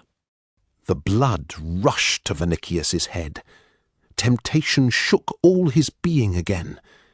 Yes, that was the method, and this time a certain one. Once he has Lygia in his house, who can take her? Once he makes Lygia his mistress, what will be left to her unless to remain so forever? And let all religions perish. What will the Christians mean to him then, with their mercy and forbidding faith? Is it not time to shake himself free of all that? Is it not time to live as all live? What will Lygia do later, save to reconcile her fate with the religion which she professes? That, too, is a question of inferior significance. Those are matters devoid of importance. First of all, she will be his, and his this very day. And it is a question, too, whether that religion will hold out in her soul, against the world which is new to her, against luxury and excitements to which she must yield. All may happen today. He needs only to detain Chilo and give an order at dark. And then delight without end. What has my life been, thought Vinicius, suffering, unsatisfied desire, and an endless propounding of problems without answer. In this way, all will be cut short and ended. He recollected, it is true, that he had promised not to raise a hand against her. But by what had he sworn? Not by the gods, for he did not believe in them. Not by Christ, for he did not believe in him yet. Finally, if she feels injured, he will marry her, and thus repair the wrong. Yes, to that he feels bound, for to her he is indebted for life. Here he recalled the day in which, with Croton, he had attacked her retreat. He remembered the Lygian's fist raised above him, and all that had happened later. He saw her again, bent over his couch, dressed in the garb of a slave, beautiful as a divinity, a benefactress kind and glorified. His eyes passed to the lararium unconsciously, and to the little cross which she left him before going. Will he pay for all that by a new attack? Will he drag her by the hair as a slave to his cubiculum? And how will he be able to do so, since he not only desires, but loves her? And he loves her specially because she is as she is. All at once he felt that it was not enough for him to have her in the house. It was not enough to seize her in his arms by superior force. He felt that his love needed something more, her consent, her loves, and her soul. Blessed that roof if she come under it willingly, blessed the moment, blessed the day, blessed his life. Then the happiness of both will be as inexhaustible as the ocean, as the sun. But to seize her by violence would be to destroy that happiness forever, and at the same time to destroy and defile that which is most precious and alone beloved in life. Terror seized him now at the very thought of this. He glanced at Chilo, who while watching him pushed his hands under his rags and scratched himself uneasily. That instant, disgust unspeakable took possession of Vinicius, and a wish to trample that former assistant of his as he would a foul worm or venomous serpent. In an instant he knew what to do, but knowing no measure in anything, and following the impulse of his stern Roman nature, he turned toward Chilo and said, "I will not do what thou advisest. But, lest thou go without just reward, I will command to give thee 300 stripes in the domestic prison." Chilo grew pale. There was so much cold resolution in the beautiful face of Vinicius that he could not deceive himself for a moment with the hope that the promised reward was no more than a cruel jest. Hence he threw himself on his knees in one instant, and bending double began to groan in a broken voice. "How, O King of Persia? Why? O Pyramid of kindness, Colossus of mercy! For what? I am old, hungry, unfortunate. I have served thee. Dost thou repay in this manner?" "As thou didst the Christians," said Vinicius, and he called the dispensator. But Chilo sprang toward his feet, and embracing them convulsively, talked while his face was covered with deathly pallor. O Lord, I am old. 50, not 300 stripes. 50 are enough. 100, not 300. O mercy, mercy!" Vinicius thrust him away with his foot, and gave the order. In the twinkle of an eye, 2 powerful quadi followed the dispensator, and seizing Chilo by the remnant of his hair, tied his own rags around his neck and dragged him to the prison. "In the name of Christ!" called the Greek at the exit of the corridor. Vinicius was left alone. The order just issued roused and enlivened him. He endeavoured to collect his scattered thoughts and bring them to order. He felt great relief, and the victory which he had gained over himself filled him with comfort. He thought that he had made some great approach toward Lygia, and that some high reward should be given him. At the first moment it did not even occur to him that he had done a grievous wrong to Chilo, and had him flogged for the very acts for which he had rewarded him previously. He was too much of a Roman yet to be pained by another man's suffering, and to occupy his attention with one wretched Greek. Had he even thought of Chilo's suffering, he would have considered that he had acted properly in giving command to punish such a villain. But he was thinking of Lygia, and said to her, "I will not pay thee with evil for good. And when thou shalt learn how I acted with him who strove to persuade me to raise hands against thee, thou wilt be grateful." But here he stopped at this thought. Would Lygia praise his treatment of Chilo? The religion which she professes commands forgiveness. Nay, the Christians forgave the villain, though they had greater reasons for revenge. Then for the first time was heard in his soul the cry, "In the name of Christ." He remembered then that Chilo had ransomed himself from the hands of Ursus with such a cry, and he determined to remit the remainder of the punishment.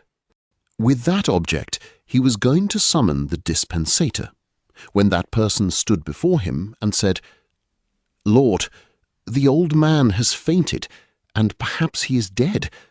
Am I to command further flogging? Revive him, and bring him before me." The chief of the atrium vanished behind the curtain, but the revival could not have been easy, for Vinicius waited a long time and was growing impatient, when the slaves brought in Chilo, and disappeared at a signal. Chilo was as pale as linen, and down his legs threads of blood were flowing to the mosaic pavement of the atrium. He was conscious, however, and, falling on his knees, began to speak with extended hands. "Thanks to thee, Lord, thou art great and merciful." "Dog," said Vinicius, "know that I forgave thee because of that Christ to whom I owe my own life." "O Lord, I will serve him and thee." "Be silent and listen. Rise. Thou wilt go and show me the house in which Lygia dwells." Chilo sprang up, but he was barely on his feet when he grew more deathly pale yet, and said in a failing voice, "Lord, I am really hungry. I will go, Lord, I will go, but I have not the strength. Command to give me even remnants from the plate of thy dog, and I will go." Vinicius commanded to give him food, a piece of gold, and a mantle. But Chilo, weakened by stripes and hunger, could not go to take food, though terror raised the hair on his head, lest Vinicius might mistake his weakness for stubbornness, and command to flog him anew. "Only let wine warm me," repeated he with chattering teeth. "I shall be able to go at once, even to Magna Graecia." He regained some strength after a time, and they went out. The way was long, for, like the majority of Christians, Linus dwelt in the Trans-Tiber, and not far from Miriam. At last Chilo showed Venetius a small house, standing apart, surrounded by a wall covered entirely with ivy, and said, "Here it is, Lord." "Well," said Venetius, "go thy way now, but listen first to what I tell thee. Forget that thou hast served me.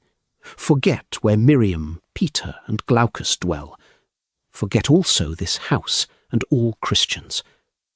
Thou wilt come every month to my house, where Demas, my freedman, will pay thee 2 pieces of gold.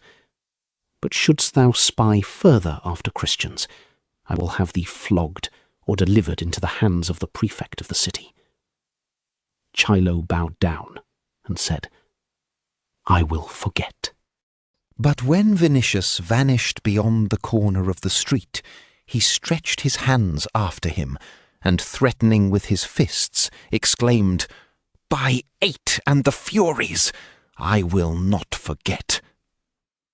Then he grew faint again. Chapter 33. Venetius went directly to the house in which Miriam lived. Before the gate he met Nazarius, who was confused at sight of him, but greeting the lad cordially, he asked to be conducted to his mother's lodgings. Besides Miriam, Venetius found Peter, Glaucus, Crispus, and Paul of Tarsus, who had returned recently from Fregellae. At sight of the young tribune, astonishment was reflected on all faces, but he said, "I greet you in the name of Christ, whom ye honour." "May his name be glorified for ever," answered they. I have seen your virtue and experienced your kindness. Hence I come as a friend. And we greet thee as a friend, answered Peter. Sit down, Lord, and partake of our refreshment, as a guest. I will sit down and share your repast, but first listen to me, thou Peter, and thou Paul of Tarsus, so that ye may know my sincerity. I know where Lygia is. I have returned from before the house of Linus, which is near this dwelling. I have a right to her, given me by Caesar. I have at my houses in the city nearly 500 slaves. I might surround her hiding place and seize her. Still, I have not done so, and will not. For this reason the blessing of the Lord will be upon thee, and thy heart will be purified, said Peter. I thank thee, but listen to me further. I have not done so, though I am living in suffering and sadness. Before I knew you, I should have taken her undoubtedly and held her by force. But your virtue and your religion, though I do not profess it, have changed something in my soul, so that I do not venture on violence. I know not myself why this is so, but it is so. Hence I come to you, for ye take the place of Lygia's father and mother. And I say to you, give her to me as wife. And I swear that not only will I not forbid her to confess Christ, but I will begin myself to learn his religion. He spoke with head erect and decisively, but still he was moved, and his legs trembled beneath his mantle. When silence followed his words, he continued, as if wishing to anticipate an unfavourable answer.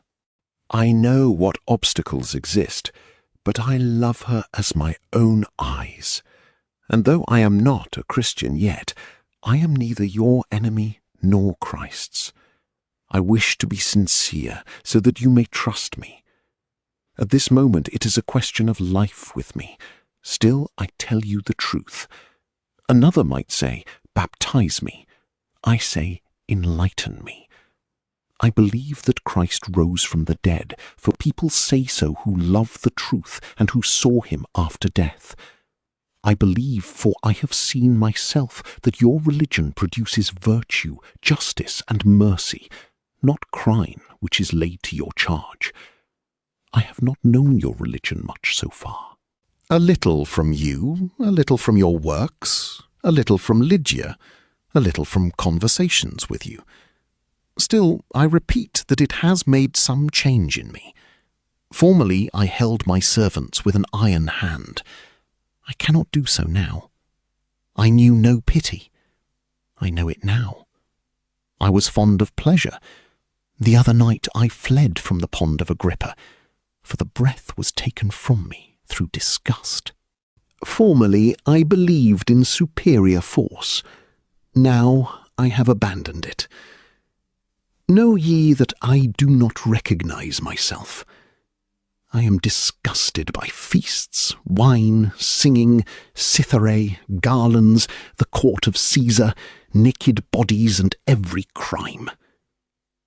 When I think that Lygia is like snow in the mountains, I love her the more, and when I think that she is what she is through your religion, I love and desire that religion.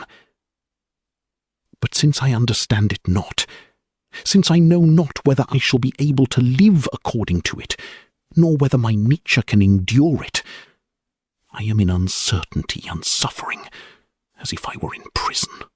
Here his brows met in wrinkle of pain, and a flush appeared on his cheeks. After that he spoke on with growing haste and greater emotion. As ye see, I am tortured from love and uncertainty. Men tell me that in your religion there is no place for life or human joy or happiness or law or order or authority or Roman dominion. Is this true? Men tell me that ye are madmen, but tell me yourselves what ye bring. Is it a sin to love? A sin to feel joy? A sin to want happiness? Are ye enemies of life? Must a Christian be wretched? Must I renounce Lygia? What is truth in your view? Your deeds and words are like transparent water, but what is under that water? Ye see that I am sincere. Scatter the darkness. Men say this to me also. Greece created beauty and wisdom. Rome created power. But they, what do they bring? Tell then, what ye bring. If there is brightness beyond your doors, open them. We bring love, said Peter. And Paul of Tarsus added, If I speak with the tongues of men and of angels, but have not love, I am become sounding brass. But the heart of the old apostle was stirred by that soul in suffering, which like a bird in a cage was struggling toward air and the sun. Hence, stretching his hand to Vinicius, he said, Whoso knocketh, to him will be opened. The favour and grace of God is upon thee. For this reason I bless thee, thy soul and thy love, in the name of the Redeemer of mankind. Vinicius, who had spoken with enthusiasm already, sprang toward Peter on hearing this blessing, and an uncommon thing happened. That descendant of Quirites, who till recently had not recognized humanity in a foreigner, seized the hand of the old Galilean and pressed it in gratitude to his lips. Peter was pleased, for he understood that his sowing had fallen on an additional field, that his fishing net had gathered in a new soul. Those present, not less pleased by that evident expression of honour for the apostle of God, exclaimed in one voice, Praise to the Lord in the highest! Vinicius rose with a radiant face and began, I see that happiness may dwell among you, for I feel happy, and I think that ye can convince me of other things in the same way. But I will add that this cannot happen in Rome. Caesar is going to Antium, and I must go with him, for I have the order. Ye know that not to obey is death.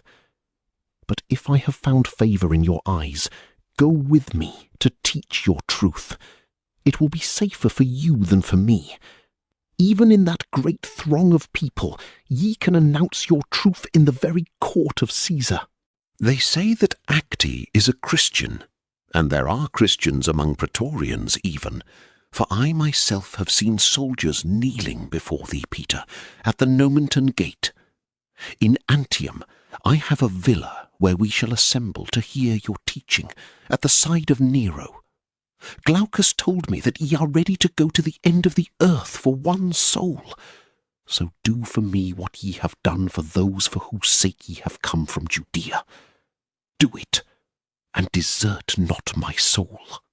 Hearing this, they began to take counsel, thinking with delight of the victory of their religion, and of the significance for the pagan world which the conversion of an Augustan and a descendant of one of the oldest Roman families would have. They were ready indeed to wander to the end of the earth for one human soul, and since the death of the master, they had in fact done nothing else. Hence a negative answer did not even come to their minds. Peter was at that moment the pastor of a whole multitude, hence he could not go. But Paul of Tarsus, who had been in Ariceum and Fregele not long before, and who was preparing for a long journey to the east to visit churches there and freshen them with a new spirit of zeal, consented to accompany the young tribune to Antium. It was easy to find a ship there going to Grecian waters. Vinicius, though sad because Peter, to whom he owed so much, could not visit Antium, thanked him with gratitude, and then turned to the old apostle with his last request. "Knowing Lygia's dwelling," said he, "I might have gone to her and asked, as is proper, whether she would take me as husband, should my soul become Christian. But I prefer to ask thee, O apostle.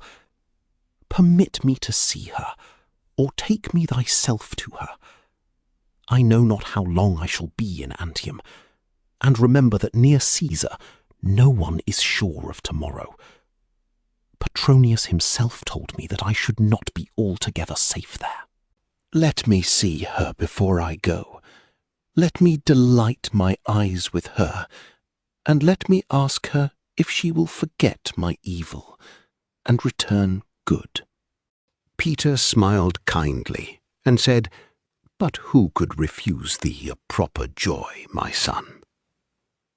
Vinicius stooped again to Peter's hands, for he could not in any way restrain his overflowing heart. The apostle took him by the temples and said, "Have no fear of Caesar, for I tell thee that a hair will not fall from thy head." He sent Miriam for Lygia, telling her not to say who was with them, so as to give the maiden more delight. It was not far, so after a short time those in the chamber saw among the myrtles of the garden Miriam leading Lygia by the hand. Vinicius wished to run forth to meet her, but at sight of that beloved form happiness took his strength, and he stood with beating heart, breathless, barely able to keep his feet, 100 times more excited than when for the first time in life he heard the Parthian arrows whizzing round his head. She ran in, unsuspecting, but at sight of him she halted as if fixed to the earth. Her face flushed, and then became very pale. She looked with astonished and frightened eyes on those present. But round about she saw clear glances, full of kindness. The apostle Peter approached her and asked, "Lygia, dost thou love him as ever?" A moment of silence followed.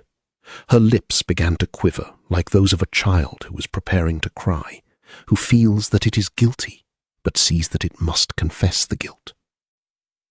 "Answer," said the apostle. Then, with humility, obedience, and fear in her voice, she whispered, kneeling at the knees of Peter, "I do." In one moment, Vinicius knelt at her side. Peter placed his hands on their heads and said, "Love each other in the Lord, and to his glory, for there is no sin in your love." Chapter 34. While walking with Ligia through the garden, Vinicius described briefly, in words from the depth of his heart, that which a short time before he had confessed to the apostles, that is, the alarm of his soul, the changes which had taken place in him, and finally that immense yearning which had veiled life from him, beginning with the hour when he left Miriam's dwelling. He confessed to Ligia that he had tried to forget her, but was not able. He thought whole days and nights of her. That little cross of boxwood twigs which she had left reminded him of her. That cross which he had placed in the lararium and revered involuntarily as something divine. And he yearned more and more every moment, for love was stronger than he, and had seized his soul altogether, even when he was at the house of Aulus. The parquet weaved the thread of life for others, but love, yearning and melancholy had woven it for him. His acts had been evil, but they had their origin in love.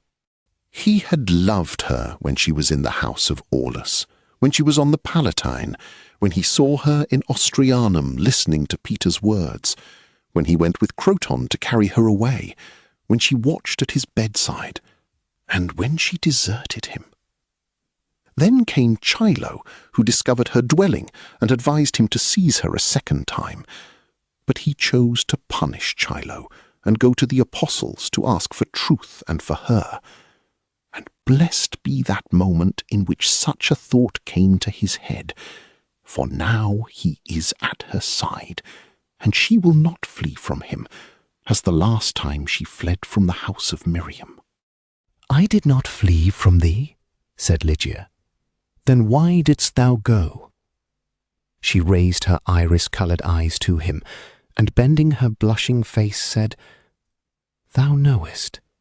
Vinicius was silent for a moment from excess of happiness, and began again to speak, as his eyes were opened gradually to this, that she was different utterly from Roman women, and resembled Pomponia alone. Besides, he could not explain this to her clearly, for he could not define his feeling, that beauty of a new kind altogether was coming to the world in her, such beauty as had not been in it thus far, beauty which is not merely a statue, but a spirit. He told her something, however, which filled her with delight, that he loved her just because she had fled from him, and that she would be sacred to him at his hearth. Then, seizing her hand, he could not continue. He merely gazed on her with rapture as on his life's happiness, which he had won, and repeated her name, as if to assure himself that he had found her and was near her. Oh, Ligia, Ligia! At last he inquired what had taken place in her mind, and she confessed that she had loved him while in the house of Aulus, and that if he had taken her back to them from the Palatine, she would have told them of her love, and tried to soften their anger against him. I swear to thee, said Vinicius, that it had not even risen in my mind to take thee from Aulus. Petronius will tell thee sometime that I told him then how I loved and wished to marry thee. Let her anoint my door with wolf fat, and let her sit at my hearth, said I to him. But he ridiculed me, and gave Caesar the idea of demanding thee as a hostage, and giving thee to me.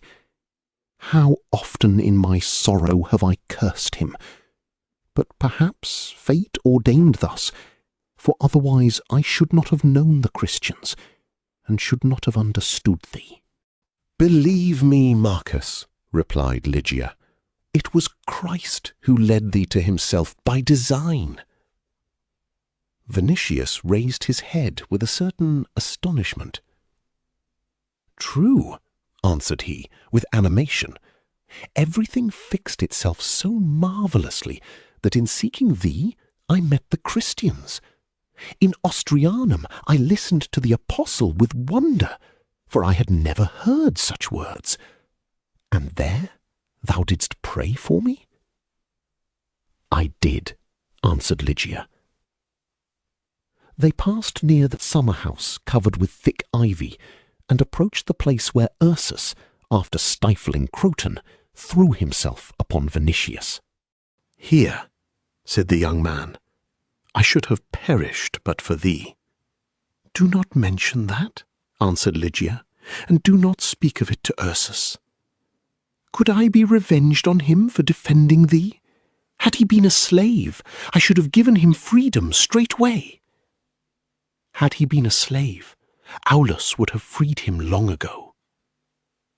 "Dost thou remember," asked Vinicius, "that I wished to take thee back to Aulus, but the answer was that Caesar might hear of it and take revenge on Aulus and Pomponia? Think of this. Thou mayst see them now as often as thou wishest." "How, Marcus?"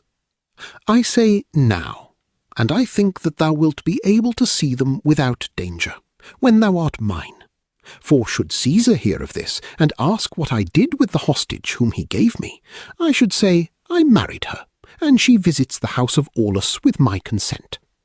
He will not remain long in Antium, for he wishes to go to Achaia, and even should he remain, I shall not need to see him daily. When Paul of Tarsus teaches me your faith, I will receive baptism at once.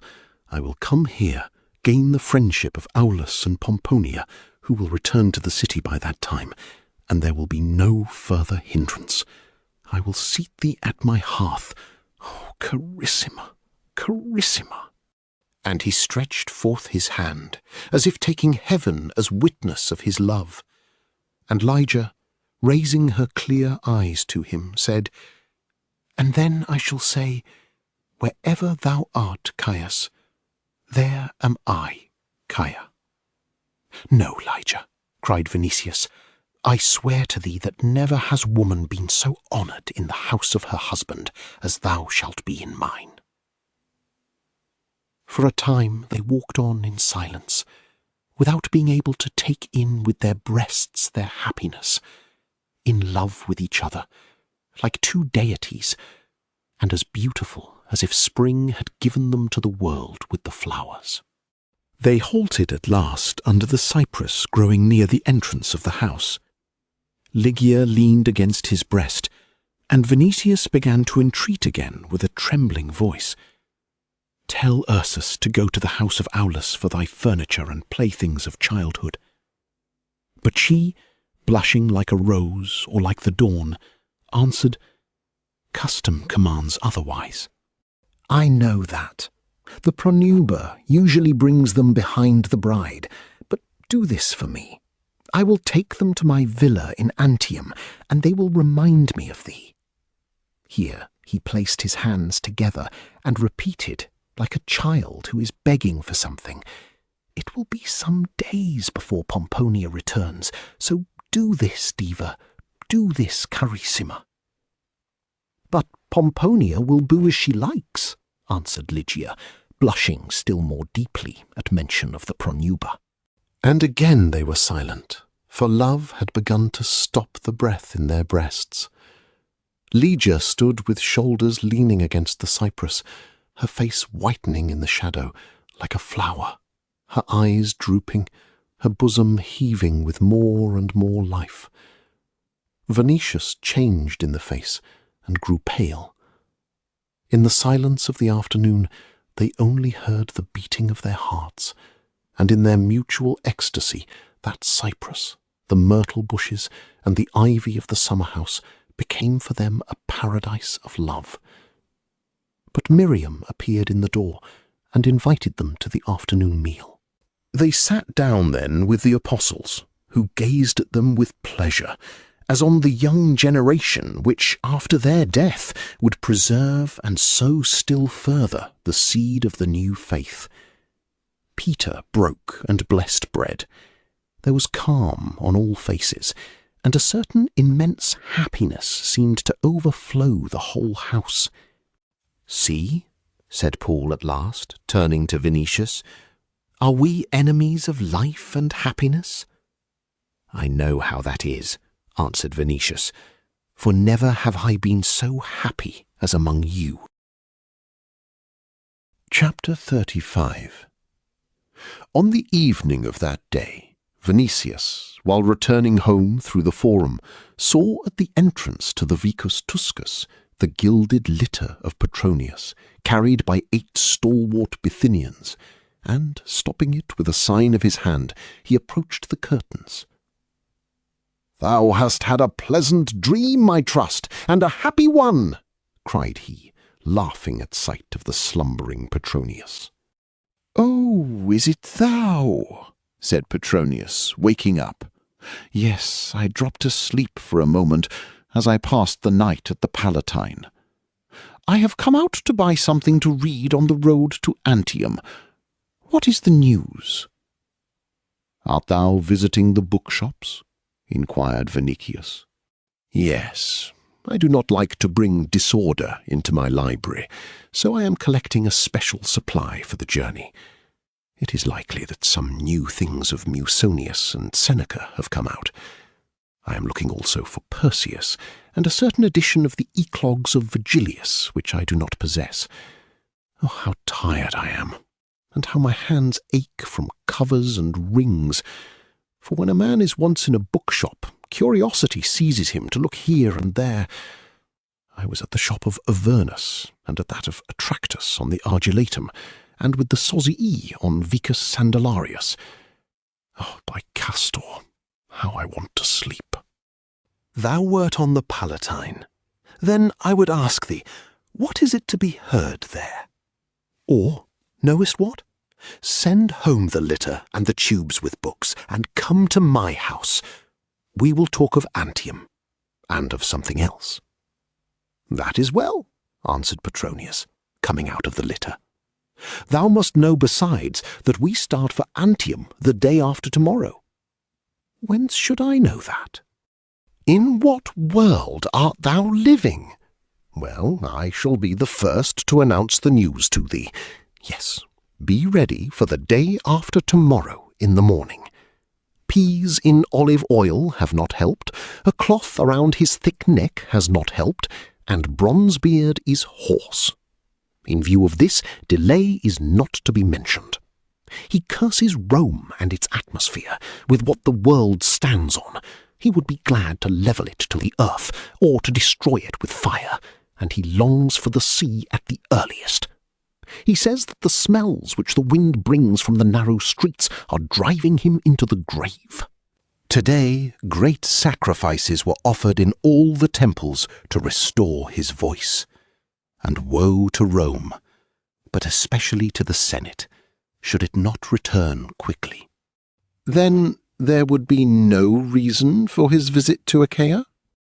"But is that the only talent possessed by our divine Caesar?" asked Petronius, smiling.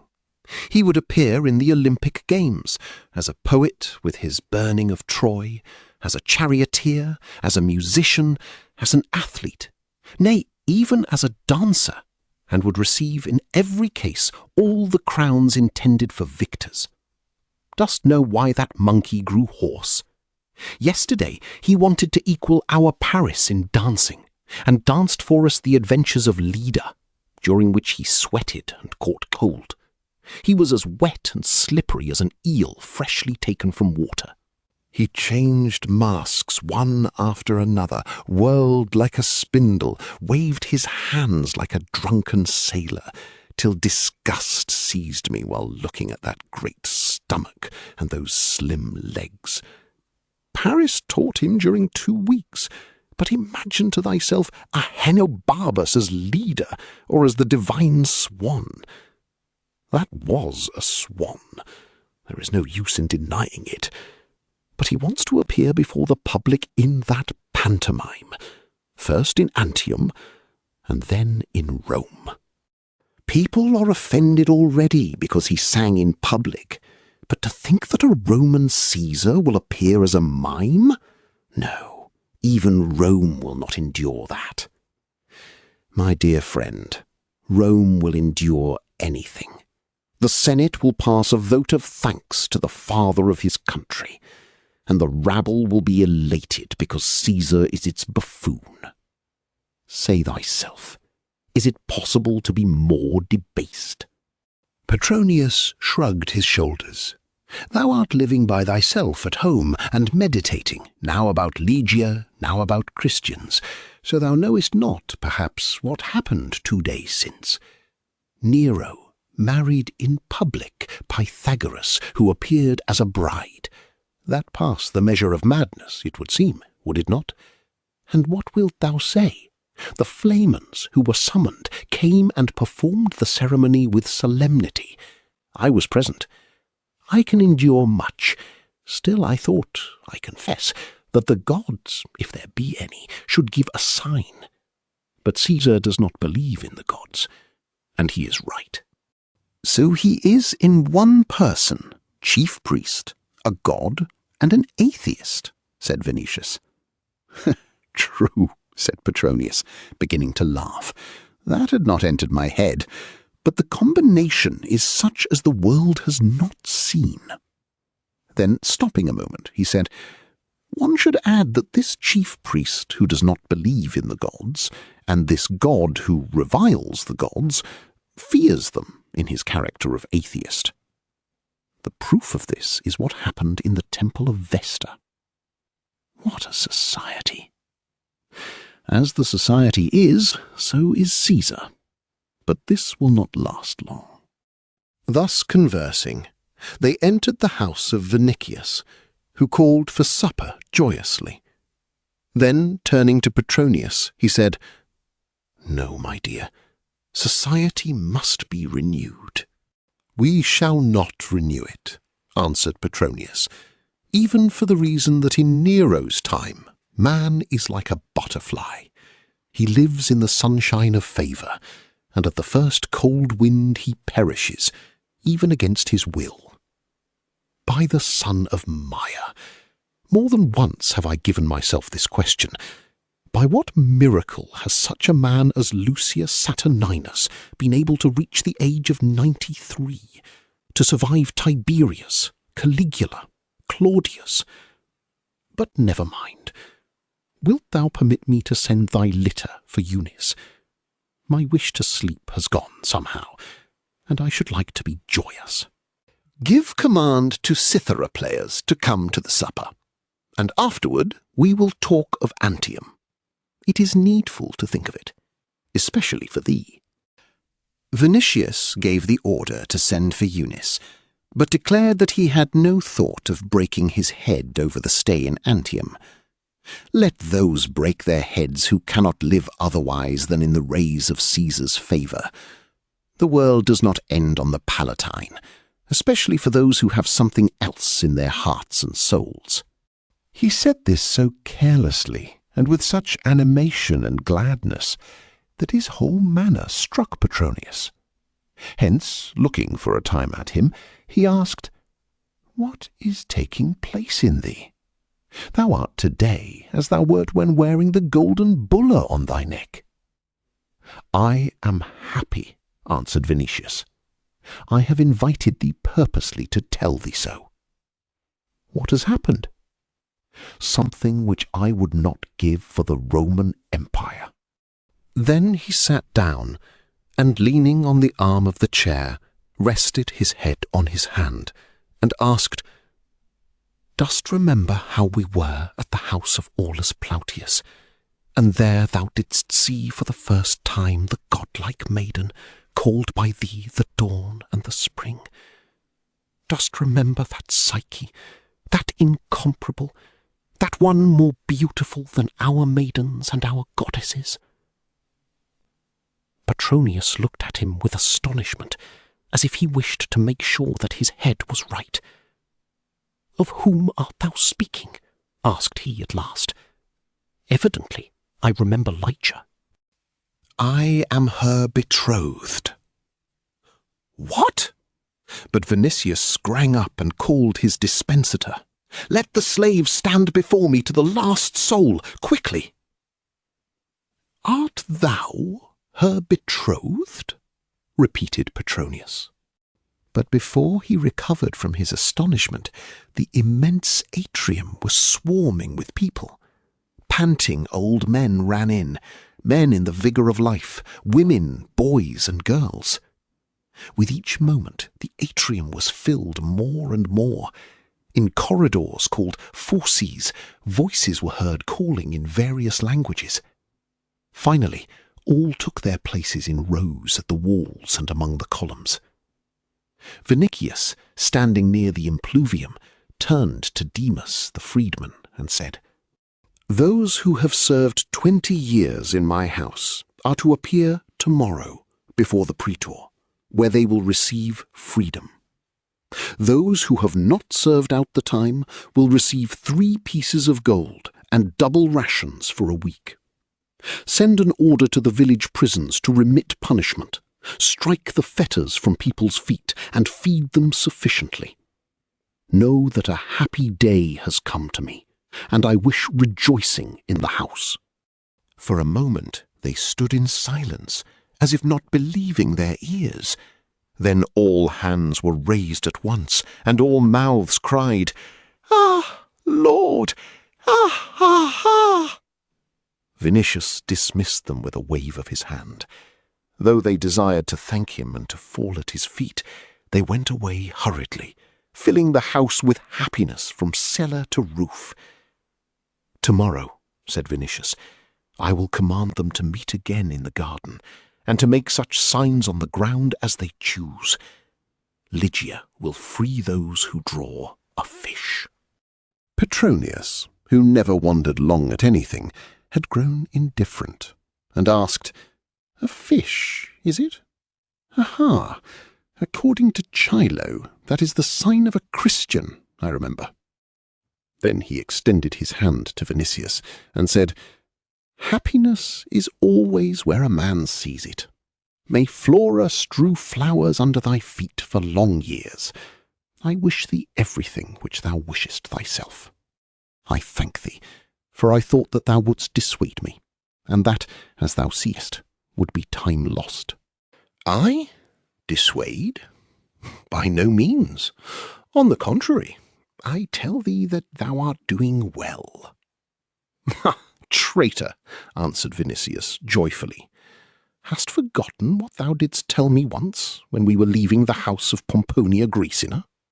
"No," answered Petronius with cool blood, "but I have changed my opinion. My dear," added he after a while, "in Rome everything changes. Husbands change wives, wives change husbands. Why should not I change opinions? It lacked little of Nero's marrying Acte, whom for his sake they represented as the descendant of a kingly line. Well, he would have had an honest wife, and we an honest Augusta. By Proteus and his barren spaces in the sea, I shall change my opinion as often as I find it appropriate or profitable. As to Lygia, her royal descent is more certain than Acte's.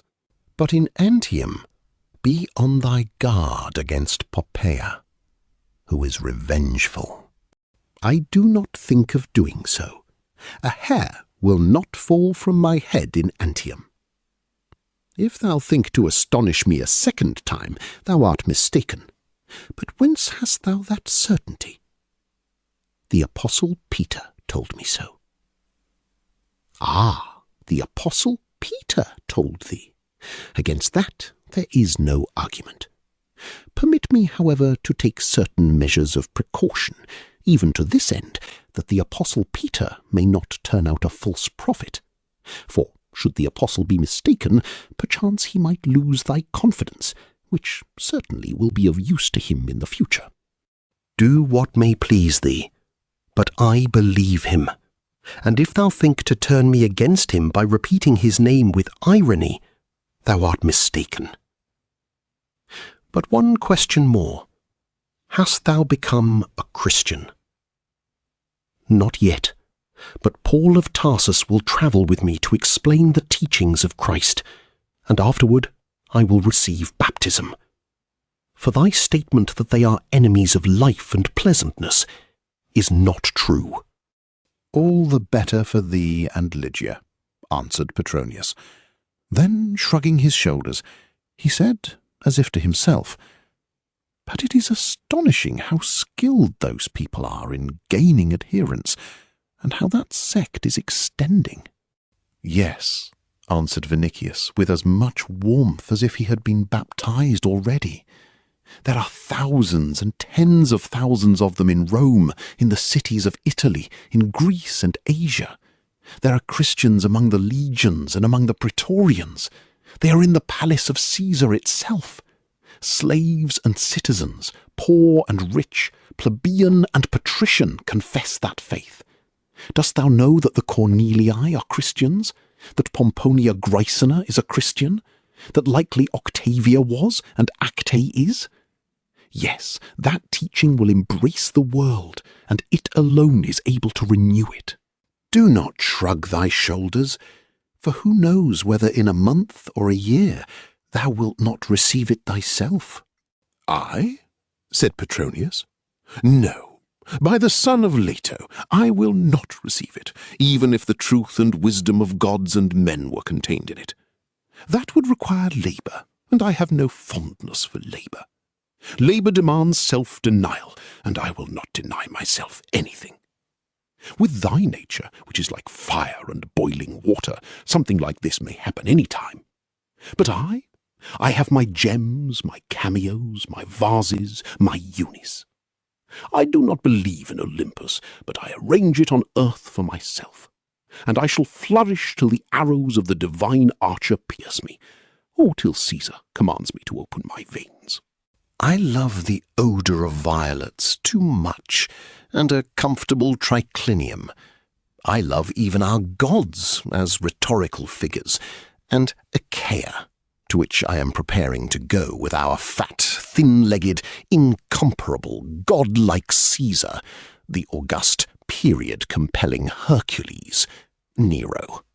Then he was joyous at the very supposition that he could accept the teaching of Galilean fishermen, and began to sing in an undertone. I will entwine my bright sword in myrtle, after the example of Harmodius and Aristogiton. But he stopped, for the arrival of Eunice was announced. Immediately after her coming, supper was served, during which songs were sung by the cithara players. Vinicius told of Chilo's visit, and also how that visit had given the idea of going to the apostles directly, an idea which came to him while they were flogging Chilo. At mention of this, Petronius, who began to be drowsy, placed his hand on his forehead and said, The thought was good, since the object was good. But as to Chilo, I should have given him 5 pieces of gold. But as it was thy will to flog him, it was better to flog him. For who knows but in time senators will bow to him, as today they are bowing to our cobbler knight, Vatinius. Good night. And removing his wreath, he with Eunice prepared for home.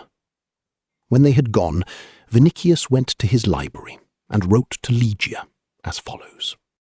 When thou openest thy beautiful eyes, I wish this letter to say good day to thee. Hence I write now, though I shall see thee tomorrow. Caesar will go to Antium after tomorrow, and I, Eheu, must go with him. I have told thee already that not to obey would be to risk life, and at present I could not find courage to die. But if thou wish me not to go, write one word, and I will stay. Petronius will turn away danger from me with a speech. Today, in the hour of my delight, I gave rewards to all my slaves. Those who have served in the house 20 years, I shall take to the praetor tomorrow and free. Thou, my dear, shouldst praise me, since this act, as I think, will be in accord with that mild religion of thine. Secondly, I do this for thy sake. They are to thank thee for their freedom. I shall tell them so tomorrow, so that they may be grateful to thee and praise thy name. I give myself in bondage to happiness and thee. God grant that I never see liberation. May Antium be cursed, and the journey of Aenobarbus. Thrice and 4 times happy am I in not being so wise as Petronius. If I were, I should be forced to go to Greece, perhaps. Meanwhile, the moment of separation will sweeten my memory of thee. Whenever I can tear myself away, I shall sit on a horse and rush back to Rome to gladden my eyes with sight of thee, and my ears with thy voice. When I cannot come, I shall send a slave with a letter and an inquiry about thee. I salute thee, divine one, and embrace thy feet. Be not angry that I call thee divine. If thou forbid, I shall obey, but today I cannot call thee otherwise. I congratulate thee on thy future house with my whole soul. Chapter 26. It was known in Rome that Caesar wished to see Ostia on the journey, or rather the largest ship in the world, which had brought wheat recently from Alexandria, and from Ostia to go by the Via Litoralis to Antium. Orders had been given a number of days earlier, hence at the Porta Ostiensis, from early morning, crowds made up of the local rabble and of all nations of the earth had collected to feast their eyes with the sight of Caesar's retinue, on which the Roman population could never gaze sufficiently. The road to Antium was neither difficult nor long. In the place itself, which was composed of palaces and villas built and furnished in a lordly manner, it was possible to find everything demanded by comfort, and even the most exquisite luxury of the period. Caesar had the habit, however, of taking with him on a journey every object in which he found delight, beginning with musical instruments and domestic furniture, and ending with statues and mosaics, which were taken even when he wished to remain on the road merely a short time for rest or recreation. He was accompanied, therefore, on every expedition by whole legions of servants, without reckoning divisions of Praetorian guards and Augustians. Of the latter, each had a personal retinue of slaves. Early on the morning of that day, herdsmen from the Campania, with sunburnt faces, wearing goatskins on their legs, drove forth 500 she-asses through the gates, so that Poppaea, on the morrow of her arrival at Antium, might have her bath in their milk. The rabble gazed with delight and ridicule at the long ears swaying amid clouds of dust, and listened with pleasure to the whistling of whips and the wild shouts of the herdsmen. After the asses had gone by, crowds of youth rushed forth, swept the road carefully, and covered it with flowers and needles from pine trees. In the crowds, people whispered to each other, with a certain feeling of pride, that the whole road to Antium would be strewn in its way with flowers taken from private gardens round about, or bought at high prices from dealers at the Porta Mugionis.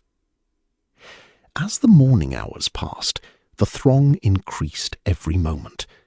Some had brought their whole families, and, lest the time might seem tedious, they spread provisions on stones intended for the new temple of Ceres, and ate their prandium beneath the open sky.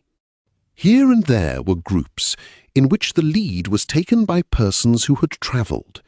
They talked of Caesar's present trip, of his future journeys, and journeys in general. Sailors and old soldiers narrated wonders which during distant campaigns they had heard, about countries which a Roman foot had never touched. Homestayers, who had never gone beyond the Appian Way, listened with amazement to marvellous tales of India, of Arabia, of archipelagos surrounding Britain, in which, on a small island inhabited by spirits, Briareus had imprisoned the sleeping Saturn. They heard of Hyperborean regions, of stiffened seas, of the hisses and roars which the ocean gives forth when the sun plunges into his bath. Stories of this kind found ready credence among the rabble, stories believed by such men even as Tacitus and Pliny. They spoke also of that ship which Caesar was to look at, a ship which had brought wheat to last for 2 years, without reckoning 400 passengers, an equal number of soldiers, and a multitude of wild beasts to be used during the summer games. This produced general good feeling towards Caesar, who not only nourished the populace, but amused it. Hence a greeting full of enthusiasm was waiting for him. Meanwhile came a detachment of Numidian horse who belonged to the Praetorian Guard. They wore yellow uniforms, red girdles, and great earrings which cast a golden gleam on their black faces. The points of their bamboo spears glittered like flames in the sun. After they had passed, a procession-like movement began. The throng crowded forward to look at it more nearly, but divisions of Praetorian foot were there, and, forming in line on both sides of the gate, prevented approach to the road.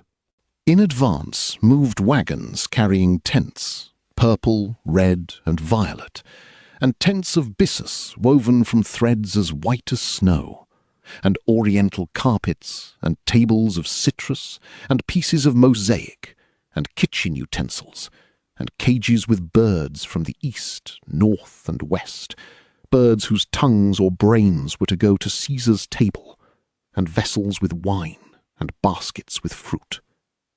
But objects not to be exposed to bruising or breaking in vehicles were borne by slaves. Hence hundreds of people were seen on foot, carrying vessels and statues of Corinthian bronze. There were companies appointed specially to Etruscan vases, others to Grecian, others to golden or silver vessels, or vessels of Alexandrian glass. These were guarded by small detachments of Praetorian infantry and cavalry. Over each division of slaves were taskmasters, holding whips armed at the end with lumps of lead or iron instead of snappers. The procession formed of men bearing with importance and attention various objects, seemed like some solemn religious procession, and the resemblance grew still more striking when the musical instruments of Caesar and the court were borne past. There were seen harps, Grecian lutes, lutes of the Hebrews and Egyptians, lyres, formingas, citharas, flutes, long winding buffalo horns and cymbals. While looking at that sea of instruments gleaming beneath the sun in gold, bronze, precious stones and pearls, it might be imagined that Apollo and Bacchus had set out on a journey through the world. After the instruments came rich chariots filled with acrobats, dancers, male and female, grouped artistically with wands in their hands. After them followed slaves, intended not for service, but excess. So there were boys and little girls, selected from all Greece and Asia Minor, with long hair or with winding curls arranged in golden nets, children resembling cupids, with wonderful faces, but faces covered completely with a thick coating of cosmetics, lest the wind of the Campania might tan their delicate complexions. And again appeared a Praetorian cohort of gigantic Sicambrians, blue-eyed, bearded, blonde and red-haired. In front of them, Roman eagles were carried by banner-bearers called imaginarii, tablets with inscriptions, statues of German and Roman gods, and finally statues and busts of Caesar. From under the skins and armour of the soldier appeared limbs sunburnt and mighty, looking like military engines capable of wielding the heavy weapons with which guards of that kind were furnished.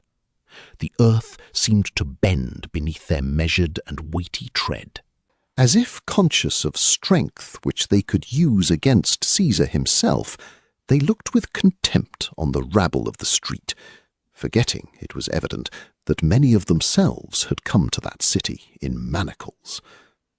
But they were insignificant in numbers, for the Praetorian force had remained in camp specially to guard the city and hold it within bounds.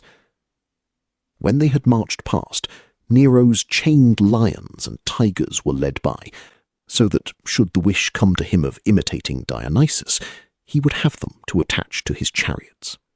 They were led in chains of steel by Arabs and Hindus, but the chains were so entwined with garlands that the beasts seemed led with flowers.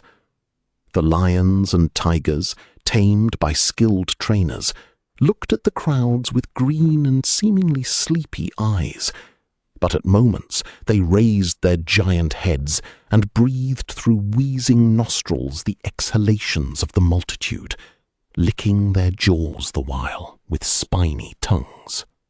Now came Caesar's vehicles and litters, great and small, gold or purple, inlaid with ivory or pearls, or glittering with diamonds. After them came another small cohort of praetorians in Roman armour, praetorians composed of Italian volunteers only. Then crowds of select slave servants and boys, and at last came Caesar himself, whose approach was heralded from afar by the shouts of thousands. The inhabitants of Italy were freed from military service by Augustus, in consequence of which the so-called cohors Italica, stationed generally in Asia, was composed of volunteers. The Praetorian Guards, insofar as they were not composed of foreigners, were made up of volunteers. In the crowd was the Apostle Peter, who wished to see Caesar once in life. He was accompanied by Lygia, whose face was hidden by a thick veil, and Ursus, whose strength formed the surest defence of the young girl in the wild and boisterous crowd. The Lygian seized a stone to be used in building the temple, and brought it to the apostle, so that by standing on it he might see better than others. The crowd muttered when Ursus pushed it apart, as a ship pushes waves, but when he carried the stone, which 4 of the strongest men could not raise, the muttering was turned into wonderment, and cries of "Macte" were heard round about. Meanwhile, Caesar appeared. He was sitting in a chariot drawn by 6 white Idumean stallions shod with gold. The chariot had the form of a tent with sides open purposely so that the crowds could see Caesar. A number of persons might have found place in the chariot, but Nero, desiring that attention should be fixed on him exclusively, passed through the city alone, having at his feet merely 2 deformed dwarfs. He wore a white tunic and a toga of amethyst colour, which cast a bluish tinge on his face. On his head was a laurel wreath. Since his departure from Naples, he had increased notably in body. His face had grown wide. Under his lower jaw hung a double chin, by which his mouth, always too near his nose, seemed to touch his nostrils. His bulky neck was protected, as usual, by a silk kerchief, which he arranged from moment to moment with a white and fat hand grown over with red hair, forming, as it were, bloody stains. He would not permit epilatores to pluck out this hair, since he had been told that to do so would bring trembling of the fingers and injure his lute-playing. Measureless vanity was depicted then, as at all times, on his face, together with tedium and suffering. On the whole, it was a face both terrible and trivial.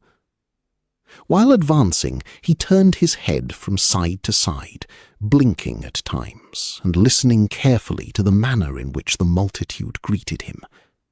He was met by a storm of shouts and applause. "Hail, divine Caesar! Imperator! Hail, conqueror! Hail, incomparable! Son of Apollo! Apollo himself!" When he heard these words, he smiled, but at moments a cloud, as it were, passed over his face, for the Roman rabble was satirical and keen in reckoning, and let itself criticize even great triumphators, even men whom it loved and respected.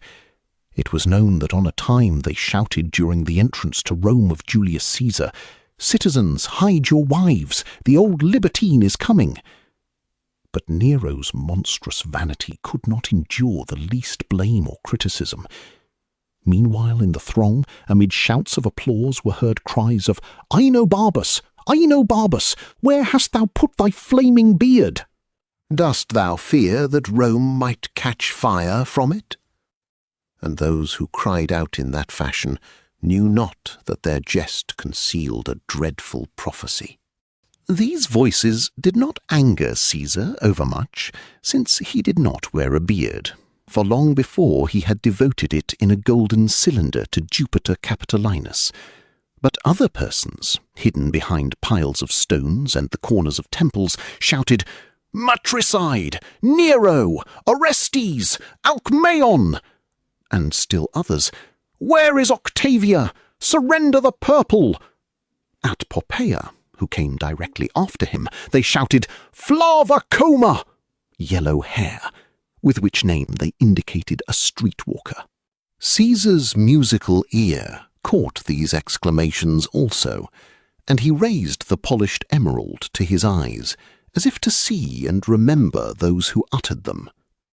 While looking thus, his glance rested on the apostle standing on the stone.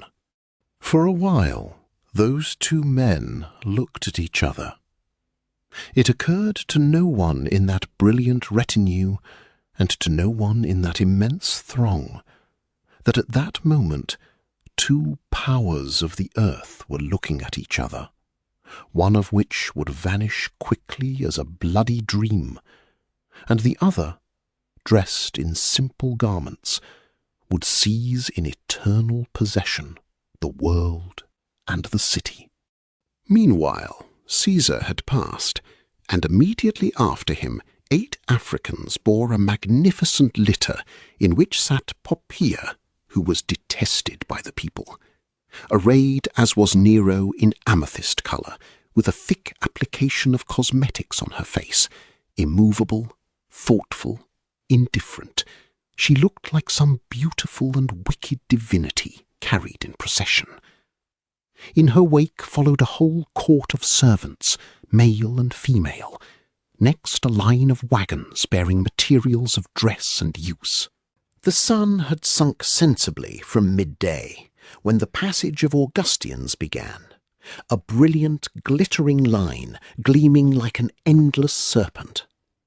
The indolent Petronius, greeted kindly by the multitude, had given command to bear him and his godlike slave in a litter. Tigellinus went in a chariot drawn by ponies ornamented with white and purple feathers. They saw him as he rose in the chariot repeatedly and stretched his neck to see if Caesar was preparing to give him the sign to go his chariot. Among others, the crowd greeted Licinianus with applause, Vitellius with laughter, Vatinius with hissing. Towards Licinus and Lecanius, the consuls, they were indifferent, but Tullius Senecio they loved. It was unknown why, and Vestinius received applause. The court was innumerable. It seemed that all that was richest, most brilliant and noted in Rome was migrating to Antium. Nero never travelled otherwise than with thousands of vehicles. The society which accompanied him almost always exceeded the number of soldiers in a legion. In the time of the Caesars, a legion was always 12,000 men. Hence Domitius Afer appeared, and the decrepit Lucius Saturninus, and Vespasian, who had not gone yet on his expedition to Judea, from which he returned for the crown of Caesar, and his sons, and young Nerva, and Lucan, and Annius Gallo, and Quintianus, and a multitude of women renowned for wealth, beauty, luxury, and vice. The eyes of the multitude were turned to the harness, the chariots, the horses, the strange livery of the servants made up of all peoples of the earth. In that procession of pride and grandeur, one hardly knew what to look at, and not only the eye, but the mind was dazzled by such gleaming of gold, purple, and violet, by the flashing of precious stones, the glitter of brocade, pearls, and ivory. It seemed that the very rays of the sun were dissolving in that abyss of brilliancy. And though wretched people were not lacking in that throng, people with sunken stomachs and with hunger in their eyes, That spectacle inflamed not only their desire of enjoyment and their envy, but filled them with delight and pride, because it gave a feeling of the might and invincibility of Rome, to which the world contributed, and before which the world knelt. Indeed, there was not on earth anyone who ventured to think that that power would not endure through all ages and outlive all nations, or that there was anything in existence that had strength to oppose it. Vinicius, riding at the end of the retinue, sprang out of his chariot at sight of the apostle and Lygia, whom he had not expected to see, and greeting them with a radiant face, spoke with hurried voice, like a man who has no time to spare. "Hast thou come? I know not how to thank thee, O Lygia. God could not have sent me a better omen. I greet thee, even while taking farewell, but not farewell for a long time. On the road I shall dispose relays of horses, and every free day I shall come to thee till I get leave to return. Farewell." "Farewell, Marcus," answered Lygia.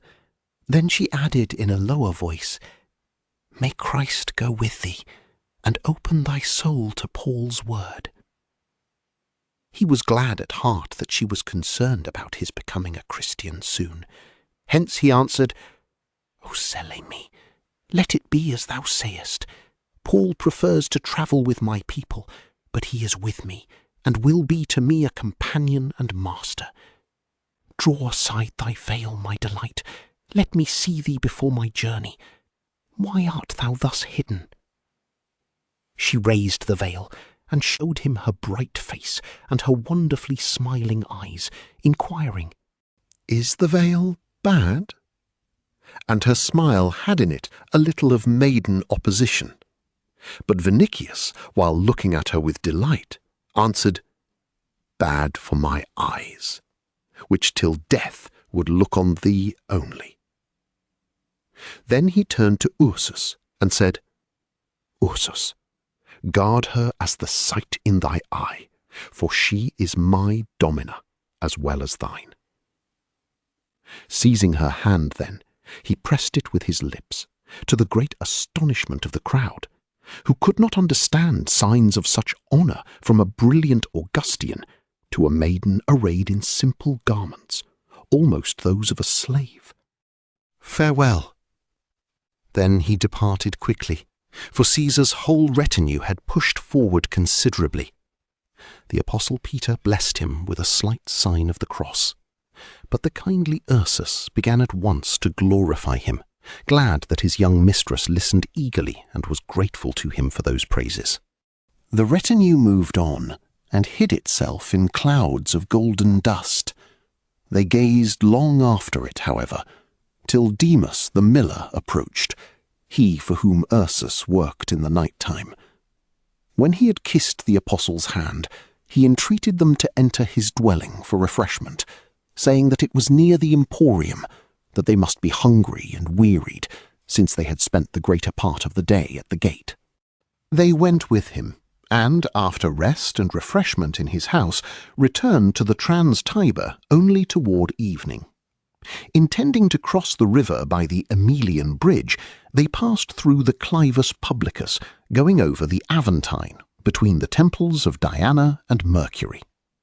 From that height, the apostle looked on the edifices about him, and on those vanishing in the distance. Sunk in silence, he meditated on the immensity and dominion of that city, to which he had come to announce the word of God.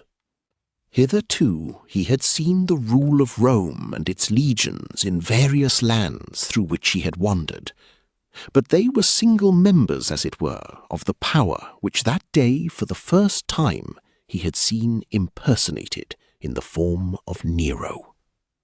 That city, immense, predatory, ravenous, unrestrained, rotten to the marrow of its bones, and unassailable in its preterhuman power. That Caesar, a fratricide, a matricide, a wife-slayer, after him dragged a retinue of bloody spectres no less in number than his court. That profligate, that buffoon, but also lord of 30 legions, and through them of the whole earth. Those courtiers covered with gold and scarlet, uncertain of the morrow, but mightier meanwhile than kings. All this together seemed a species of hellish kingdom of wrong and evil. In his simple heart he marvelled that God could give such inconceivable almightiness to Satan, that he could yield the earth to him to knead, overturn, and trample it, to squeeze blood and tears from it, to twist it like a whirlwind, to storm it like a tempest, to consume it like a flame.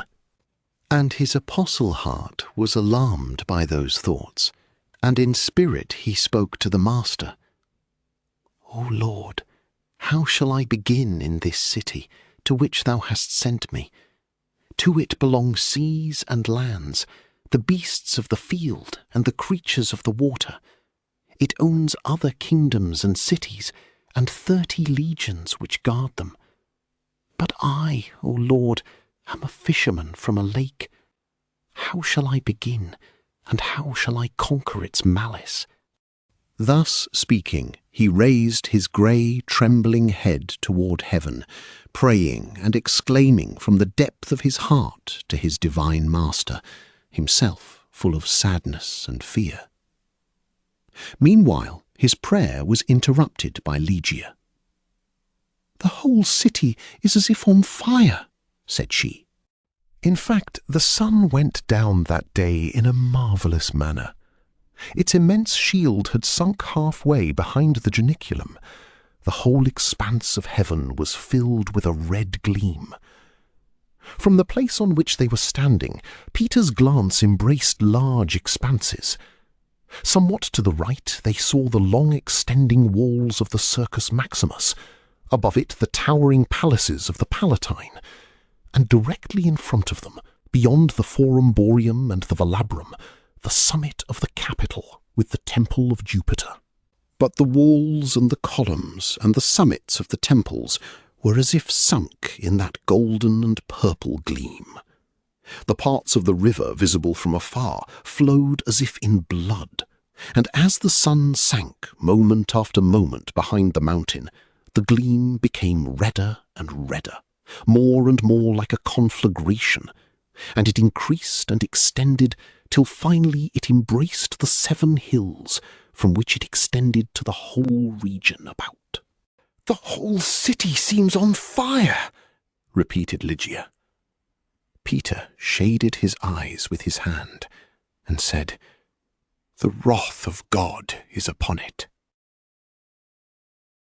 Chapter 37. The slave Phlegon, by whom I send this letter, is a Christian. Hence he will be one of those to receive freedom from thy hands, my dearest. He is an old servant of our house, so I can write to thee with full confidence, and without fear that the letter will fall into other hands than thine. I write from Laurentum, where we have halted because of heat. Otho owned here a lordly villa, which on a time he presented to Poppaea, and she, though divorced from him, saw fit to retain the magnificent present. When I think of the women who surround me now, and of thee, it seems to me that from the stones hurled by Deucalion there must have risen people of various kinds, altogether unlike one another, and that thou art of those born of crystal. I admire and love thee from my whole soul, and wish to speak only of thee. Hence I am forced to constrain myself to write of our journey, of that which happens to me, and of news of the court.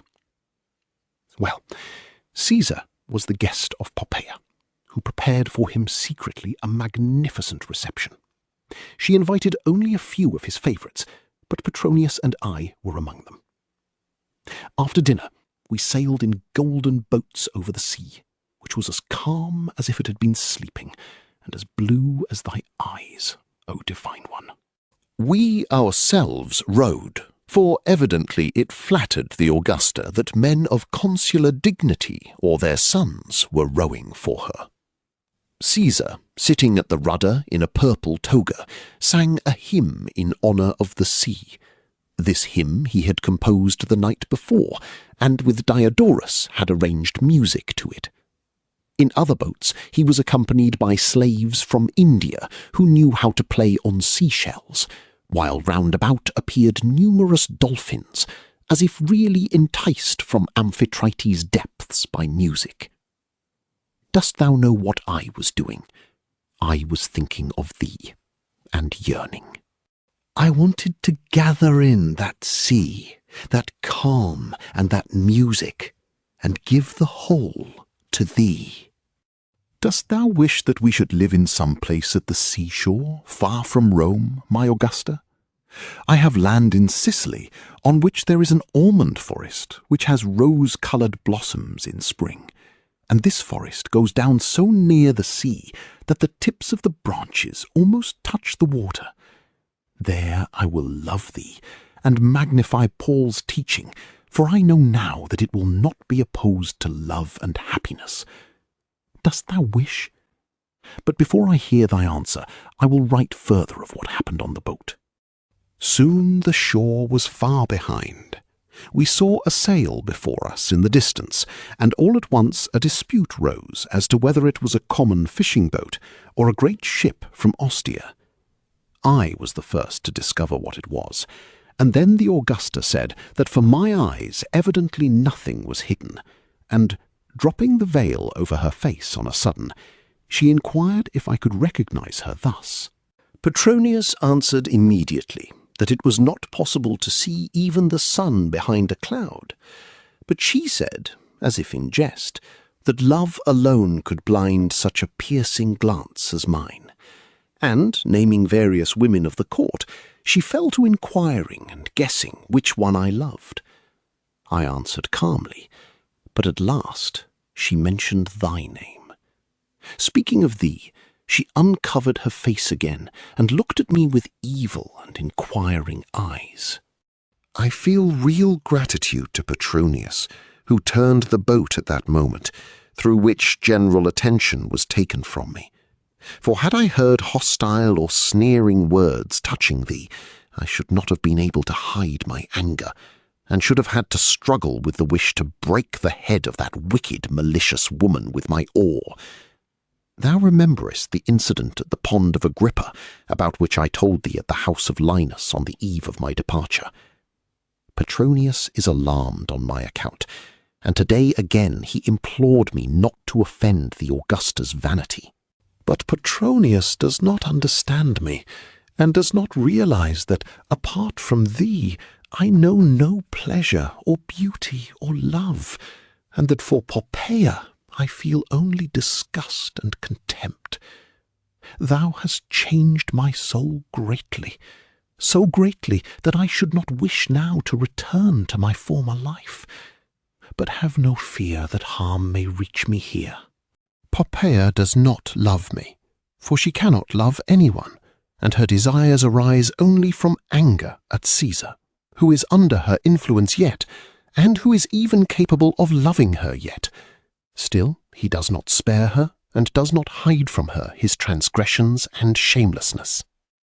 I will tell thee, besides, something which should pacify thee. Peter told me in parting not to fear Caesar, since a hair would not fall from my head, and I believe him. Some voice in my soul says that every word of his must be accomplished, that since he blessed our love, neither Caesar, nor all the powers of Hades, nor predestination itself could take thee from me, O Lygia. When I think of this, I am as happy as if I were in heaven, which alone is calm and happy.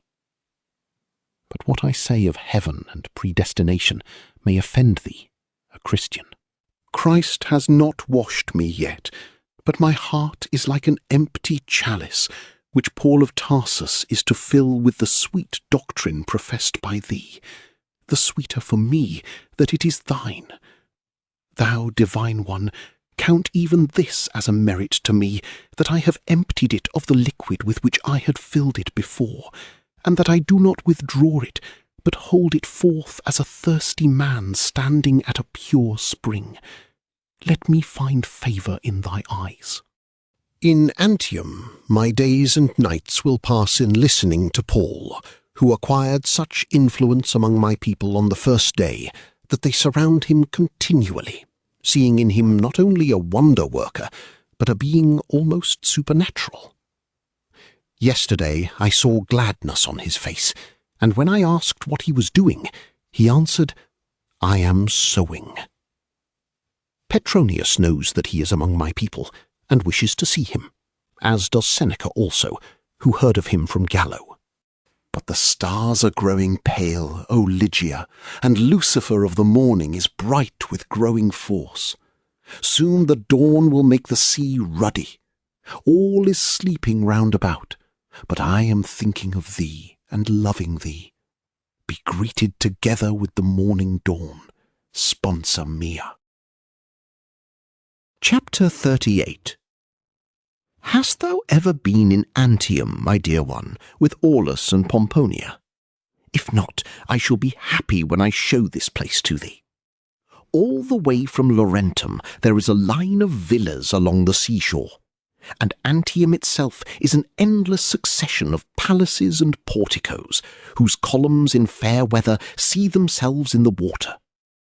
I too have a residence here, right over the sea, with an olive garden and a forest of cypresses behind the villa.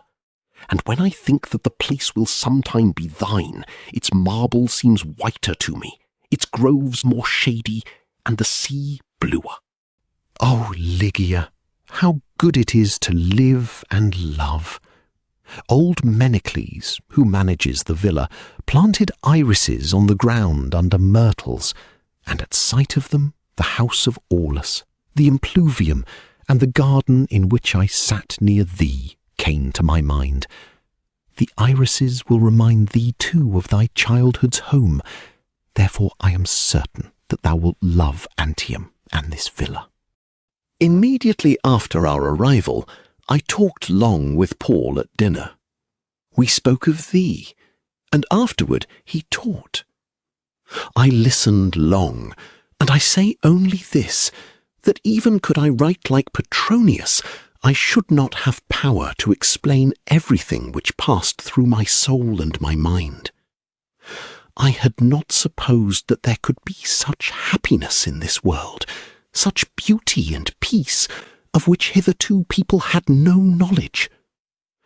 But I retain all this for conversation with thee, for at the first free moment I shall be in Rome.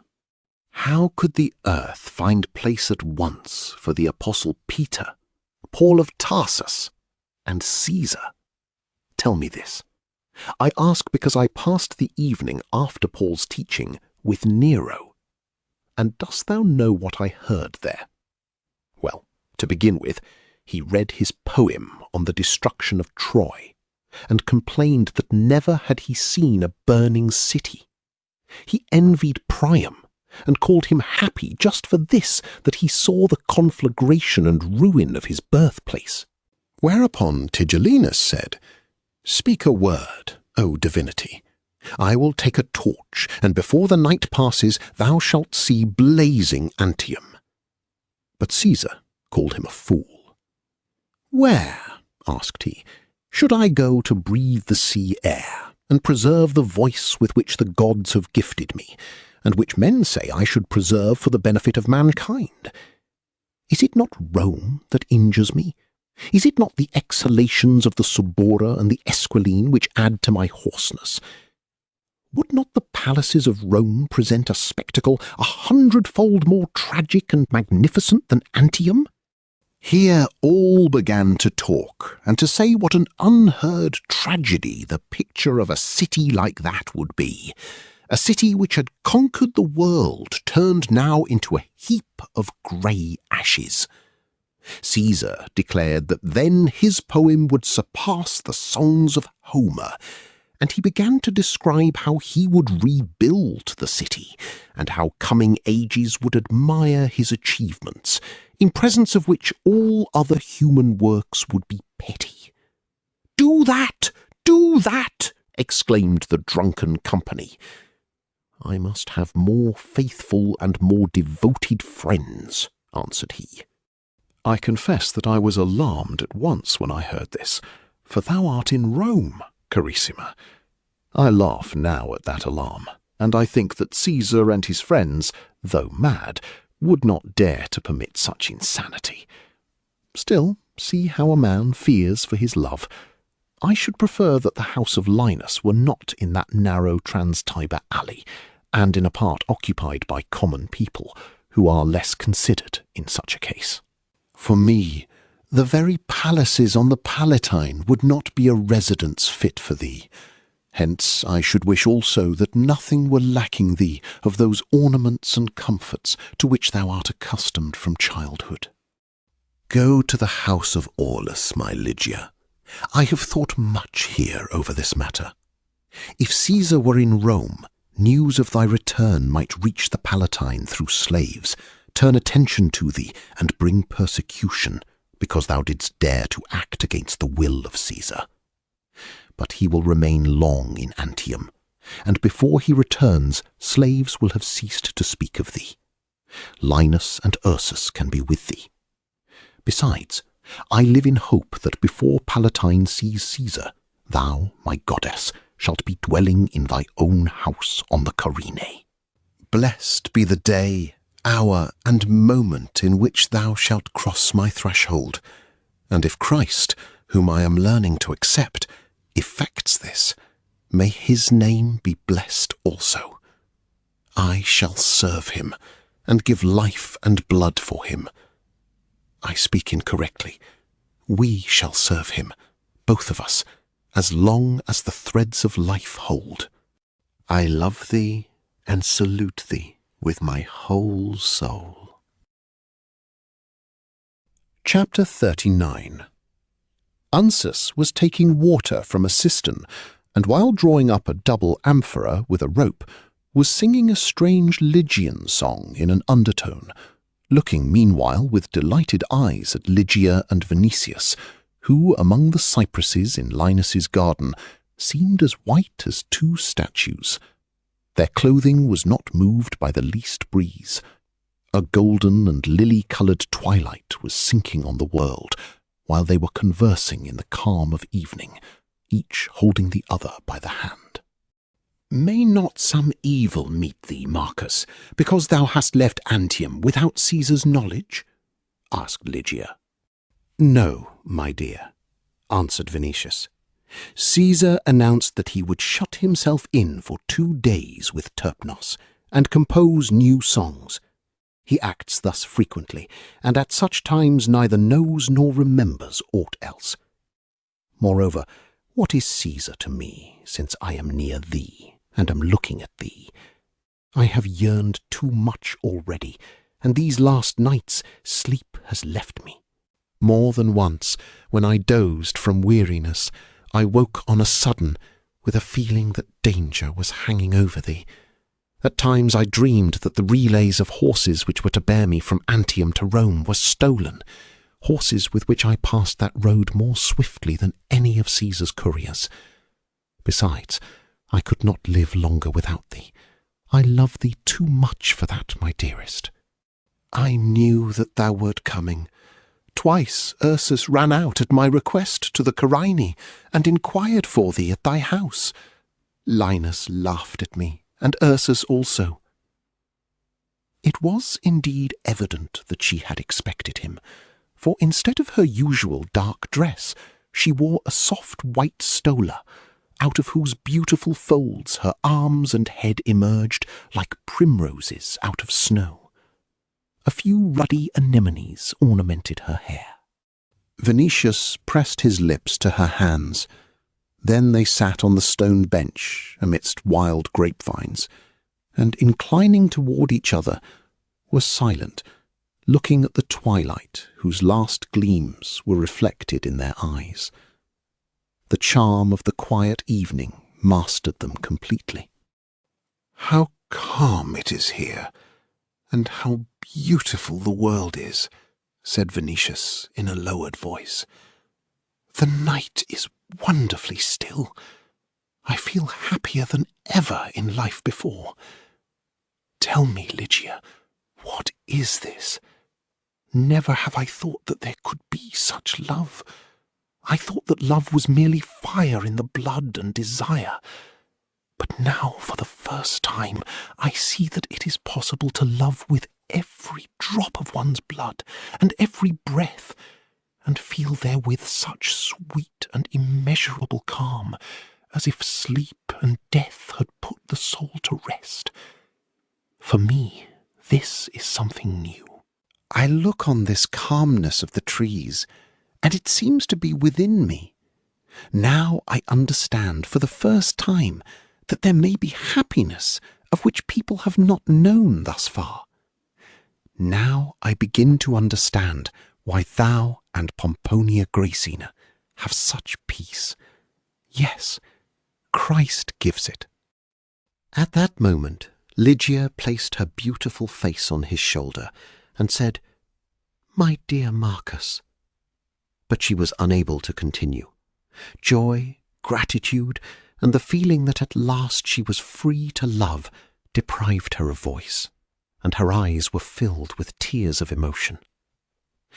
Venetius, embracing her slender form with his arm, drew her toward him and said, "Ligia, may the moment be blessed in which I heard his name for the first time." "I love thee, Marcus," said she then in a low voice. Both were silent again, unable to bring words from their overcharged breasts. The last lily reflections had died on the cypresses, and the garden began to be silver-like from the crescent of the moon. After a while, Venetius said, "I know. Barely had I entered here, barely had I kissed thy dear hands, when I read in thy eyes the question whether I had received the divine doctrine to which thou art attached, and whether I was baptized. No, I am not baptized yet. But knowest thou, my flower, why? Paul said to me, 'I have convinced thee that God came into the world and gave himself to be crucified for its salvation. But let Peter wash thee in the fountain of grace, he who first stretched his hands over thee and blessed thee. And I, my dearest, wish thee to witness my baptism, and I wish Pomponia to be my godmother.'" This is why I am not baptized yet, though I believe in the Saviour and in his teaching. Paul has convinced me, has converted me, and could it be otherwise? How was I not to believe that Christ came into the world, since he who was his disciple says so, and Paul, to whom he appeared? How was I not to believe that he was God, since he rose from the dead? Others saw him in the city and on the lake and on the mountain. People saw him whose lips have not known a lie. I began to believe this the first time I heard Peter in Ostrianum, for I said to myself even then, in the whole world any other man might lie rather than this one who says, "I saw." But I feared thy religion. It seemed to me that thy religion would take thee from me. I thought that there was neither wisdom, nor beauty, nor happiness in it. But today, when I know it, what kind of man should I be were I not to wish truth to rule the world instead of falsehood, love instead of hatred, virtue instead of crime, faithfulness instead of unfaithfulness, mercy instead of vengeance? What sort of man would he be who would not choose and wish the same? But your religion teaches this. Others desire justice also, but thy religion is the only one which makes man's heart just, and besides makes it pure like thine and Pomponia's, makes it faithful like thine and Pomponia's. I should be blind were I not to see this. But if in addition Christ God has promised eternal life, and has promised happiness as immeasurable as the all-might of God can give, what more can one wish? Were I to ask Seneca why he enjoins virtue and wickedness brings more happiness, he would not be able to say anything sensible. But I know now that I ought to be virtuous, because virtue and love flow from Christ, and because, when death closes my eyes, I shall find life and happiness. I shall find myself and thee. Why not love and accept a religion which both speaks the truth and destroys death? Who would not prefer good to evil? I thought thy religion opposed to happiness. Meanwhile, Paul has convinced me that not only does it not take away, but that it gives. All this hardly finds a place in my head, but I feel that it is true. For I have never been so happy, neither could I be, had I taken thee by force and possessed thee in my house. Just see, thou hast said a moment since, I love thee, and I could not have won these words from thy lips with all the might of Rome. O Lygia, reason declares this religion divine, and the best. The heart feels it, and who can resist two such forces?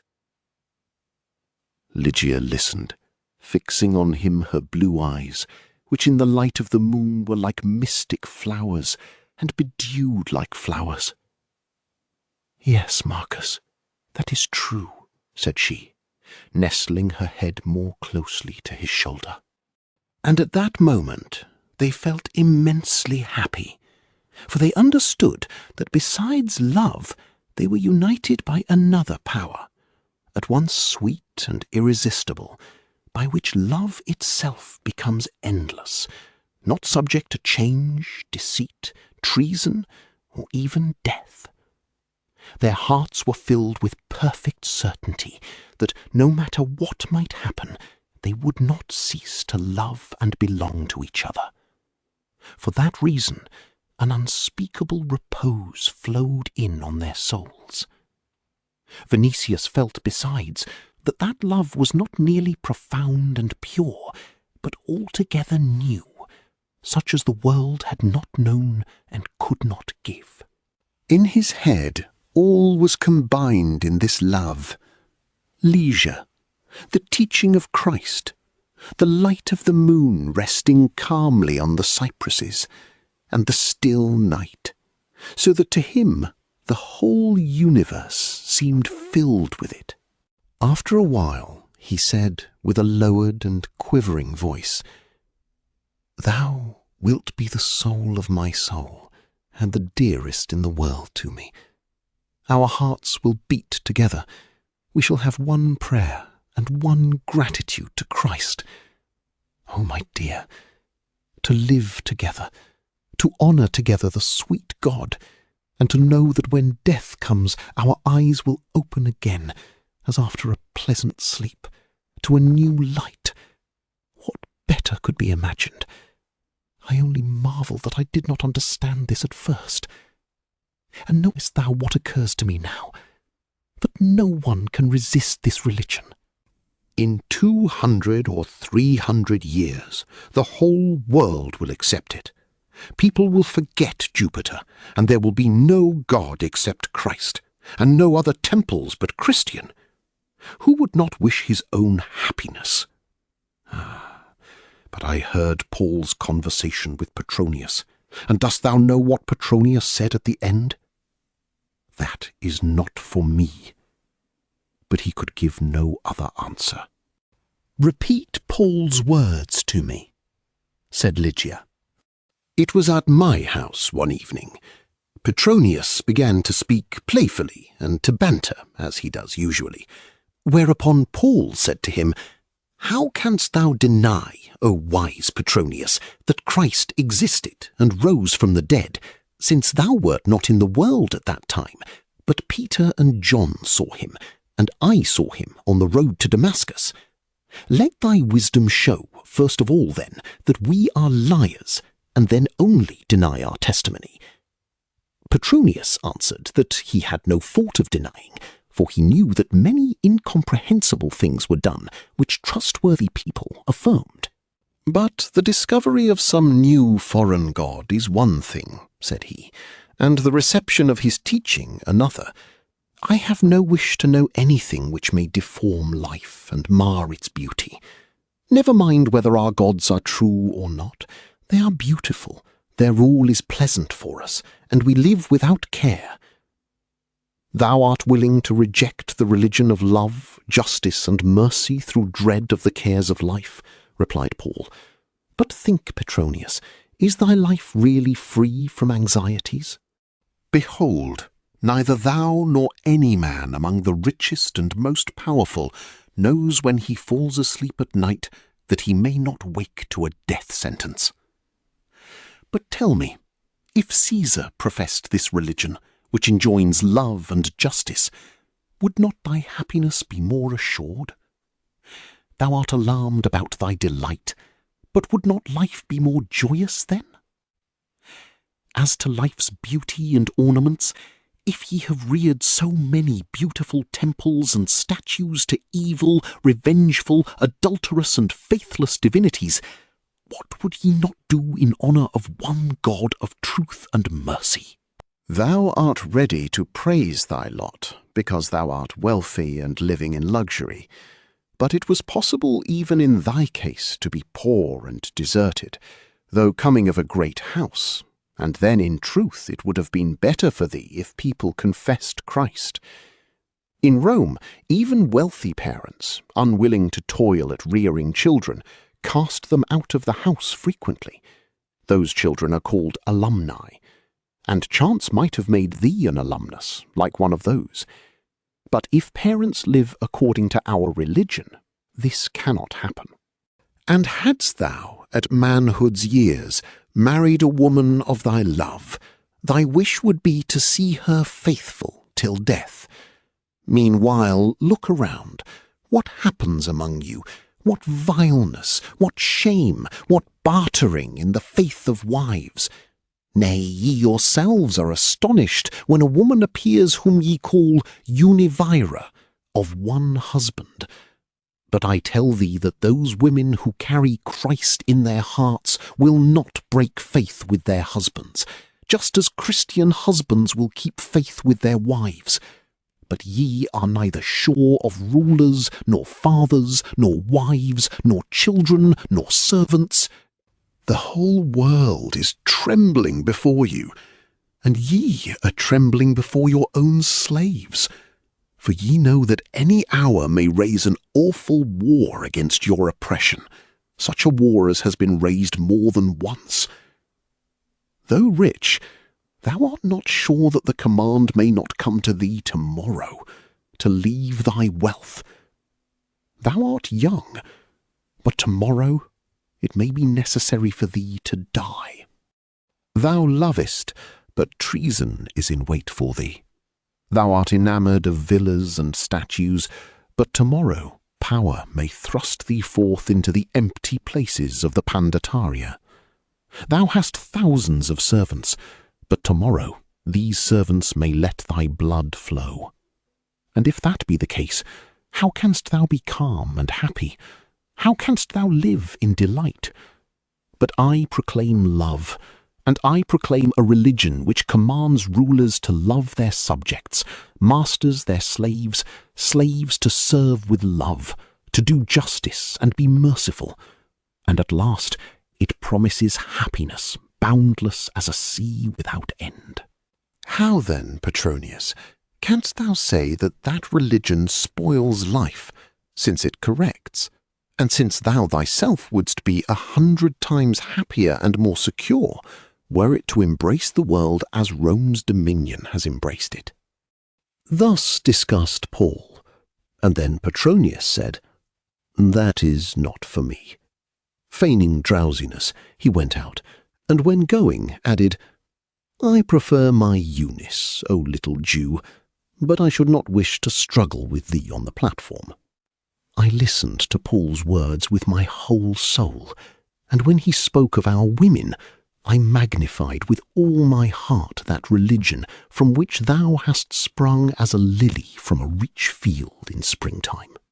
And I thought then, there is Poppaea, who cast aside 2 husbands for Nero.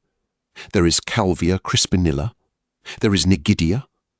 There are almost all whom I know, save only Pomponia. They trafficked with faith and with oaths, but she and my own one will not desert, will not deceive, and will not quench the fire, even though all in whom I place trust should desert and deceive me. Hence I said to thee in my soul, how can I show gratitude to thee, if not with love and honour? Didst thou feel that in Antium I spoke and conversed with thee all the time, as if thou hadst been at my side? I love thee 100 times more for having escaped me from Caesar's house. Neither do I care for Caesar's house any longer. I wish not its luxury and music. I wish only thee. Say a word. We will leave Rome to settle somewhere at a distance. Without removing her head from his shoulder, Ligia, as if meditating, raised her eyes to the silver tops of the cypresses and answered, Very well, Marcus. Thou hast written to me of Sicily, where Aulus wishes to settle in old age. And Venetius interrupted her with delight. True, my dear. Our lands are adjacent. That is a wonderful coast, where the climate is sweeter and the nights still brighter than in Rome, odoriferous and transparent. There life and happiness are almost one and the same. And he began then to dream of the future. There we may forget anxieties. In groves among olive trees we shall walk and rest in the shade. O Ligia, what a life to love and cherish each other, to look at the sea together, to look at the sky together, to honour together a kind God, to do in peace what is just and true. Both were silent, looking into the future. Only he drew her more firmly toward him, and the knight's ring on his finger glittered meanwhile in the rays of the moon. In the part occupied by the poor toiling people, all were sleeping. No murmur broke the silence.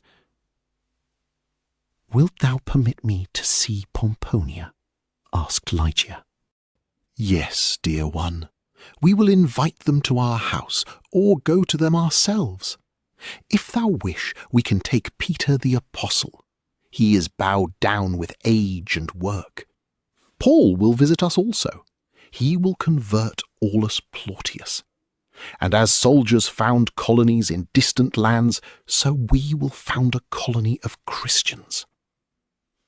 Ligia raised her hand, and taking his palm, wished to press it to her lips.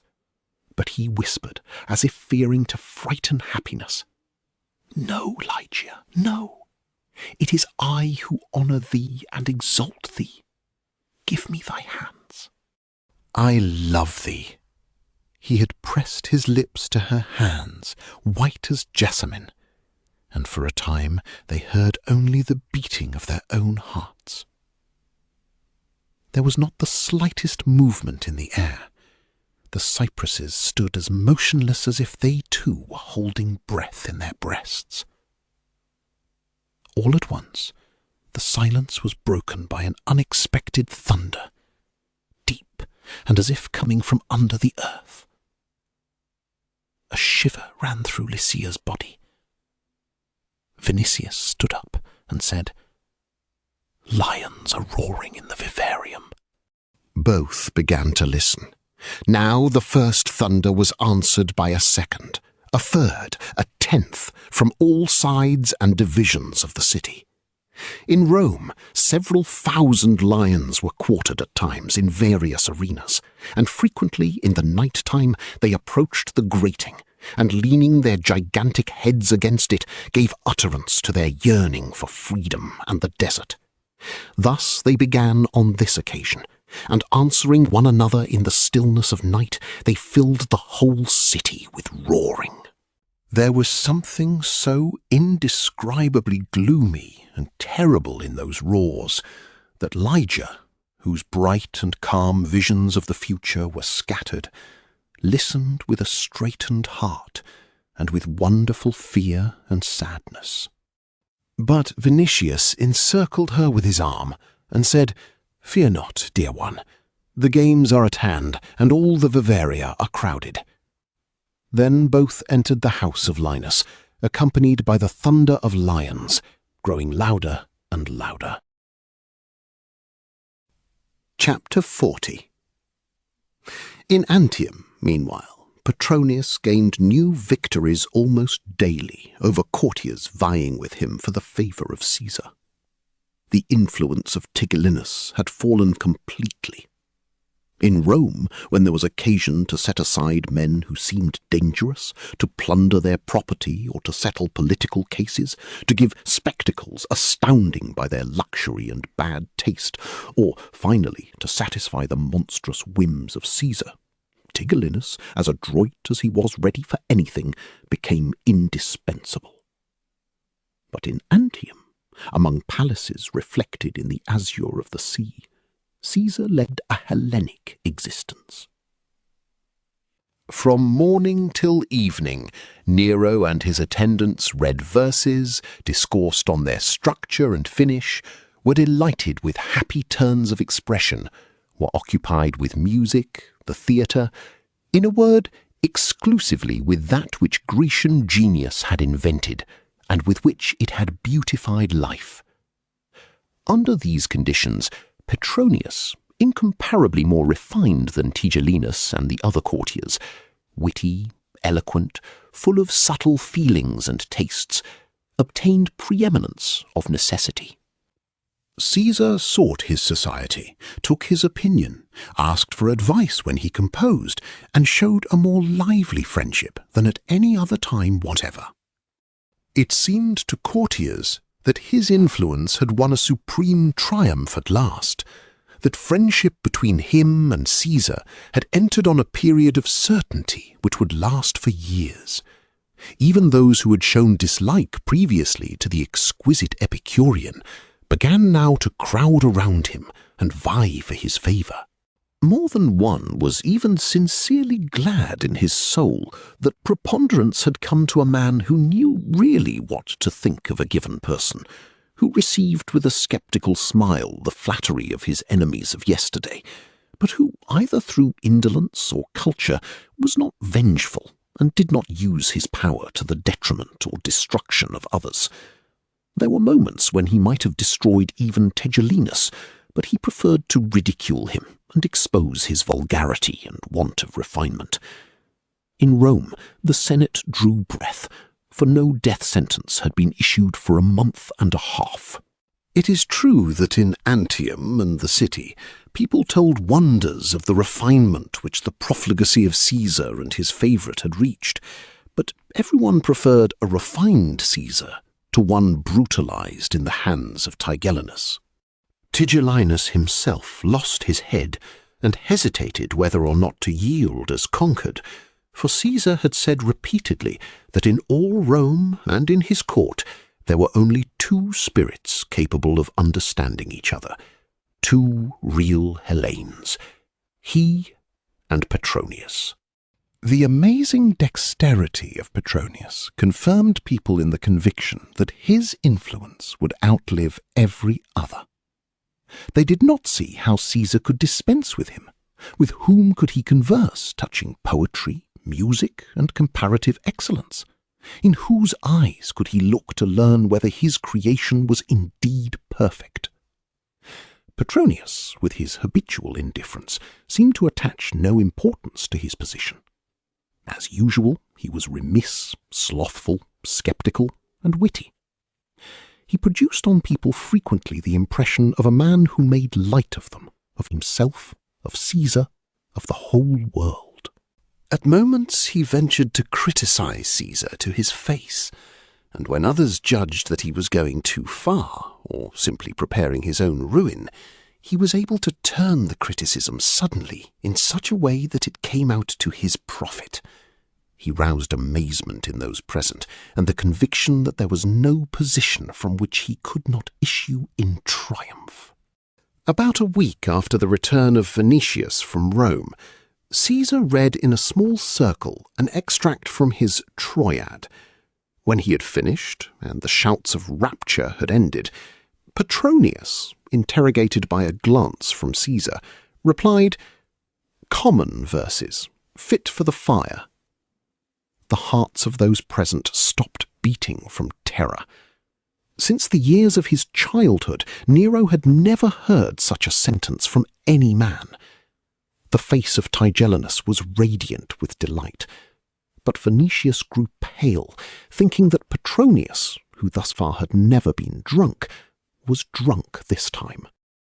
Nero, however, inquired in a honeyed voice, in which more or less deeply wounded vanity was quivering, "What defect dost thou find in them?"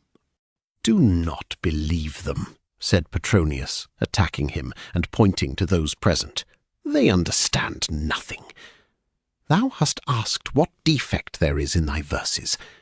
If thou desire truth, I will tell thee. Thy verses would be worthy of Virgil, of Ovid, even of Homer, but they are not worthy of thee. Thou art not free to write such. The conflagration described by thee does not blaze enough. Thy fire is not hot enough. Listen not to Lucan's flatteries. Had he written those verses, I should acknowledge him a genius. But thy case is different. And knowest thou why? Thou art greater than they. From him who is gifted of the gods, as thou art, more is demanded. But thou art slothful. Thou wouldst rather sleep after dinner than sit to wrinkles. Thou canst create a work such as the world has not heard of to this day. Hence I tell thee to thy eyes, write better." And he said this carelessly, as if bantering, and also chiding. But Caesar's eyes were mist-covered from delight. "The gods have given me a little talent," said he, "but they have given me something greater, a true judge and friend, the only man able to speak the truth to my eyes." Then he stretched his fat hand, grown over with reddish hair, to a golden candelabrum plundered from Delphi, to burn the verses. But Petronius seized them before the flame touched the paper. "No, no," said he, "even thus they belong to mankind. Leave them to me." "In such case, let me send them to thee in a cylinder of my own invention," answered Nero, embracing Petronius. "True, thou art right," said he after a while.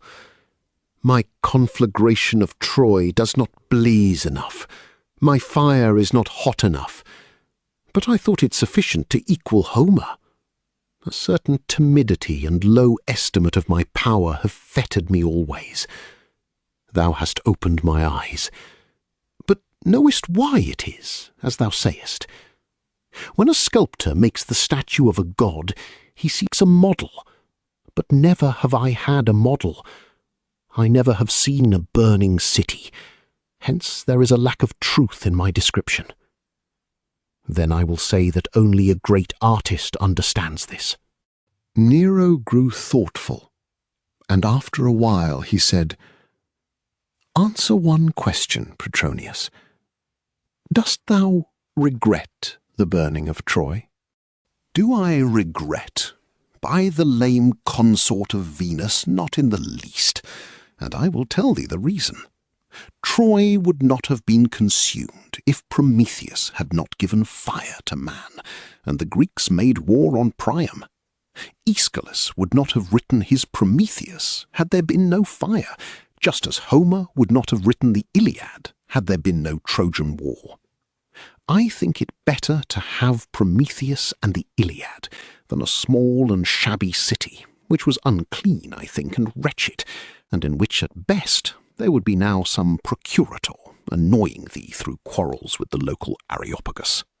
That is what we call speaking with sound reason, said Nero. For art and poetry it is permitted, and it is right to sacrifice everything. Happy were the Achaeans who furnished Homer with the substance of the Iliad, and happy Priam who beheld the ruin of his birthplace. As to me, I have never seen a burning city." A time of silence followed, which was broken at last by Tigellinus. "But I have said to thee, Caesar, already, command, and I will burn Antium. Or dost thou know what? If thou art sorry for these villas and palaces, give command to burn the ships in Ostia. Or I will build a wooden city on the Alban hills, into which thou shalt hurl the fire thyself. Dost thou wish?" "Am I to gaze on the burning of wooden sheds?" asked Nero, casting a look of contempt on him. "Thy mind has grown utterly barren, Tigellinus, and I see besides that thou dost set no great value on my talent or my Troyad, since thou judgest that any sacrifice would be too great for it." Tigellinus was confused, but Nero, as if wishing to change the conversation, added after a while, "Summer is passing. Oh, what a stench there must be in that Rome now! And still we must return for the summer games. When thou dismissest the Augustians, O Caesar, permit me to remain with thee a moment," said Tigellinus. An hour later, Vinicius, returning with Petronius from Caesar's villa, said, "I was a trifle alarmed for thee. I judged that while drunk thou hadst ruined thyself beyond redemption. Remember that thou art playing with death." "That is my arena," answered Petronius carelessly, "and the feeling that I am the best gladiator in it amuses me. See how it ended. My influence has increased this evening. He will send me his verses in a cylinder which, dost wish to lay a wager, will be immensely rich and in immensely bad taste. I shall command my physician to keep physic in it. I did this for another reason, because Tigellinus, seeing how such things succeed, will wish surely to imitate me, and I imagine what will happen. The moment he starts a witticism, it will be as if a bear of the Pyrenees were rope-walking. I shall laugh like Democritus. If I wished, I could destroy Tigellinus, perhaps, and become praetorian prefect in his place, and have Ahenobarbus himself in my hands. But I am indolent. I prefer my present life, and even Caesar's verses, to trouble. What dexterity to be able to turn even blame into flattery! But are those verses really so bad? I am no judge in those matters. The verses are not worse than others. Lucan has more talent in one finger, but in Bronzebeard too there is something. He has, above all, an immense love for poetry and music. In 2 days we are to be with him to hear the music of his hymn to Aphrodite, which he will finish today or tomorrow. We shall be in a small circle, only I, thou, Tullius Senecio, and young Nerva. But as to what I said touching Nero's verses, that I use them after feasting as Vitilius does flamingo feathers, is not true. At times they are eloquent. Hecuba's words are touching. She complains of the pangs of birth, and Nero was able to find happy expressions. For this reason, perhaps, that he gives birth to every verse in torment. At times I am sorry for him. By Pollux, what a marvellous mixture! The 5th stave was lacking in Caligula, but still he never did such strange things. Who can foresee to what the madness of Ahenobarbus will go? Asked Vinicius. No man whatever. Such things may happen yet, that the hair will stand on men's heads for whole centuries at thought of them. But it is that precisely which interests me, and though I am bored more than once, like Jupiter Ammon in the desert, I believe that under another Caesar I should be bored 100 times more.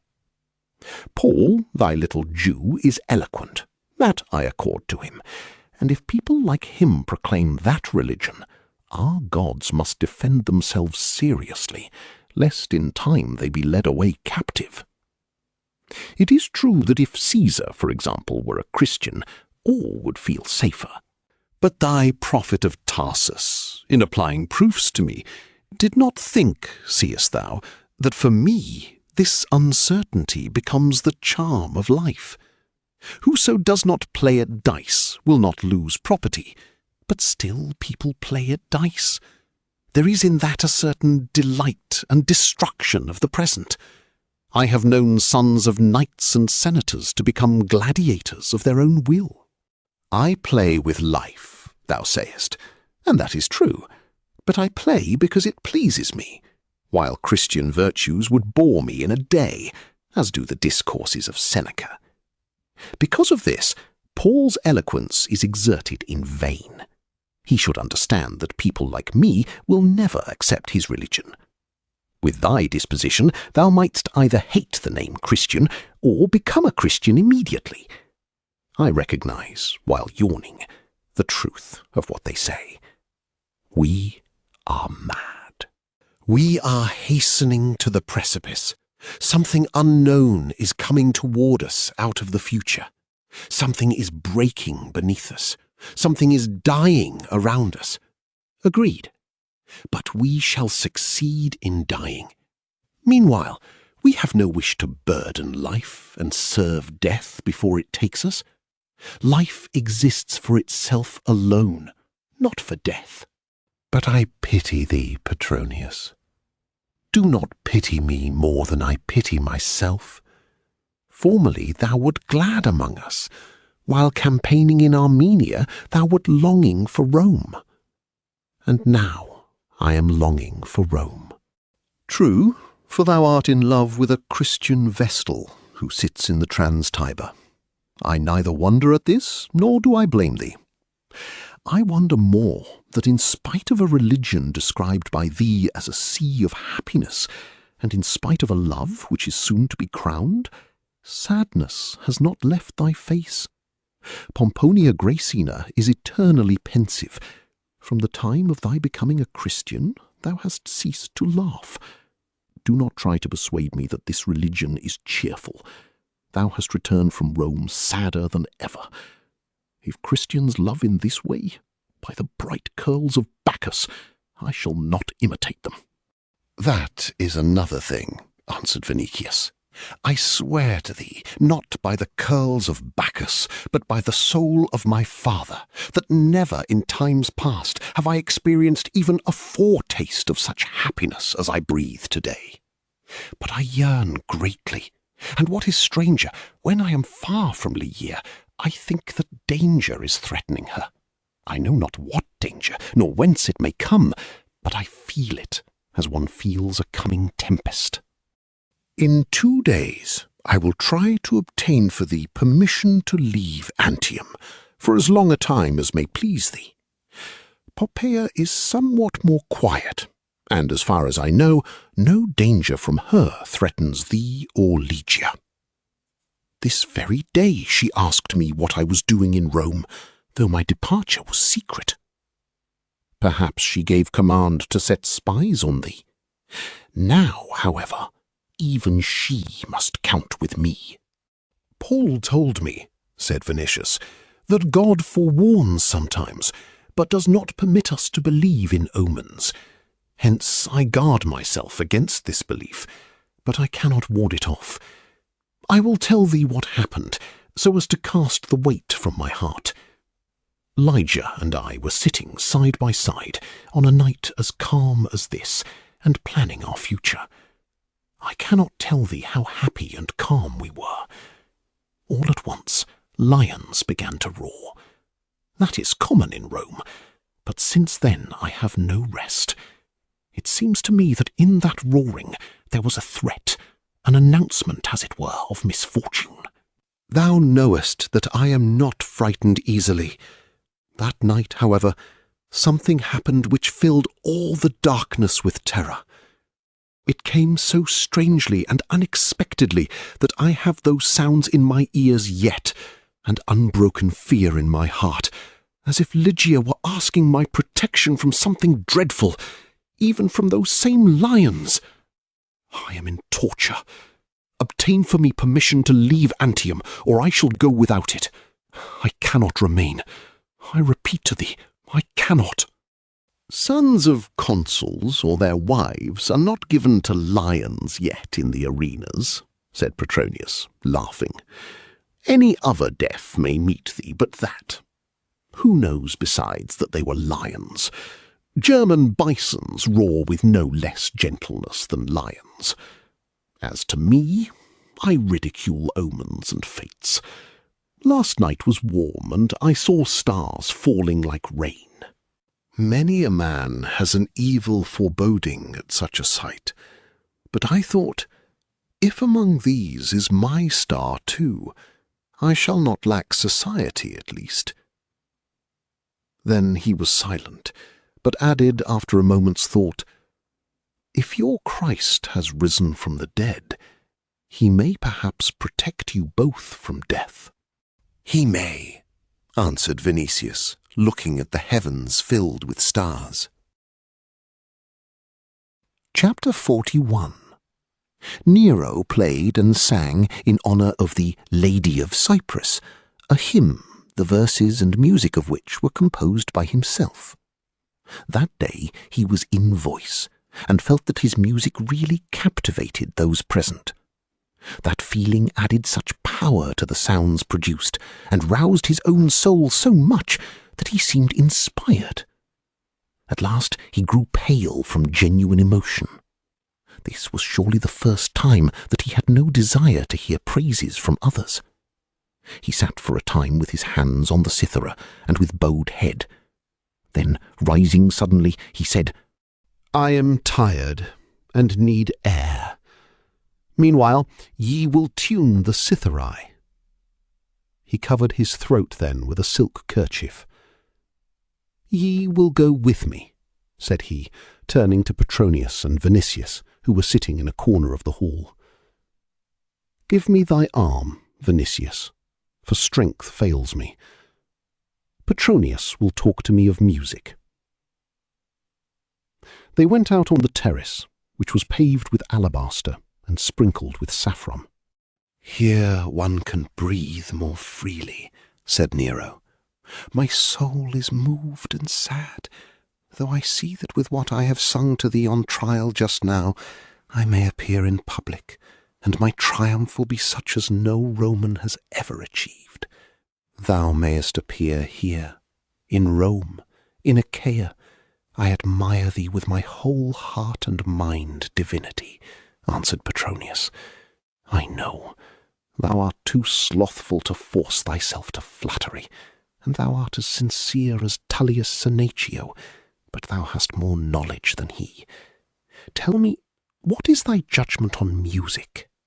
When I listen to poetry, when I look at a quadriga directed by thee in the circus, when I look at a beautiful statue, temple, or picture, I feel that I comprehend perfectly what I see, that my enthusiasm takes in all that these can give.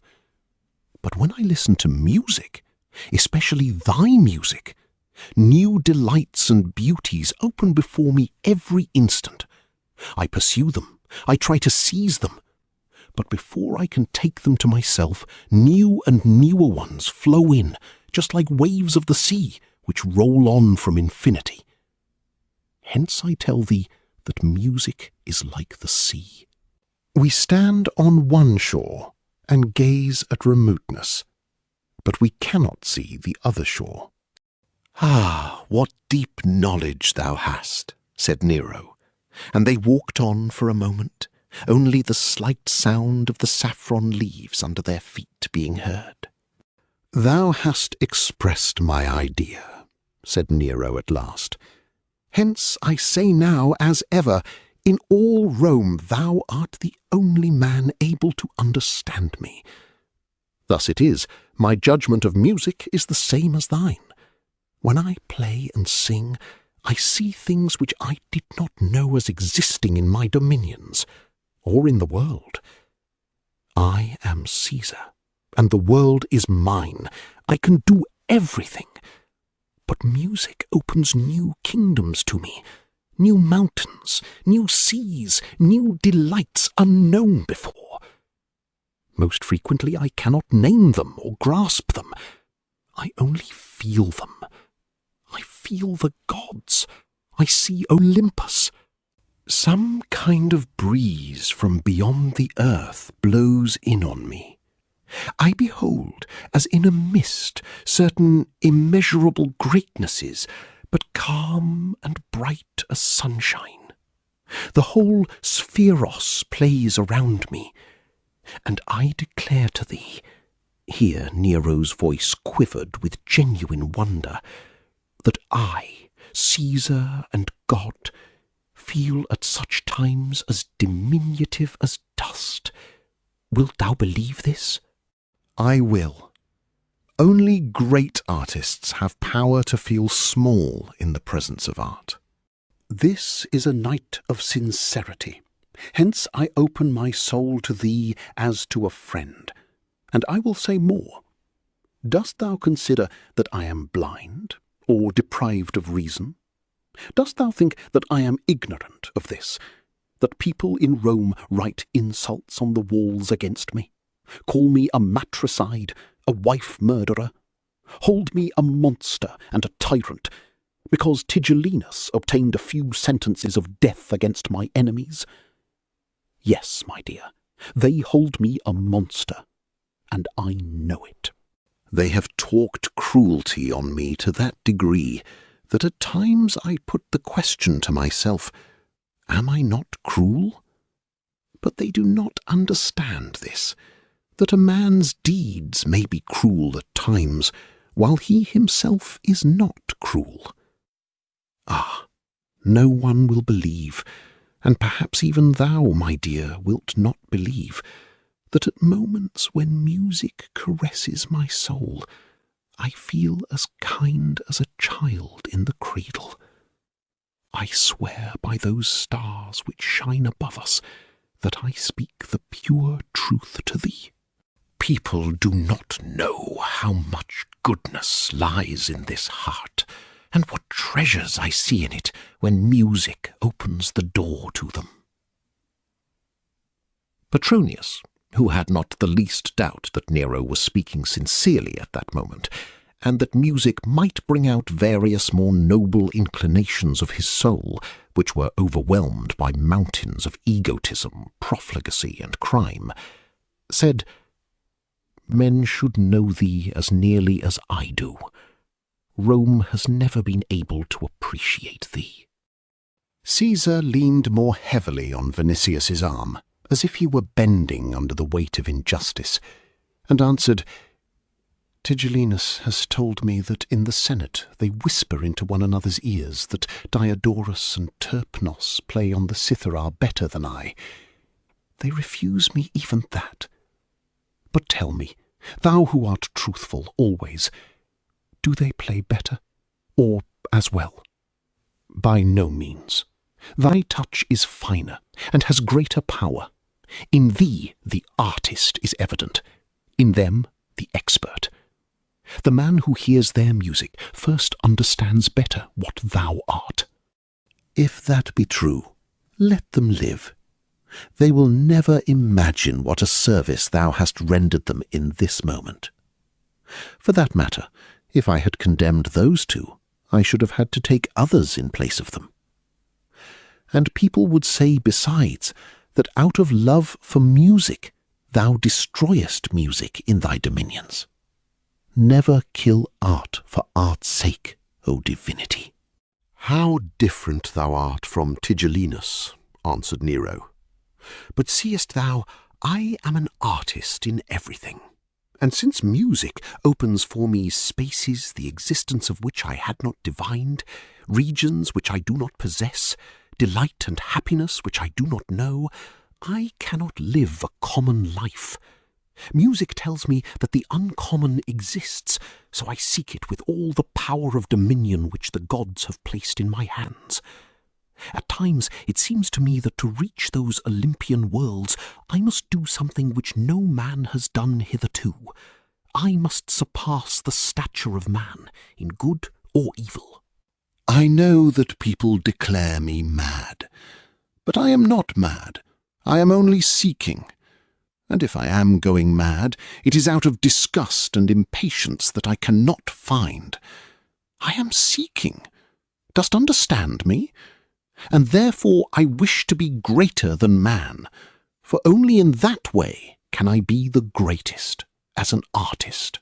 Here he lowered his voice so that Vinicius could not hear him, and, putting his mouth to the ear of Petronius, he whispered, "Dost know that I condemned my mother and wife to death mainly because I wished to lay at the gate of an unknown world the greatest sacrifice that man could put there? I thought that afterwards something would happen, that doors would be opened beyond which I should see something unknown. Let it be wonderful or awful, surpassing human conception, if only great and uncommon. But that sacrifice was not sufficient. To open the empyrean doors, it is evident that something greater is needed, and let it be given as the fates desire." "What dost thou intend to do?" "Thou shalt see sooner than thou thinkest. Meanwhile, be assured that there are two Neros, one such as people know, the other an artist, whom thou alone knowest. And if he slays as does death, or is in frenzy like Bacchus, it is only because the flatness and misery of common life stifle him. And I should like to destroy them, though I had to use fire or iron. Oh, how flat this world will be when I am gone from it. No man has suspected yet, not thou even, what an artist I am.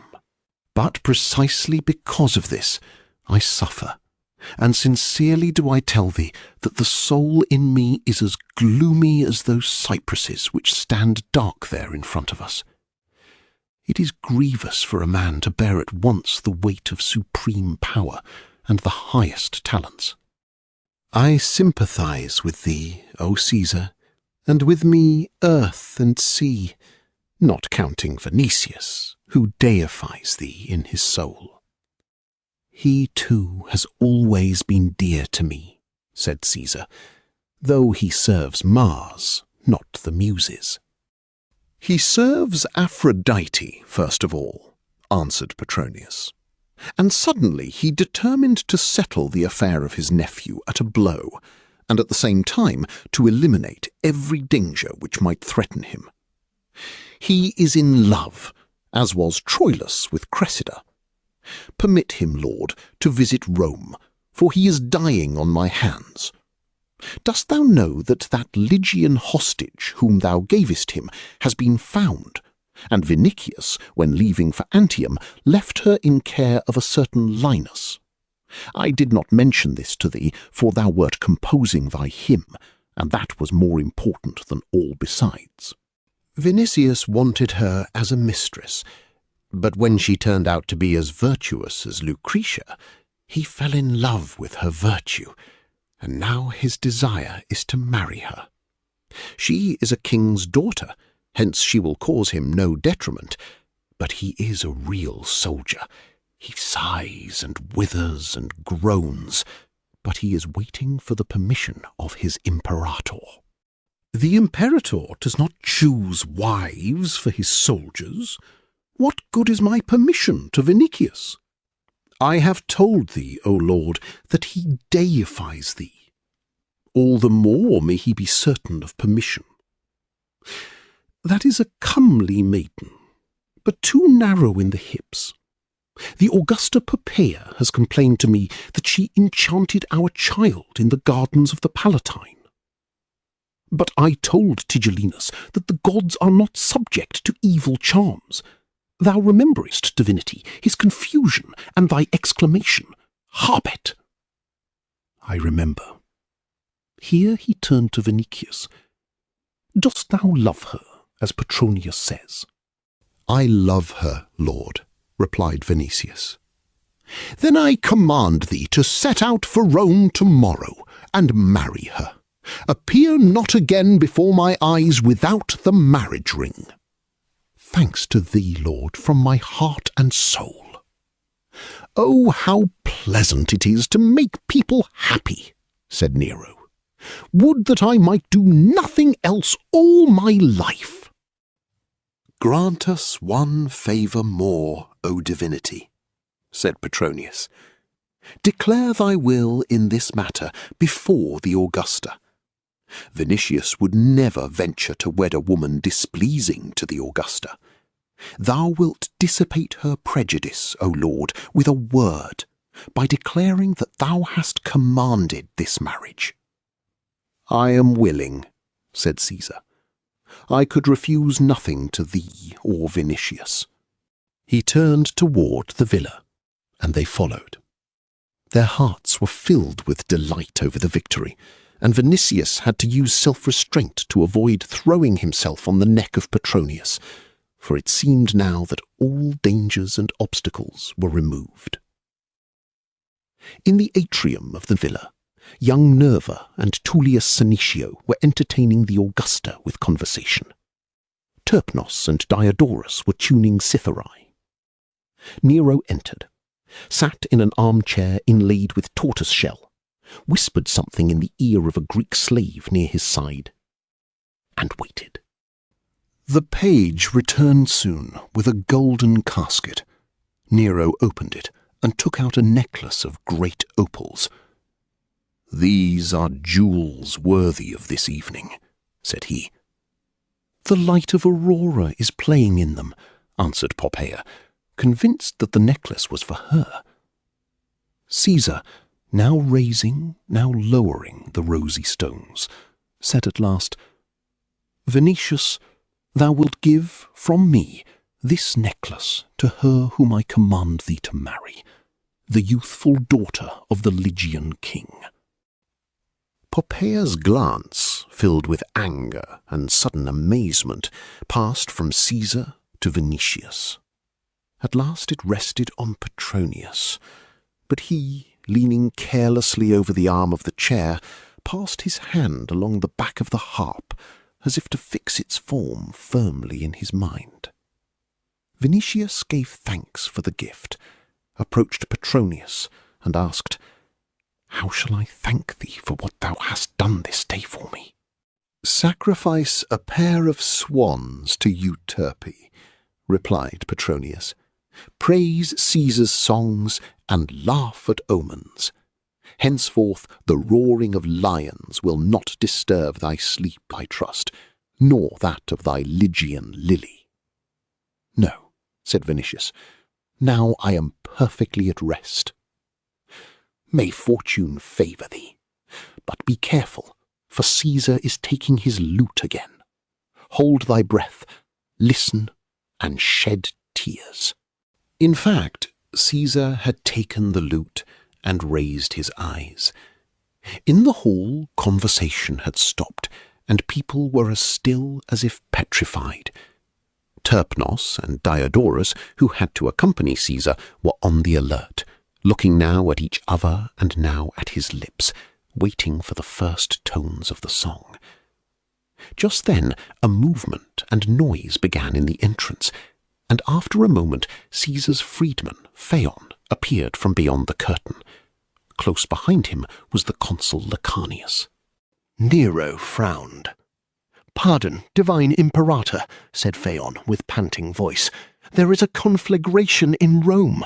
The greater part of the city is in flames." At this news all sprang from their seats. "Oh, gods! I shall see a burning city and finish the Troyad," said Nero, setting aside his lute. Then he turned to the consul. "If I go at once, shall I see the fire?" "Lord," answered Lecanius, as pale as a wall, "the whole city is one sea of flame. Smoke is suffocating the inhabitants, and people faint or cast themselves into the fire from delirium. Rome is perishing, Lord." A moment of silence followed, which was broken by the cry of Vinicius, "Ve misero mihi!" and the young man, casting his toga aside, rushed forth in his tunic. Nero raised his hands and exclaimed, "Woe to thee, sacred city of Priam!" Chapter 42. Vinicius had barely time to command a few slaves to follow him. Then, springing on his horse, he rushed forth in the deep night along the empty streets toward Laurentum. Through the influence of the dreadful news, he had fallen, as it were, into frenzy and mental distraction. At moments he did not know clearly what was happening in his mind. He had merely the feeling that misfortune was on the horse with him, sitting behind his shoulders and shouting in his ears, "Rome is burning!" that it was lashing his horse and him, urging them toward the fire. Laying his bare head on the beast's neck, he rushed on, in his single tunic, alone, at random, not looking ahead and taking no note of obstacles against which he might perchance dash himself. In silence, and in that calm night, the rider and the horse, covered with gleams of the moon, seemed like dream visions. The Idumean stallion, dropping his ears and stretching his neck, shot on like an arrow past the motionless cypresses and the white villas hidden among them. The sound of hoofs on the stone flags roused dogs here and there. These followed the strange vision with their barking. Afterward, excited by its suddenness, they fell to howling and raised their jaws toward the moon. The slaves hastening after Vinicius soon dropped behind, as their horses were greatly inferior.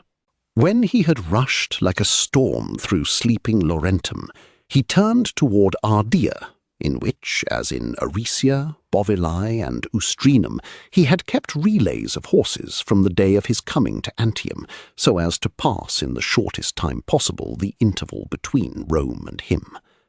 Remembering these relays, he forced all the strength from his horse. Beyond Ardea, it seemed to him that the sky on the northeast was covered with a rosy reflection. That might be the dawn, for the hour was late, and in July daybreak came early. But Vinicius could not keep down a cry of rage and despair, for it seemed to him that that was the glare of the conflagration. He remembered the consul's words, "The whole city is one sea of flame," and for a while he felt that madness was threatening him really, for he had lost utterly all hope that he could save Lygia, or even reach the city before it was turned into one heap of ashes. His thoughts were quicker now than the rush of the stallion. They flew on ahead like a flock of birds, black, monstrous, and rousing despair. He knew not, it is true, in what part of the city the fire had begun, but he supposed that the Trans-Tiber division, as it was packed with tenements, timber yards, storehouses, and wooden sheds serving as slave marts, might have become the first food of the flames. In Rome, fires happened frequently enough. During these fires, as frequently, deeds of violence and robbery were committed, especially in the parts occupied by a needy and half-barbarous population. What might happen, therefore, in a place like the Trans-Tiber, which was the retreat of a rabble collected from all parts of the earth? Here the thought of Ursus, with his preterhuman power, flashed into Vinicius's head. But what could be done by a man, even were he a Titan, against the destructive force of fire? The fear of servile rebellion was like a nightmare, which had stifled Rome for whole years. It was said that hundreds of thousands of those people were thinking of the times of Spartacus, and merely waiting for a favourable moment to seize arms against their oppressors and Rome. Now the moment had come. Perhaps war and slaughter were raging in the city together with fire. It was possible even that the Praetorians had hurled themselves on the city and were slaughtering at command of Caesar. And that moment the hair rose from terror on his head. He recalled all the conversations about burning cities, which for some time had been repeated at Caesar's court with wonderful persistence. He recalled Caesar's complaints that he was forced to describe a burning city, which for some time had been repeated at Caesar's court. His contemptuous answer to Tigellinus, who offered to burn Antium or an artificial wooden city. Finally, his complaints against Rome and the pestilential alleys of the Subura. Yes, Caesar has commanded the burning of the city. He alone could give such a command, as Tigellinus alone could accomplish it. But if Rome is burning at command of Caesar, who can be sure that the population will not be slaughtered at his command also? The monster is capable even of such a deed. Conflagration, a servile revolt, and slaughter. What a horrible chaos! What a letting loose of destructive elements and popular frenzy! And in all this is Lygia. The groans of Vinicius were mingled with the snorting and groans of his horse. The beast, running on a road which rose continually toward Aricia, was using the last of its breath. Who will snatch her from the burning city? Who can save her?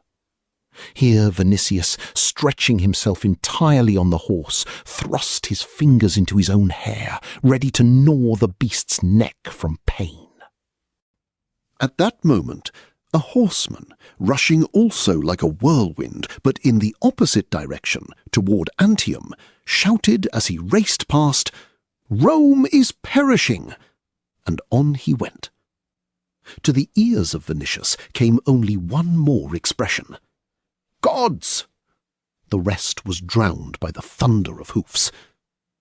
But that expression sobered him. Gods!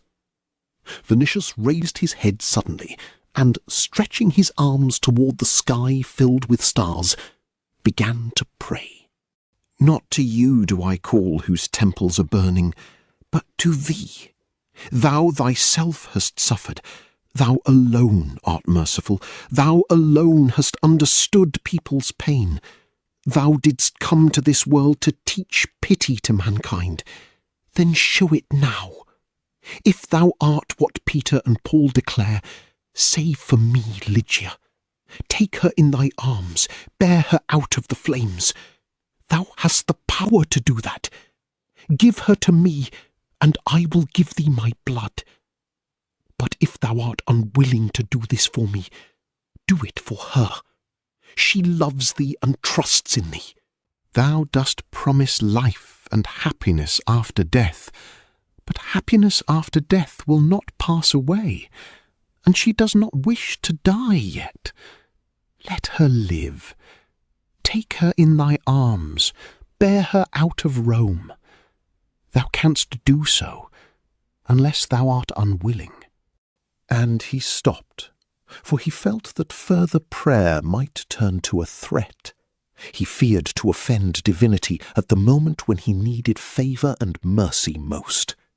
He was terrified at the very thought of that, and so as not to admit to his head a shade even of threat, he began to lash his horse again, especially since the white walls of Aricia, which lay midway to Rome, gleamed up before him in the moonlight. After a time he rushed at full speed past the Temple of Mercury, which stood in a grove before the city. Evidently people knew of the catastrophe, for there was an uncommon movement in front of the temple. While passing, Vinicius saw crowds on the steps and between the columns. These people holding torches were hastening to put themselves under protection of the deity. Moreover, the road was not so empty or free as beyond Ardea. Crowds were hurrying, it is true, to the grove by side paths, but on the main road were groups which pushed aside hurriedly before the onrushing horsemen. From the town came the sound of voices. Vinicius rode into Aricia like a whirlwind, overturning and trampling a number of persons on the way. He was surrounded by shouts of, "Rome is burning! Rome is on fire! May the gods rescue Rome!" The horse stumbled, but reined in by a powerful hand, rose on his haunches before the inn, where Vinicius had another beast in relay. Slaves, as if waiting for the arrival of their master, stood before the inn, and at his command ran one before the other to lead out a fresh horse. Vinicius, seeing a detachment of 10 mounted praetorians going evidently with news from the city to Antium, sprang toward them. "What part of the city is on fire?" inquired he. "Who art thou?" asked the decurion. "Vinicius, a tribune of the army, an Augustian. Answer on thy head." "The fire broke out in the shops near the Circus Maximus. When we were dispatched, the centre of the city was on fire." "And the Trans-Tiber?" "The fire has not reached the Trans-Tiber yet, but it is seizing new parts every moment with a force which nothing can stop. People are perishing from heat and smoke. All rescue is impossible." At this moment they brought the fresh horse. The young tribune sprang to his back and rushed on. He was riding now toward Albanum, leaving Alba Longa and its splendid lake on the right.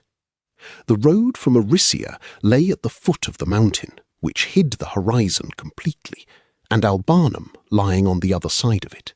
But Vinicius knew that on reaching the top he should see not only Bovilii and Astrinum, where fresh horses were ready for him, but Rome as well. For beyond Albanum the low-level Campania stretched on both sides of the Appian Way, along which only the arches of the aqueducts ran toward the city, and nothing obstructed the view. "From the top I shall see the flames," said he, and he began to lash his horse anew.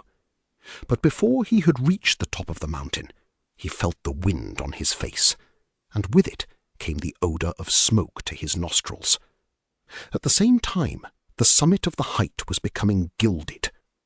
"The fire!" thought Vinicius. The night had paled long since.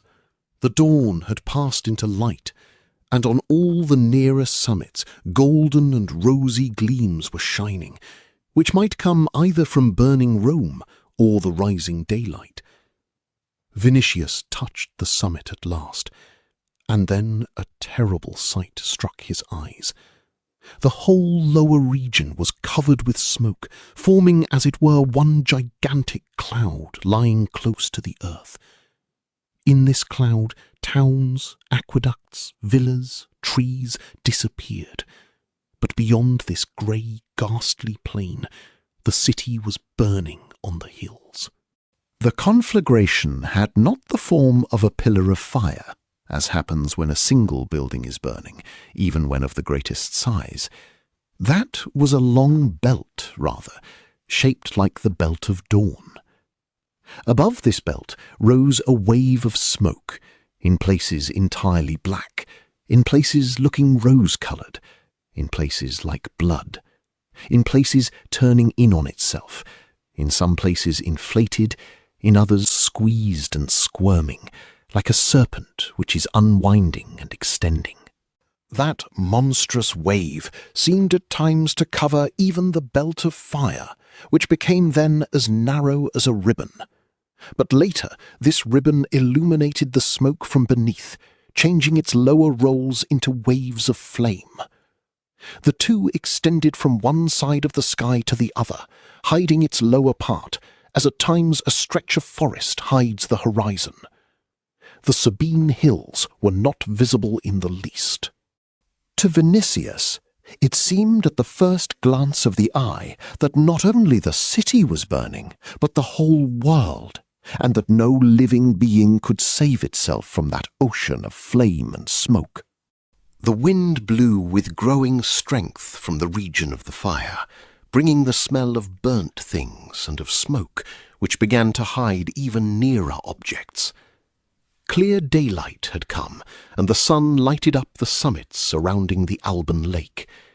But the bright golden rays of the morning appeared as it were reddish and sickly through the haze. Vinicius, while descending toward Albanum, entered smoke which was denser, less and less transparent. The town itself was buried in it thoroughly. The alarmed citizens had moved out to the street. It was a terror to think of what might be in Rome when it was difficult to breathe in Albanum. Despair seized Vinicius anew, and terror began to raise the hair on his head. but he tried to fortify himself as best he might. It is impossible, thought he, that a city should begin to burn in all places at once. The wind is blowing from the north and bears smoke in this direction only. On the other side there is none. But in every case it will be enough for Ursus to go through the Janiculum gate with Lygia to save himself and her. It is equally impossible that a whole population should perish and the world-ruling city be swept from the face of the earth with its inhabitants. Even in captured places, where fire and slaughter rage together, some people survive in all cases. Why then should Lygia perish of a certainty? On the contrary, God watches over her, he who himself conquered death. Thus reasoning, he began to pray again, and, yielding to fixed habit, he made great vows to Christ, with promises of gifts and sacrifices. After he had hurried through Albanum, nearly all of whose inhabitants were on roofs and on trees to look at Rome, he grew somewhat calm and regained his cool blood. He remembered, too, that Lycia was protected not only by Ursus and Linus, but by the Apostle Peter. At the mere remembrance of this, fresh solace entered his heart. For him, Peter was an incomprehensible, an almost superhuman being. From the time when he heard him at Austrianum, a wonderful impression clung to him, touching which he had written to Lygia at the beginning of his stay in Antium, that every word of the old man was true, or would show its truth hereafter. The nearer acquaintance which during his illness he had formed with the apostle heightened the impression, which was turned afterward into fixed faith. Since Peter had blessed his love and promised him Lygia, Lygia could not perish in the flames.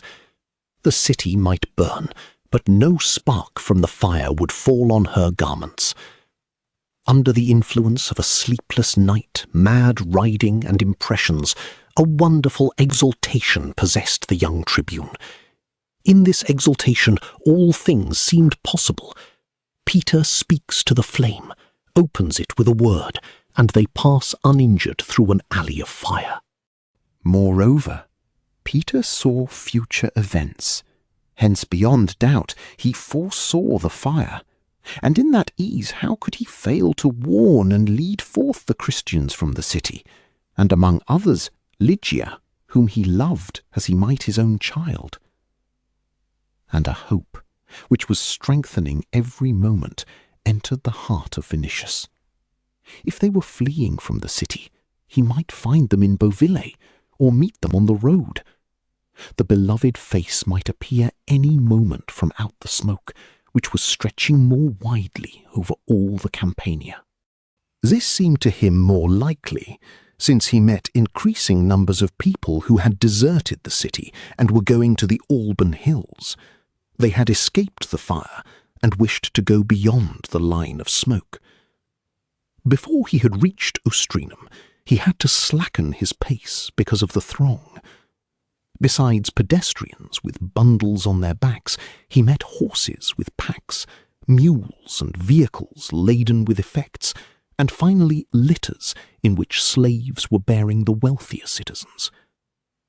Ostrinum was so thronged with fugitives from Rome that it was difficult to push through the crowd. On the market square, under temple porticos, and on the streets were swarms of fugitives. Here and there people were erecting tents under which whole families were to find shelter. Others settled down under the naked sky, shouting, calling on the gods, or cursing the fates. In the general terror, it was difficult to inquire about anything.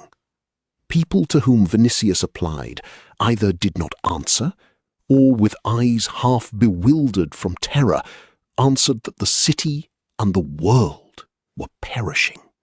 New crowds of men, women, and children arrived from the direction of Rome every moment.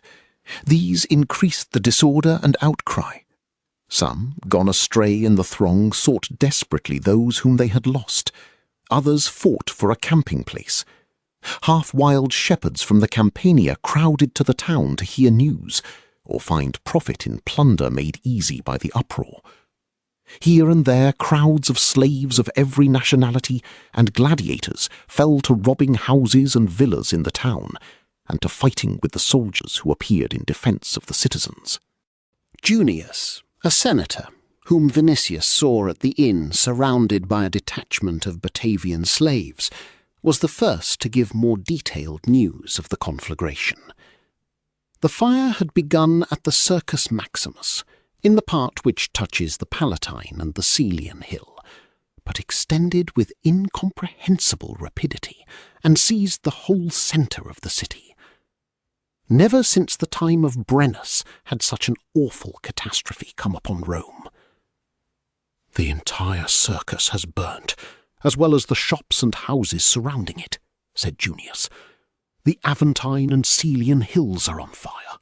The flames surrounding the Palatine have reached the Carinae. Here Junius, who possessed on the Carinae a magnificent insula filled with works of art which he loved, seized a handful of foul dust and, scattering it on his head, began to groan despairingly. But Vinicius shook him by the shoulder.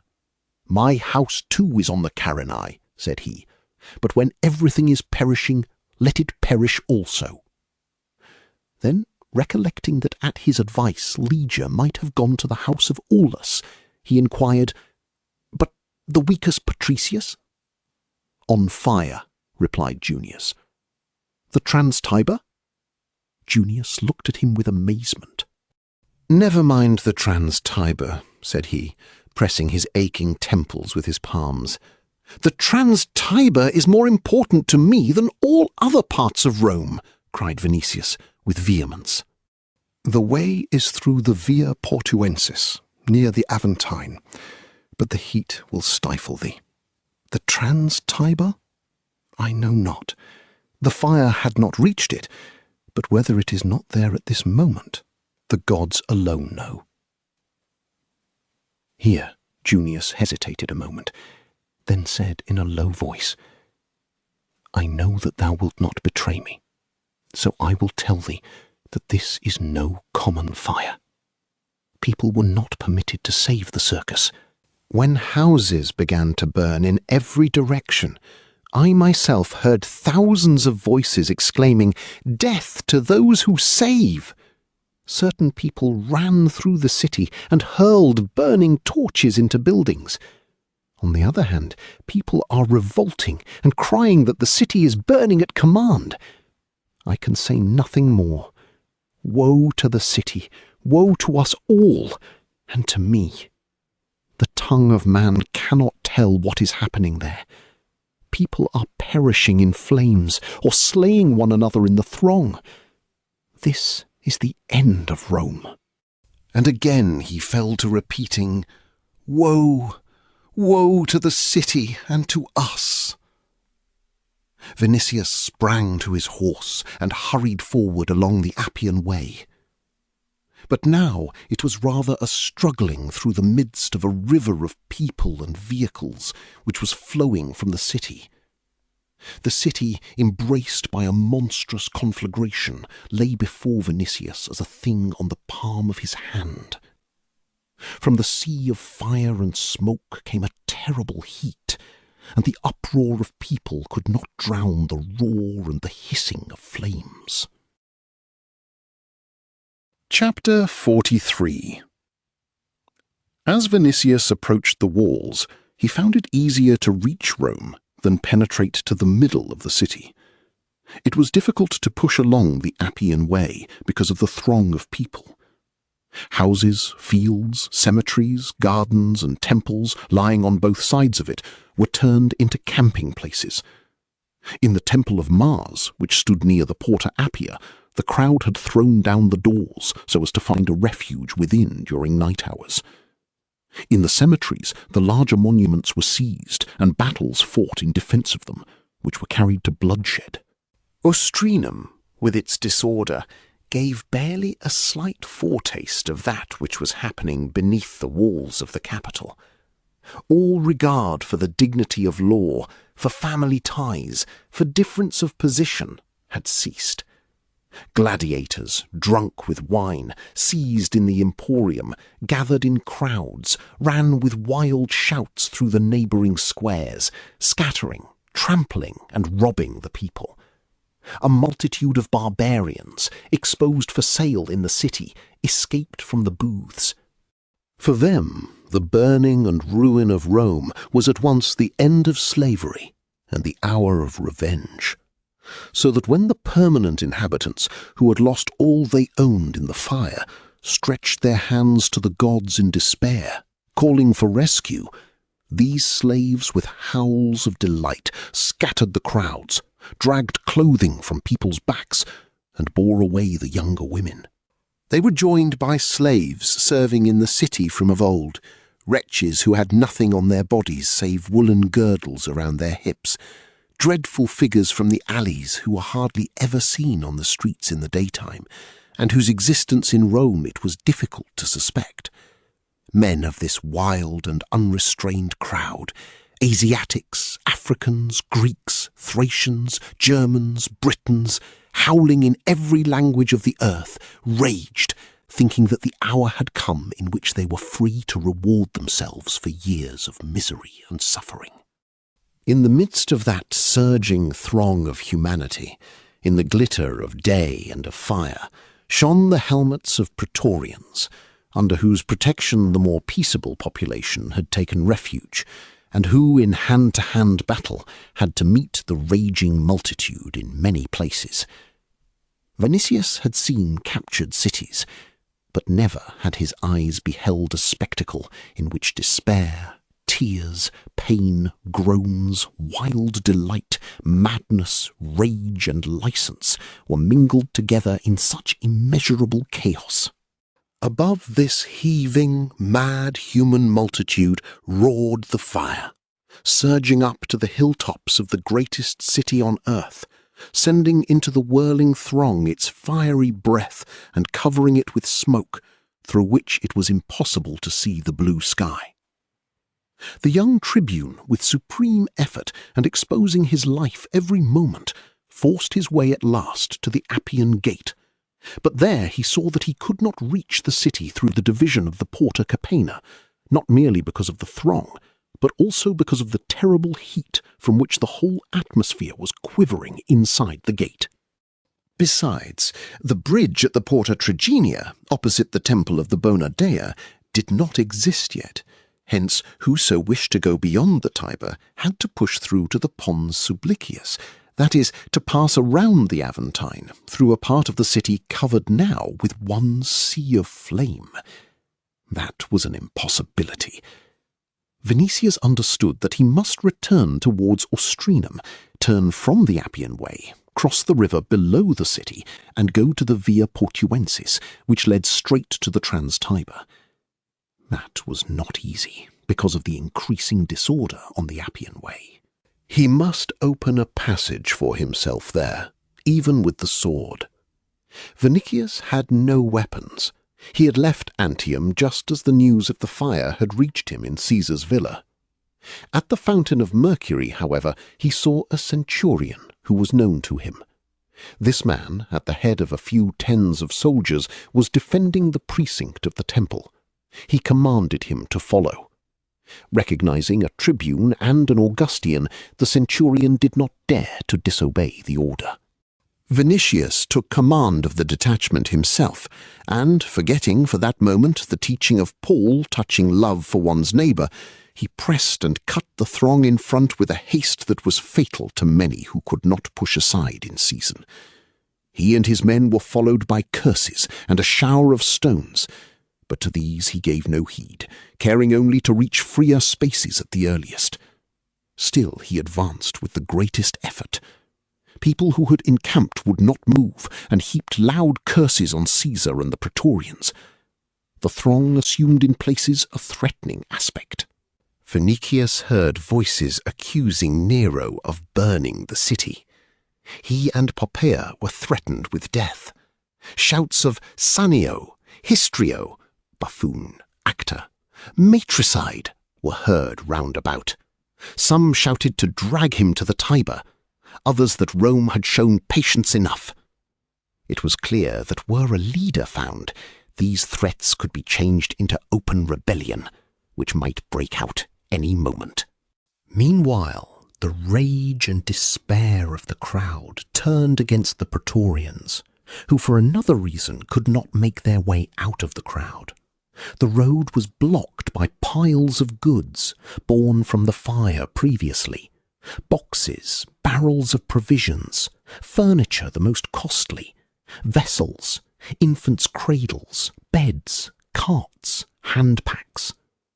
Here and there they fought hand to hand, but the Praetorians conquered the weaponless multitude easily. After they had ridden with difficulty across the Viae Latina, Numitia, Ardea, Lavinia, and Ostia, and passed around villas, gardens, cemeteries, and temples, Vinicius reached at last a village called Vicus Alexandri, beyond which he crossed the Tiber. There was more open space at this spot, and less smoke.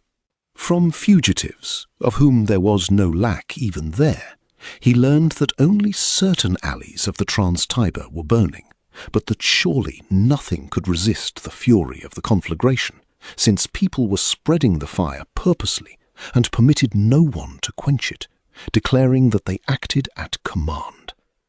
The young tribune had not the least doubt, then, that Caesar had given command to burn Rome, and the vengeance which people demanded seemed to him just and proper. What more could Mithridates or any of Rome's most inveterate enemies have done? The measure had been exceeded. His madness had grown to be too enormous, and the existence of people too difficult because of him. Vinicius believed that Nero's hour had struck, that those ruins into which the city was falling should and must overwhelm the monstrous buffoon together with all those crimes of his. Should a man be found of courage sufficient to stand at the head of the despairing people, that might happen in a few hours. Here, vengeful and daring thoughts began to fly through his head. But if he should do that, the house of Vinicius, which till recent times counted a whole series of consuls, was known throughout Rome. The crowds needed only a name. Once, when 400 slaves of the prefect Pedanius Secundus were sentenced, Rome reached the verge of rebellion and civil war. What would happen today in view of a dreadful calamity surpassing almost everything which Rome had undergone in the course of 8 centuries? Whoso calls the Quirites to arms, thought Vinicius, will overthrow Nero undoubtedly and clothe himself in purple. And why should he not do this? He was firmer, more active, younger than other Augustians. True, Nero commanded 30 legions stationed on the borders of the empire. But would not those legions and their leaders rise up at news of the burning of Rome and its temples? And in that case, Vinicius might become Caesar. It was even whispered among the Augustians that a soothsayer had predicted the purple to Otho. In what way was he inferior to Otho? Perhaps Christ himself would assist him with his divine power. Maybe that inspiration was his. Oh, would that it were! Exclaimed Vinicius in spirit. He would take vengeance on Nero for the danger of Lygia and his own fear. He would begin the reign of truth and justice. He would extend Christ's religion from the Euphrates to the misty shores of Britain. He would array Lygia in the purple and make her mistress of the world. But these thoughts, which had burst forth in his head like a bunch of sparks from a blazing house, died away like sparks. First of all was the need to save Lygia. He looked now on the catastrophe from nearby, hence fear seized him again, and before that sea of flame and smoke, before the touch of dreadful reality, that confidence with which he believed that Peter would rescue Lygia died in his heart altogether. Despair seized him a second time when he had come out on the Via Portuensis, which led directly to the Trans-Tiber. He did not recover till he came to the gate, where people repeated what fugitives had said before, that the greater part of that division of the city was not seized by the flames yet, but that fire had crossed the river in a number of places. Still the Trans-Tiber was full of smoke, and crowds of fugitives made it more difficult to reach the interior of the place, since people, having more time there, had saved greater quantities of goods. The main street itself was in many parts filled completely, and around the Naumachia Augusta great heaps were piled up. Narrow alleys, in which smoke had collected more densely, were simply impassable. The inhabitants were fleeing in thousands. On the way, Vinicius saw wonderful sights.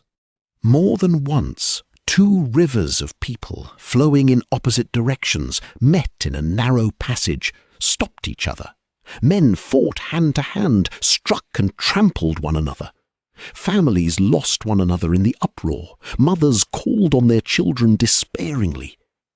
The young tribune's hair stood on end at thought of what must happen nearer the fire. Amid shouts and howls, it was difficult to inquire about anything or understand what was said. At times, new columns of smoke from beyond the river rolled toward them, smoke black and so heavy that it moved near the ground, hiding houses, people, and every object, just as night does. But the wind caused by the conflagration blew it away again, and then Vinicius pushed forward farther toward the alley in which stood the house of Linus. The fervour of a July day, increased by the heat of the burning parts of the city, became unendurable. Smoke pained the eyes, breath failed in men's breasts. Even the inhabitants who, hoping that the fire would not cross the river, had remained in their houses so far, began to leave them, and the throng increased hourly. The Praetorians accompanying Vinicius remained in the rear. In the crush, someone wounded his horse with a hammer. The beast threw up its bloody head, reared, and refused obedience. The crowd recognized in Vinicius an Augustian by his rich tunic, and at once cries were raised round about, "Death to Nero and his incendiaries!" This was a moment of terrible danger. Hundreds of hands were stretched toward Vinicius, but his frightened horse bore him away, trampling people as he went. And the next moment a new wave of black smoke rolled in and filled the street with darkness. Vinicius, seeing that he could not ride past, sprang to the earth and rushed forward on foot, slipping along walls, and at times waiting till the fleeing multitude passed him. He said to himself in spirit that these were vain efforts. Lygia might not be in the city. She might have saved herself by flight. It was easier to find a pin on the seashore than her in that crowd and chaos. Still, he wished to reach the house of Linus, even at the cost of his own life. At times he stopped and rubbed his eyes. Tearing off the edge of his tunic, he covered his nose and mouth with it and ran on. As he approached the river, the heat increased terribly. Vinicius, knowing that the fire had begun at the Circus Maximus, thought at first that that heat came from its cinders and from the Forum Boreum and the Velabrum, which, situated nearby, must be also in flames. But the heat was growing unendurable. One old man on crutches and fleeing, the last whom Vinicius noticed, cried, "Go not near the bridge of Cestius. The whole island is on fire." It was, indeed, impossible to be deceived any longer. At the turn toward the Vicus Judeorum, on which stood the house of Linus, the young tribune saw flames amid clouds of smoke. Not only the island was burning, but the Trans-Tiber, or at least the other end of the street on which Lygia dwelt. Vinicius remembered that the house of Linus was surrounded by a garden. Between the garden and the Tiber was an unoccupied field of no great size. This thought consoled him. the fire might stop at the vacant place. In that hope he ran forward, though every breeze brought not only smoke but sparks in thousands, which might raise a fire at the other end of the alley and cut off his return. At last he saw through the smoky curtain the cypresses in Linus's garden. The houses beyond the unoccupied field were burning already, like piles of fuel, but Linus's little insula stood untouched yet.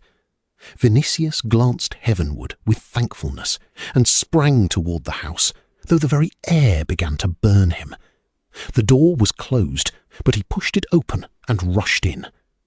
There was not a living soul in the garden, and the house seemed quite empty. Perhaps they have fainted from smoke and heat, thought Vinicius. He began to call. Ligeia! Ligeia! Silence answered him. Nothing could be heard in the stillness there, save the roar of the distant fire. Ligeia! Suddenly his ear was struck by that gloomy sound which he had heard before in that garden. Evidently the vivarium near the temple of Aesculapius on the neighbouring island had caught fire. In this vivarium every kind of wild beast, and among others lions, began to roar from affright. A shiver ran through Vinicius from foot to head. Now, a second time, at a moment when his whole being was concentrated in Ligeia, these terrible voices answered, as a herald of misfortune, as a marvellous prophecy of an ominous future. But this was a brief impression, for the thunder of the flames, more terrible yet than the roaring of wild beasts, commanded him to think of something else. Ligeia did not answer his calls, but she might be in a faint or stifled in that threatened building. Vinicius sprang to the interior. The little atrium was empty and dark with smoke. Feeling for the door which led to the sleeping rooms, he saw the gleaming flame of a small lamp, and approaching it, saw the lararium in which was a cross instead of lares. Under the cross, a taper was burning. Through the head of the young catechumen, the thought passed with lightning speed that cross sent him the taper with which he could find Ligeia. Hence he took the taper and searched for the sleeping rooms. He found one, pushed aside the curtains, and holding the taper, looked around. There was no one there either.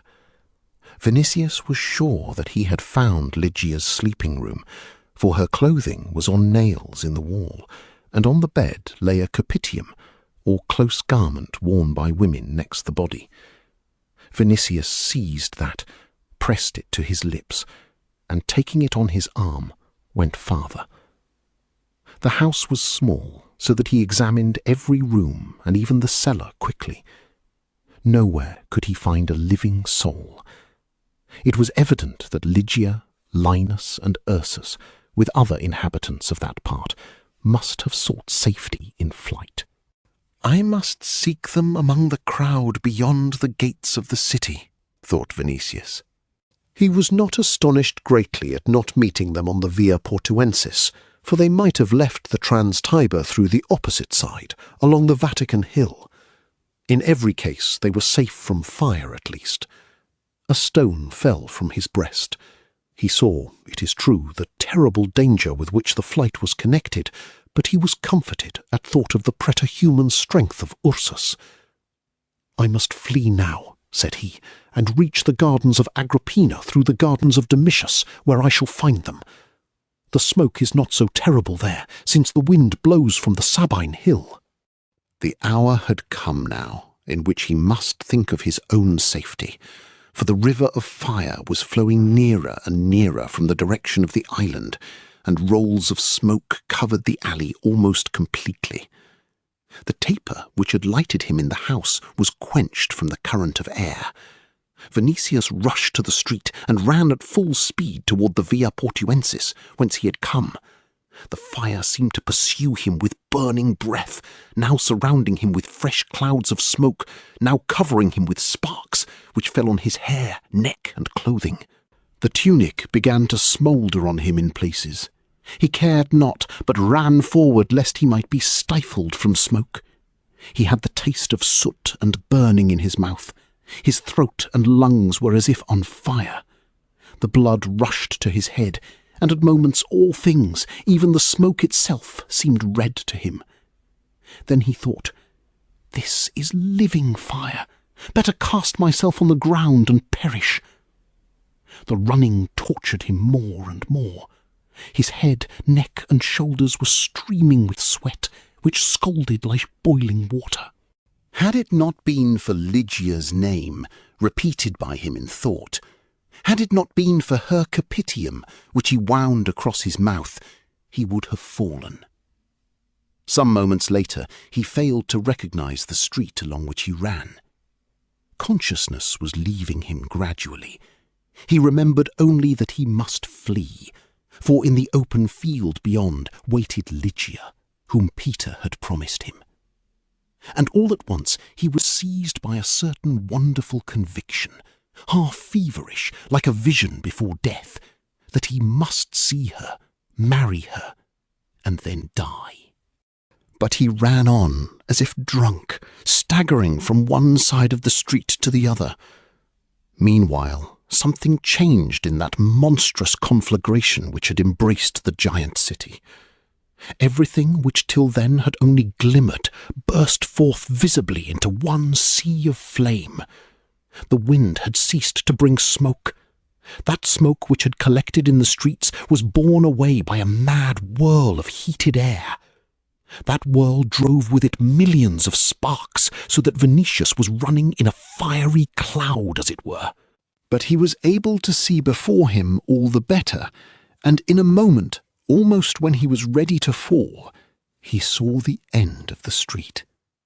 That sight gave him fresh strength. Passing the corner, he found himself in a street which led to the Via Portuensis and the Codeton Field. The sparks ceased to drive him. He understood that if he could run to the Via Portuensis, he was safe, even were he to faint on it. At the end of the street he saw again a cloud, as it seemed, which stopped the exit. "If that is smoke," thought he, "I cannot pass." He ran with the remnant of his strength. On the way he threw off his tunic, which, on fire from the sparks, was burning him like the shirt of Nessus, having only Lygia's capitium around his head and before his mouth. When he had run farther, he saw that what he had taken for smoke was dust, from which rose a multitude of cries and voices. "The rabble are plundering houses," thought Vinicius, but he ran toward the voices. In every case people were there, they might assist him. In this hope he shouted for aid with all his might before he reached them.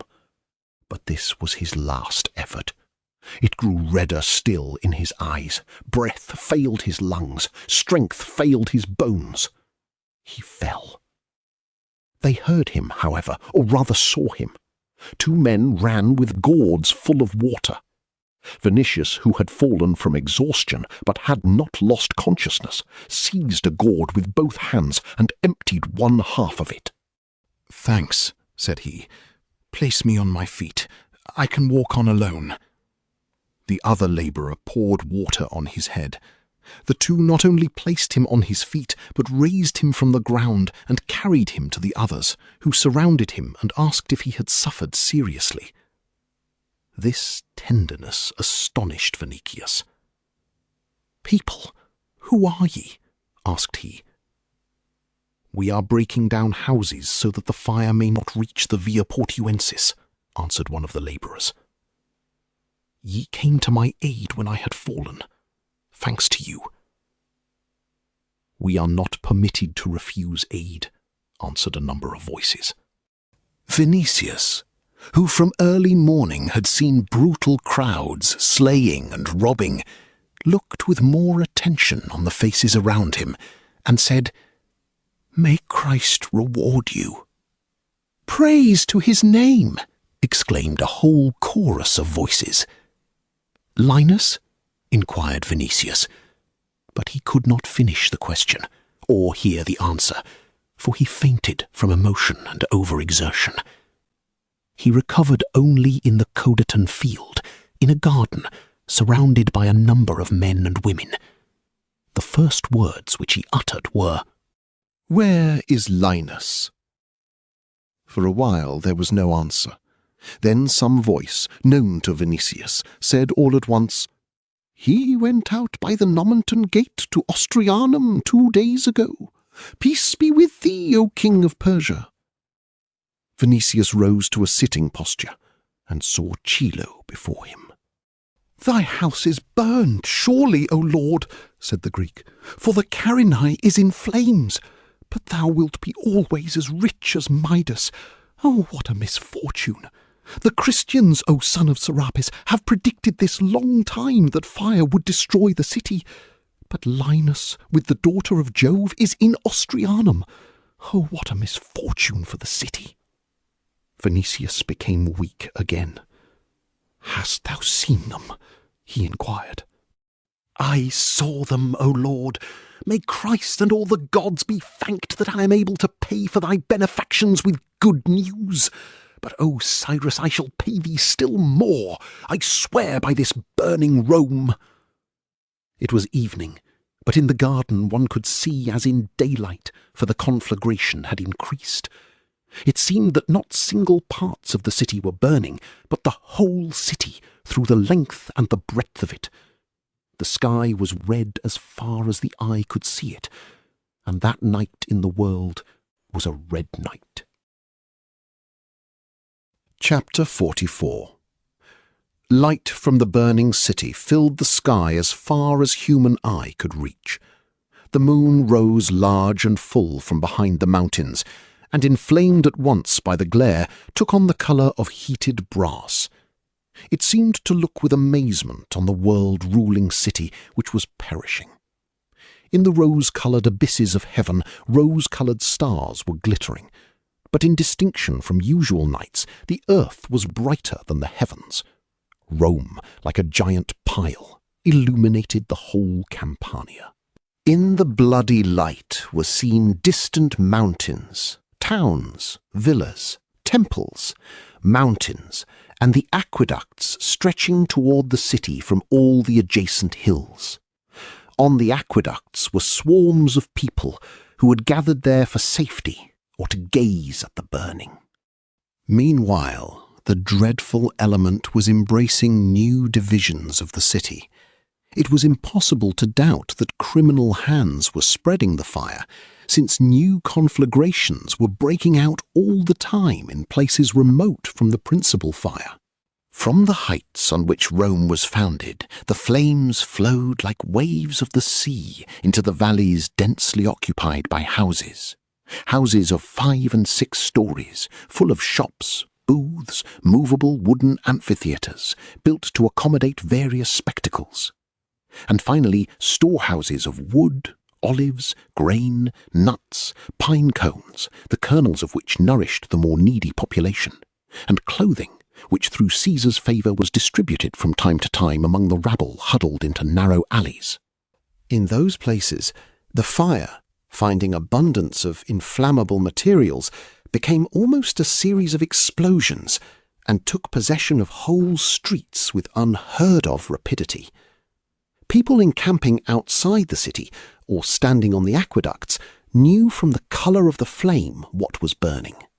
The furious power of the wind carried forth from the fiery gulf thousands and millions of burning shells of walnuts and almonds, which, shooting suddenly into the sky like countless flocks of bright butterflies, burst with a crackling, or, driven by the wind, fell in other parts of the city, on aqueducts and fields beyond Rome. All thought of rescue seemed out of place. Confusion increased every moment, for on one side the population of the city was fleeing through every gate to places outside. On the other, the fire had lured in thousands of people from the neighbourhood, such as dwellers in small towns, peasants and half-wild shepherds of the Campania, brought in by hope of plunder. The shout, "Rome is perishing!" did not leave the lips of the crowd. The ruin of the city seemed at that time to end every rule and loosen all bonds which hitherto had joined people in a single integrity. The mob, in which slaves were more numerous, cared nothing for the lordship of Rome. Destruction of the city could only free them. Hence, here and there they assumed a threatening attitude. Violence and robbery were extending. It seemed that only the spectacle of the perishing city arrested attention and restrained for the moment an outburst of slaughter which would begin as soon as the city was turned into ruins. Hundreds of thousands of slaves, forgetting that Rome, besides temples and walls, possessed some tens of legions in all parts of the world, appeared merely waiting for a watchword and a leader. People began to mention the name of Spartacus, but Spartacus was not alive. Meanwhile, citizens assembled and armed themselves each with what he could. The most monstrous reports were current at all the gates. Some declared that Vulcan, commanded by Jupiter, was destroying the city with fire from beneath the earth. Others that Vesta was taking vengeance for Rubria. People with these convictions did not care to save anything, but besieging the temples implored mercy of the gods. It was repeated most generally, however, that Caesar had given command to burn Rome, so as to free himself from odours which rose from the subura, and build a new city under the name of Neronia. Rage seized the populace at thought of this, and if, as Vinicius believed, a leader had taken advantage of that outburst of hatred, Nero's hour would have struck whole years before it did. It was said also that Caesar had gone mad, that he would command praetorians and gladiators to fall upon the people and make a general slaughter. Others swore by the gods that wild beasts had been let out of all the vivaria at Bronzebeard's command. Men had seen on the streets lions with burning manes and mad elephants and bisons trampling down people in crowds. There was even some truth in this, for in certain places elephants, at sight of the approaching fire, had burst the vivaria, and, gaining their freedom, rushed away from the fire in wild fright, destroying everything before them like a tempest. Public report estimated at tens of thousands the number of persons who had perished in the conflagration. In truth, a great number had perished. There were people who, losing all their property or those dearest to their hearts, threw themselves willingly into the flames from despair. Others were suffocated by smoke.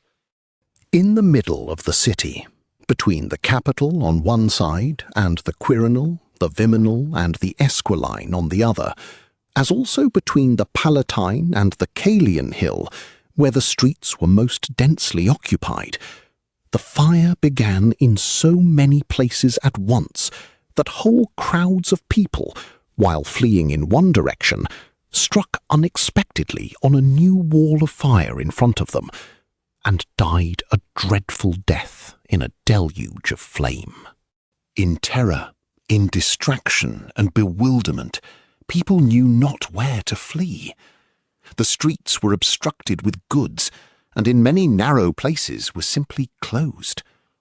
Those who took refuge in those markets and squares of the city where the Flavian amphitheatre stood afterward, near the Temple of the Earth, near the Portico of Silvia, and higher up at the temples of Juno and Lucinia, between the Clivus Verbius and the old Esquiline Gate, perished from heat, surrounded by a sea of fire.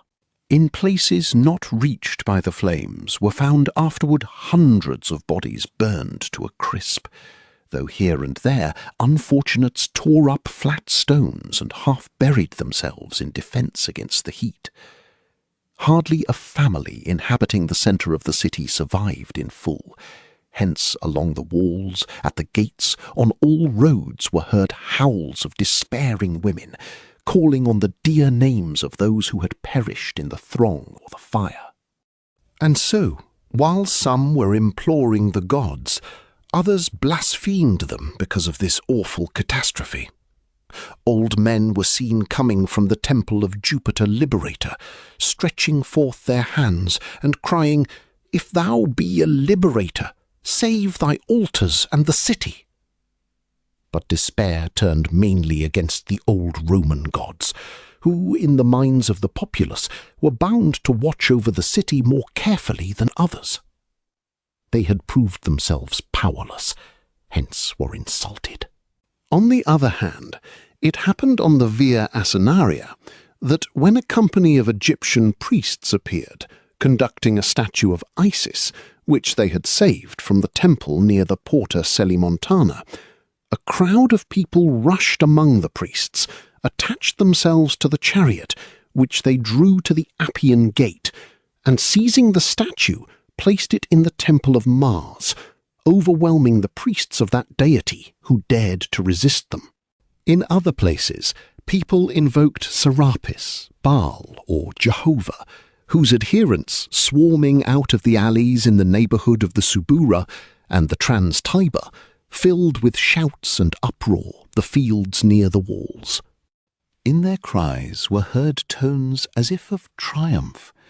When, therefore, some of the citizens joined the chorus and glorified the Lord of the world, others, indignant at this glad shouting, strove to repress it by violence.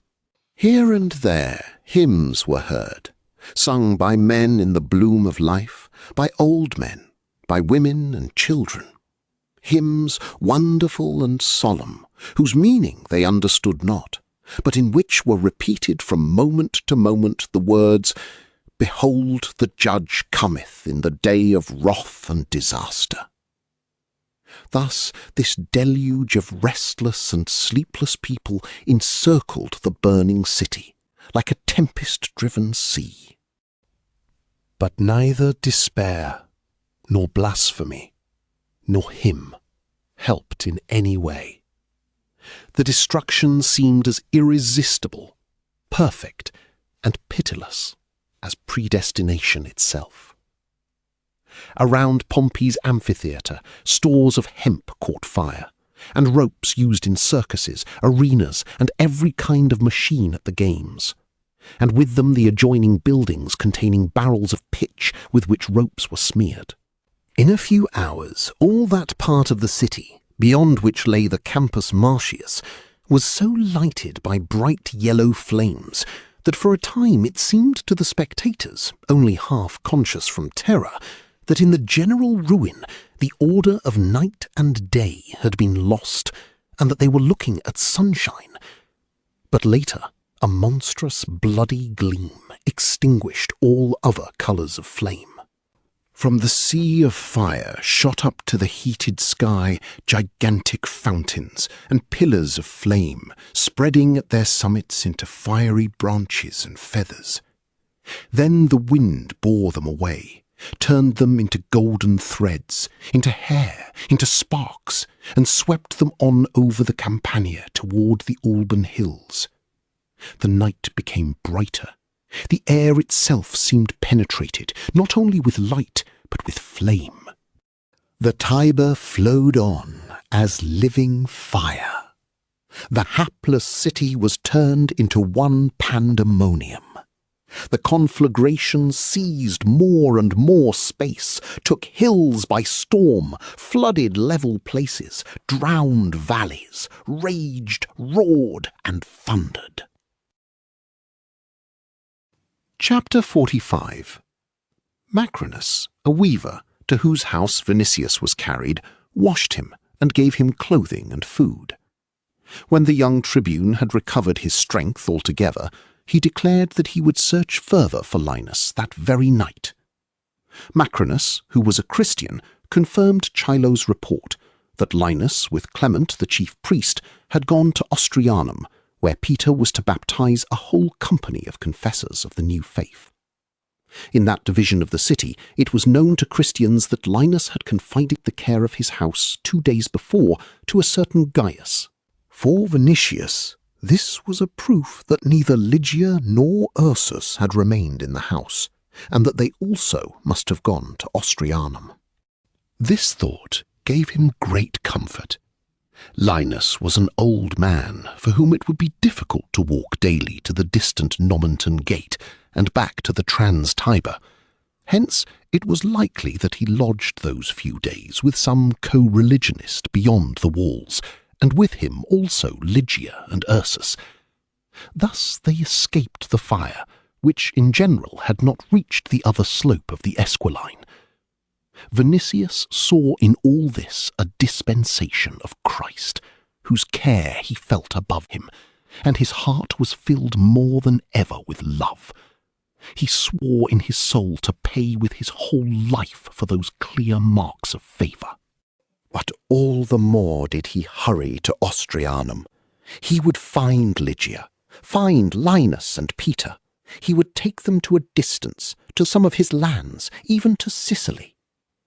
Let Rome burn. In a few days it would be a mere heap of ashes. Why remain in the face of disaster and a mad rabble? In his lands, troops of obedient slaves would protect them. They would be surrounded by the calm of the country and live in peace under Christ's wings, blessed by Peter. Oh, if he could find them! That was no easy thing. Vinicius remembered the difficulty with which he had passed from the Appian Way to the Trans-Tiber, and how he must circle around to reach the Via Portuensis. He resolved, therefore, to go around the city this time in the opposite direction. Going by the Via Triumphatoris, it was possible to reach the Emilian Bridge by going along the river, thence passing the Pincian Hill, all the Campus Martius, outside the gardens of Pompey, Lucullus, and Sallust, to make a push forward to the Via Nomentana. That was the shortest way, but Macrinus and Chilo advised him not to take it. The fire had not touched that part of the city, it is true, but all the market squares and streets might be packed densely with people and their goods. Chilo advised him to go through the Arga Vaticanus to the Porta Flaminia, cross the river at that point, and push on outside the walls beyond the gardens of Acilius to the Porta Salaria. Vinicius, after a moment's hesitation, took this advice. Macrinus had to remain in care of his house, but he provided 2 mules, which would serve Lygia also in a further journey. He wished to give a slave too, but Vinicius refused, judging that the first detachment of praetorians he met on the road would pass under his orders. Soon he and Chilo moved on through the Pagus Geniculensis to the Triumphal Way. There were vehicles there too, in open places, but they pushed between them with less difficulty, as the inhabitants had fled for the greater part by the Via Portuensis toward the sea. Beyond the Septimian Gate, they rode between the river and the splendid gardens of Domitius. The mighty cypresses were red from the conflagration, as if from evening sunshine. The road became freer. At times they had to struggle merely with the current of incoming rustics. Vinicius urged his mule forward as much as possible, but Chilo, riding closely in the rear, talked to himself almost the whole way. Well, we have left the fire behind, and now it is heating our shoulders. Never yet has there been so much light on this road in the night-time. O Zeus, if thou wilt not send torrents of rain on that fire, thou hast no love for Rome, surely. The power of man will not quench those flames. Such a city which Greece and the whole world were serving. And now the first Greek who comes along may roast beans in its ashes. Who could have looked for this? And now there will be no longer a Rome, nor Roman rulers. Whoso wants to walk on the ashes when they grow cold and whistle over them, may whistle without danger. O gods, to whistle over such a world-ruling city! What Greek or even barbarian could have hoped for this?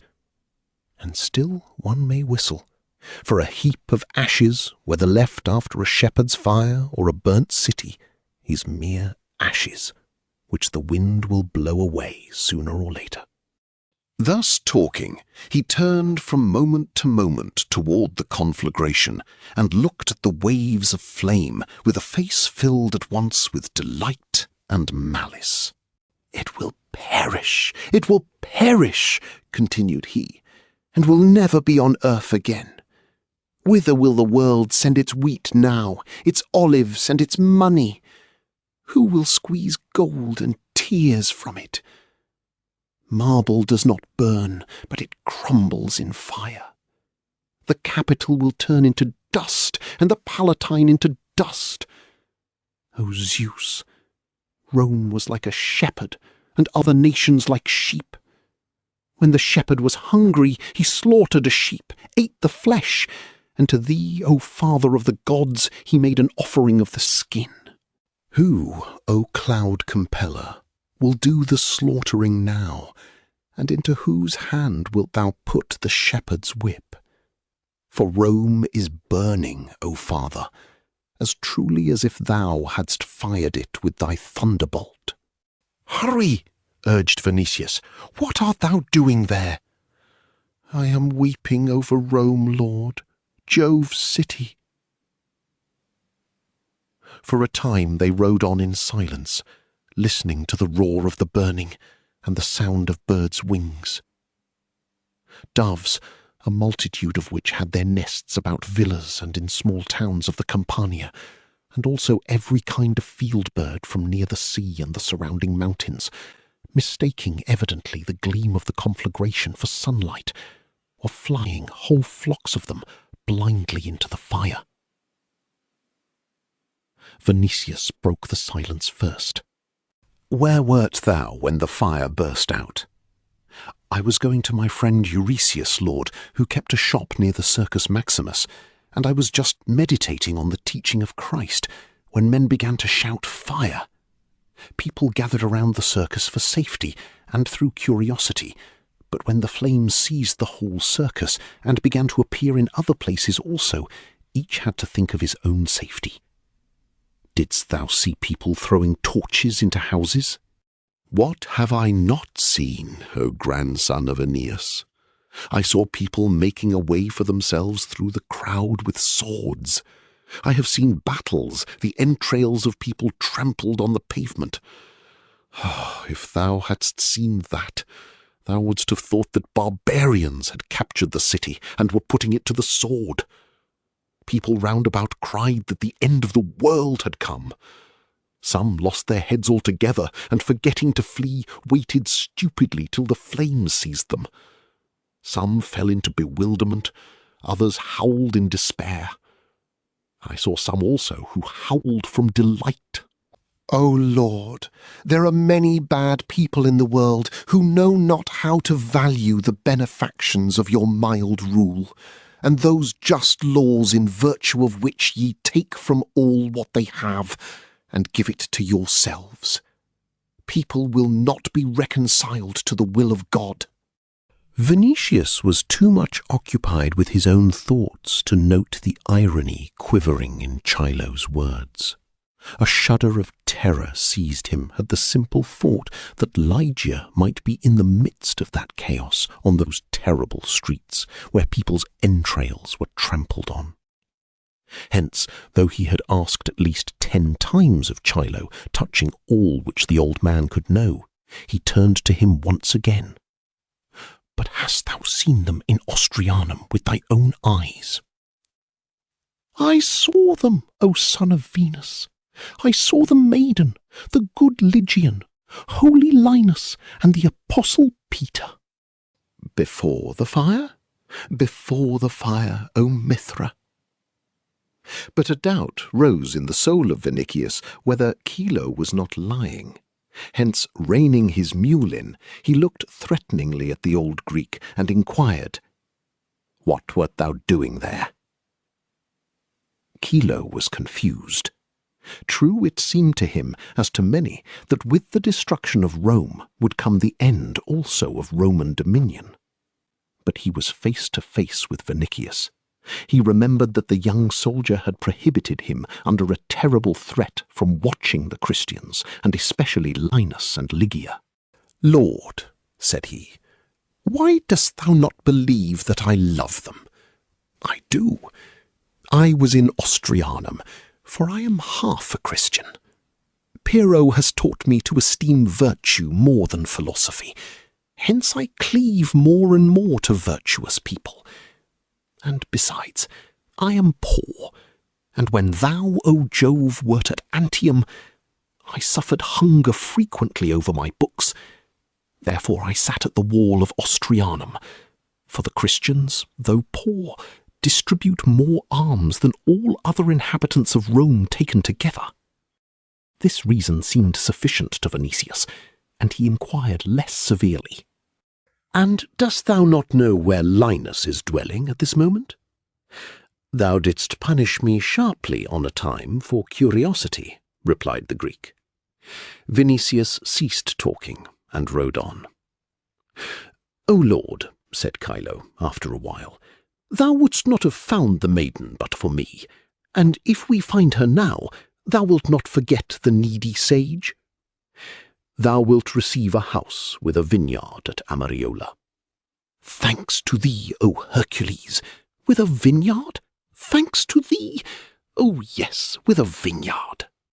They were passing the Vatican Hill now, which was ruddy from the fire, but beyond the Naumachia they turned to the right, so that when they had passed the Vatican Field they would reach the river, and crossing it, go to the Flaminian Gate. Suddenly Chilo reined in his mule, and said, "A good thought has come to my head, Lord." "Speak," answered Vinicius. Between the Janiculum and the Vatican Hill, beyond the gardens of Agrippina, are excavations from which stones and sand were taken to build the Circus of Nero. Hear me, Lord. Recently, the Jews, of whom, as thou knowest, there is a multitude in Trans-Tiber, have begun to persecute Christians cruelly. Thou hast in mind that in the time of the divine Claudius there were such disturbances that Caesar was forced to expel them from Rome. Now, when they have returned, and when, thanks to the protection of the Augusta, they feel safe, they annoy Christians more insolently. I know this. I have seen it. No edict against Christians has been issued, but the Jews complain to the prefect of the city that Christians murder infants, worship an ass, and preach a religion not recognized by the Senate. They beat them and attack their houses of prayer so fiercely that the Christians are forced to hide. "What dost thou wish to say?" inquired Vinicius. "This, Lord, that synagogues exist openly in the Trans-Tiber, but that Christians, in their wish to avoid persecution, are forced to pray in secret and assemble in ruined sheds outside the city or in sand-pits. Those who dwell in the Trans-Tiber have chosen just that place which was excavated for the building of the circus and various houses along the Tiber. Now, when the city is perishing, the adherents of Christ are praying. Beyond doubt we shall find a countless number of them in the excavation, so my advice is to go in there along the road." "But thou hast said that Linus has gone to Austrianum," cried Vinicius impatiently. "But thou hast promised me a house with a vineyard at Amariola," answered Chilo. "For that reason I wish to seek the maiden wherever I hope to find her. They might have returned to the Trans-Tiber after the outbreak of the fire. They might have gone around outside the city, as we are doing at this moment. Linus has a house. Perhaps he wished to be nearer his house to see if the fire had seized that part of the city also. If they have returned, I swear to thee by Persephone that we shall find them at prayer in the excavation. In the worst event, we shall get tidings of them." "Thou art right. Lead on," said the tribune. Chilo, without hesitation, turned to the left toward the hill. For a while the slope of the hill concealed the conflagration, so that, though the neighbouring heights were in the light, the two men were in the shade. When they had passed the circus, they turned still to the left, and entered a kind of passage completely dark. But in that darkness, Venetius saw swarms of gleaming lanterns. "They are there," said Chilo. "There will be more of them today than ever, for other houses of prayer are burnt or are filled with smoke, as is the whole Trans-Tiber." "True," said Venetius. "I hear singing." In fact, the voices of people singing reached the hill from the dark opening, and the lanterns vanished in it one after the other. But from side passages new forms appeared continually, so that after some time Venetius and Chilo found themselves amid a whole assemblage of people. Chilo slipped from his mule, and beckoning to a youth who sat near, said to him, "I am a priest of Christ and a bishop. Hold the mules for us. Thou wilt receive my blessing and forgiveness of sins." Then, without waiting for an answer, he thrust the reins into his hands, and, in company with Venetius, joined the advancing throng. They entered the excavation after a while, and pushed on through the dark passage by the dim light of lanterns, till they reached a spacious cave, from which stone had been taken evidently, for the walls were formed of fresh fragments. It was brighter there than in the corridor, for in addition to tapers and lanterns, torches were burning. By the light of these, Venetius saw a whole throng of kneeling people with upraised hands. He could not see Ligia, the Apostle Peter, or Linus, but he was surrounded by faces, solemn and full of emotion. On some of them, expectation or alarm was evident. On some, hope. Light was reflected in the whites of their upraised eyes. Perspiration was flowing along their foreheads, pale as chalk. Some were singing hymns, others were repeating feverishly the name of Jesus. Some were beating their breasts. It was apparent that they expected something uncommon at any moment. Meanwhile, the hymn ceased, and above the assembly, in a niche formed by the removal of an immense stone, appeared Crispus, the acquaintance of Venetius, with a face as it were half delirious, pale, stern, and fanatical. All eyes were turned to him, as though waiting for words of consolation and hope. After he had blessed the assembly, he began in hurried, almost shouting tones, "Bewail your sins, for the hour has come. Behold, the Lord has sent down destroying flames on Babylon, on the city of profligacy and crime. The hour of judgment has struck, the hour of wrath and dissolution. The Lord has promised to come, and soon you will see him. He will not come as the Lamb who offered his blood for your sins, but as an awful judge who in his justice will hurl sinners and unbelievers into the pit. Woe to the world! Woe to sinners! There will be no mercy for them. I see thee, O Christ. Stars are falling to the earth in showers. The sun is darkened. The earth opens in yawning gulfs. The dead rise from their graves.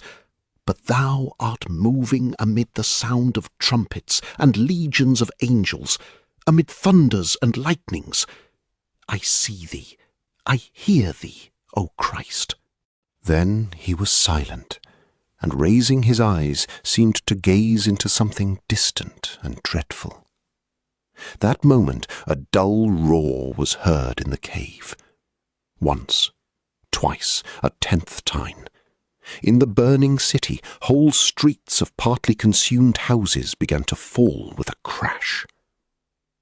But most Christians took those sounds as a visible sign that the dreadful hour was approaching. Belief in the early second coming of Christ and in the end of the world was universal among them. Now the destruction of the city had strengthened it. Terror seized the assembly. Many voices repeated, "The day of judgment! Behold, it is coming!" Some covered their faces with their hands, believing that the earth would be shaken to its foundation, that beasts of hell would rush out through its openings and hurl themselves on sinners.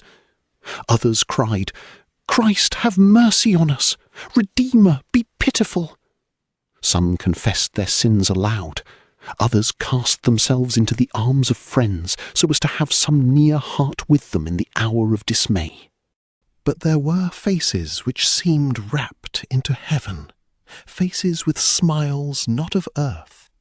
These showed no fear. In some places were heard voices. Those were of people who in religious excitement had begun to cry out unknown words in strange languages. Some person in a dark corner cried, "Wake thou that sleepest!" Above all rose the shout of Crispus, "Watch ye! Watch ye!" At moments, however, silence came, as if all were holding the breath in their breasts and waiting for what would come. And then was heard the distant thunder of parts of the city falling into ruins, after which were heard again groans and cries. "Renounce earthly riches, for soon there will be no earth beneath your feet. Renounce earthly loves, for the Lord will condemn those who love wife or child more than him. Woe to the one who loves the creature more than the Creator. Woe to the rich, woe to the luxurious, woe to the dissolute, woe to husband, wife, and child." Suddenly a roar, louder than any which had preceded, shook the quarry. All fell to the earth, stretching their arms in cross form to ward away evil spirits by that figure. Silence followed, in which was heard only panting breath, whispers full of terror, "Jesus, Jesus, Jesus," and in places the weeping of children. At that moment, a certain calm voice spoke above that prostrate multitude. "Peace be with you." That was the voice of Peter the Apostle, who had entered the cave a moment earlier. At the sound of his voice, terror passed at once, as it passes from a flock in which the shepherd has appeared. People rose from the earth. Those who were nearer gathered at his knees, as if seeking protection under his wings. He stretched his hands over them and said, "Why are ye troubled in heart? Who of you can tell what will happen before the hour cometh? The Lord has punished Babylon with fire, but his mercy will be on those whom baptism has purified.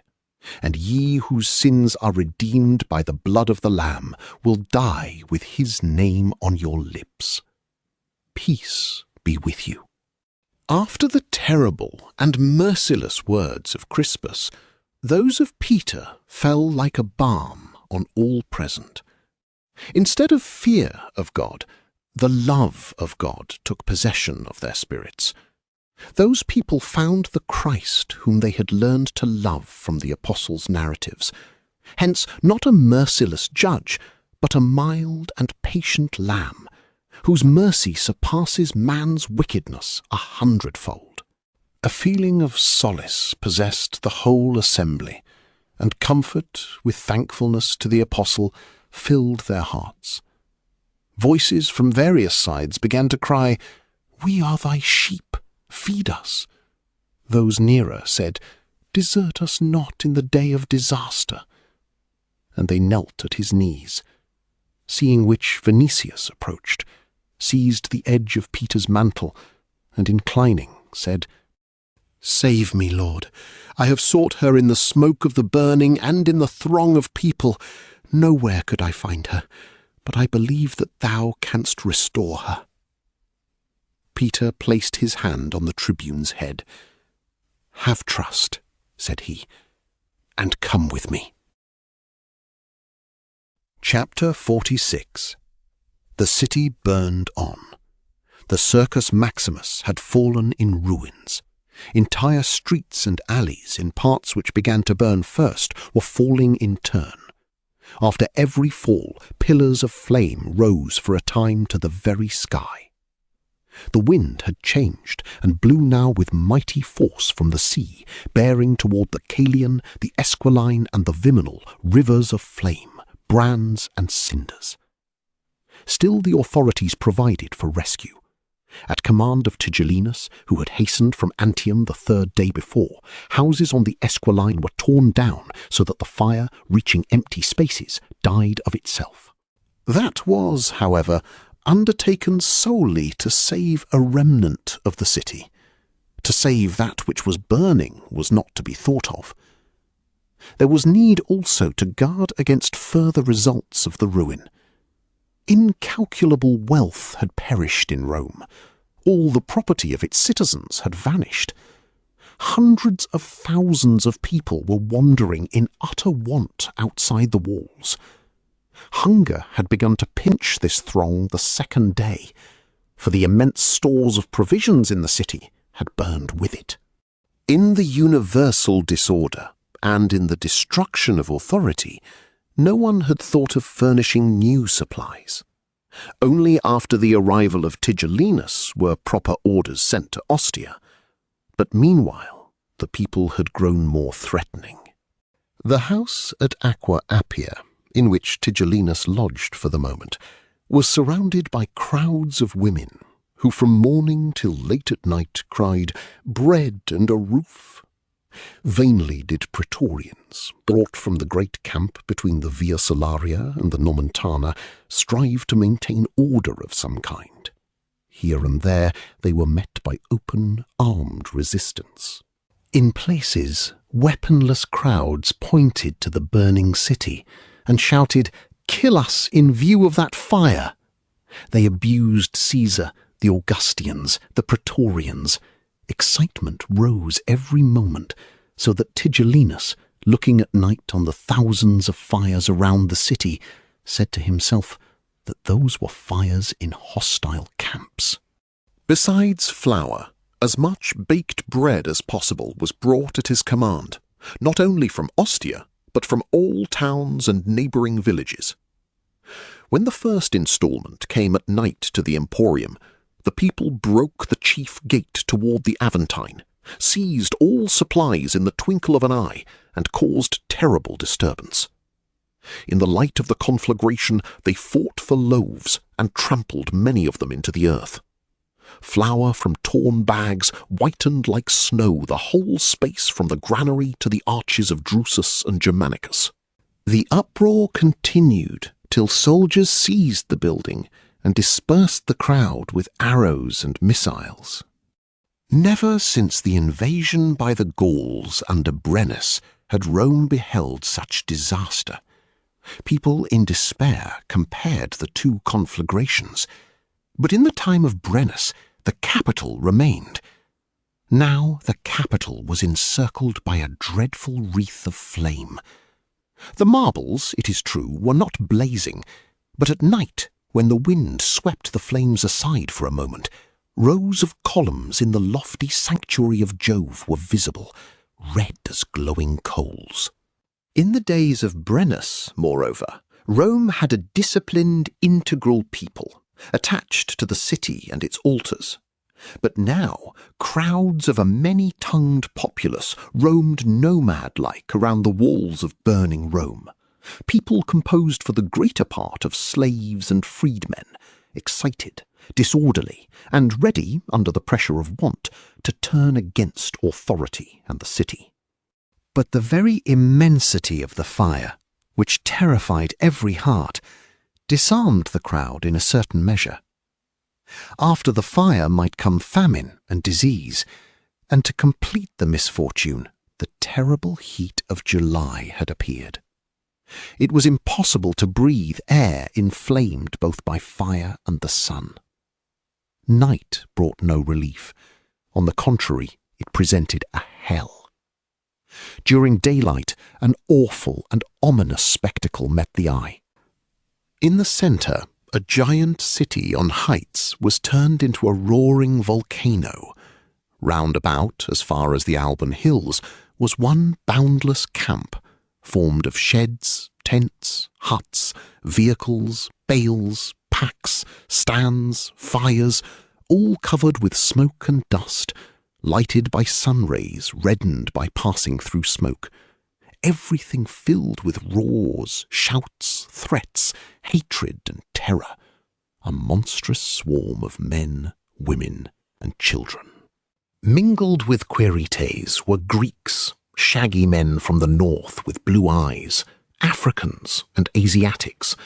Among citizens were slaves, freedmen, gladiators, merchants, mechanics, servants and soldiers. A real sea of people flowing around the island of fire. Various reports moved this sea as wind does a real one. These reports were favourable and unfavourable. People told of immense supplies of wheat and clothing to be brought to the Emporium and distributed gratis. It was said, too, that provinces in Asia and Africa would be stripped of their wealth at Caesar's command, and the treasures thus gained be given to the inhabitants of Rome, so that each man might build his own dwelling. But it was noised about also that water in the aqueducts had been poisoned, that Nero intended to annihilate the city, destroy the inhabitants to the last person, then move to Greece or to Egypt and rule the world from a new place. Each report ran with lightning speed, and each found belief among the rabble, causing outbursts of hope, anger, terror, or rage. Finally, a kind of fever mastered those nomadic thousands.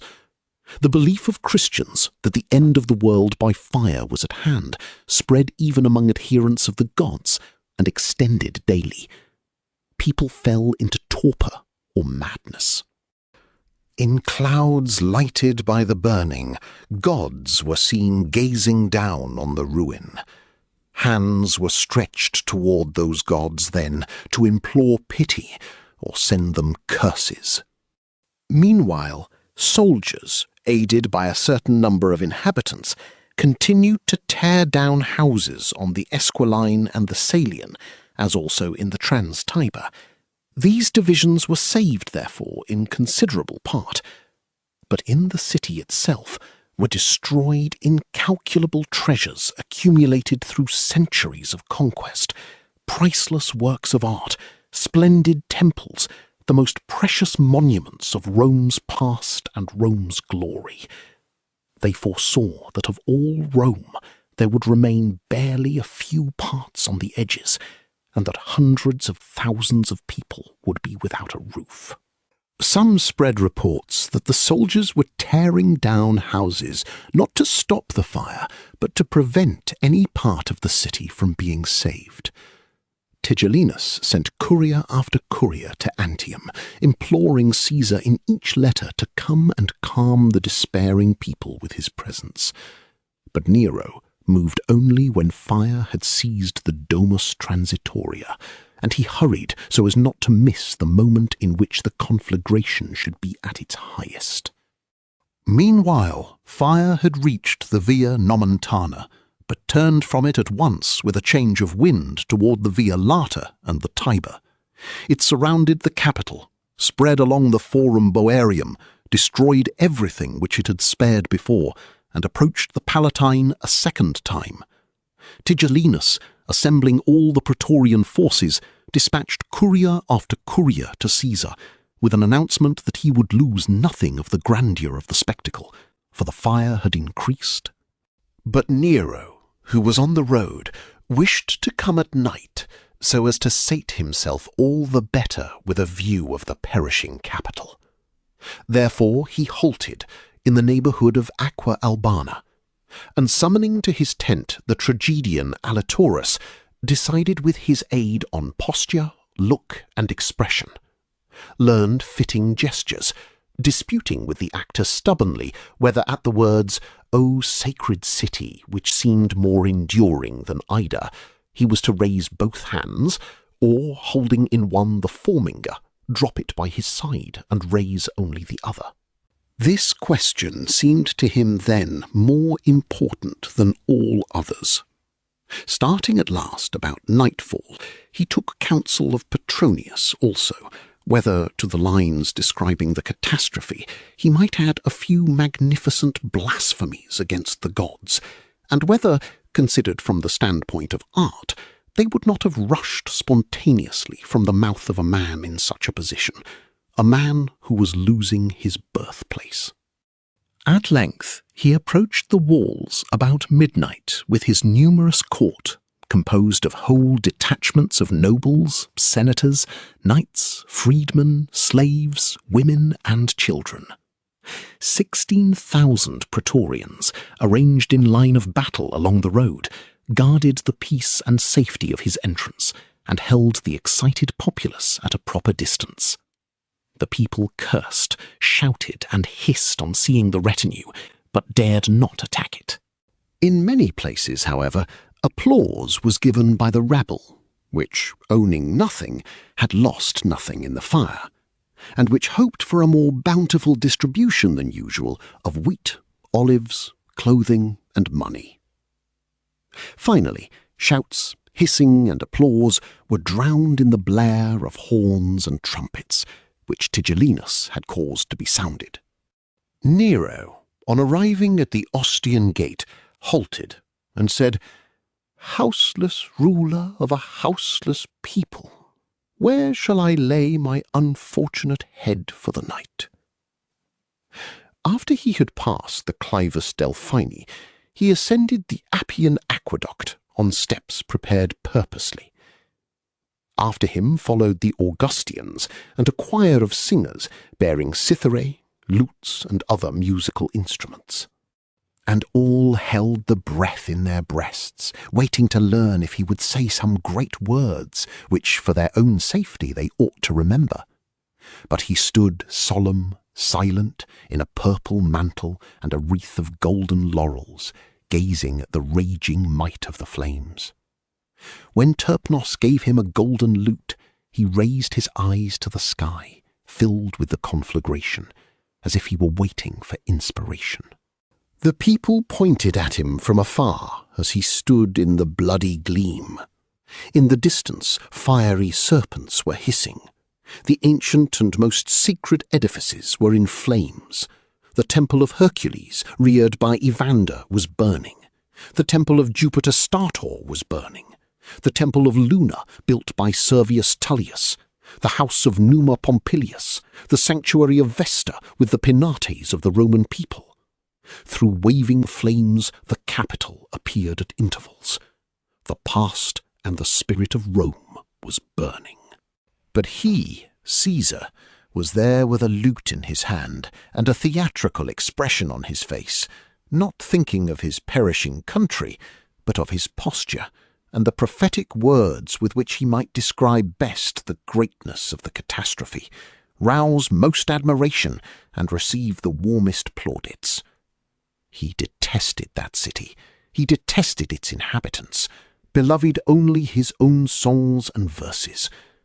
Hence he rejoiced in heart that at last he saw a tragedy like that which he was writing. The verse-maker was happy. The declaimer felt inspired.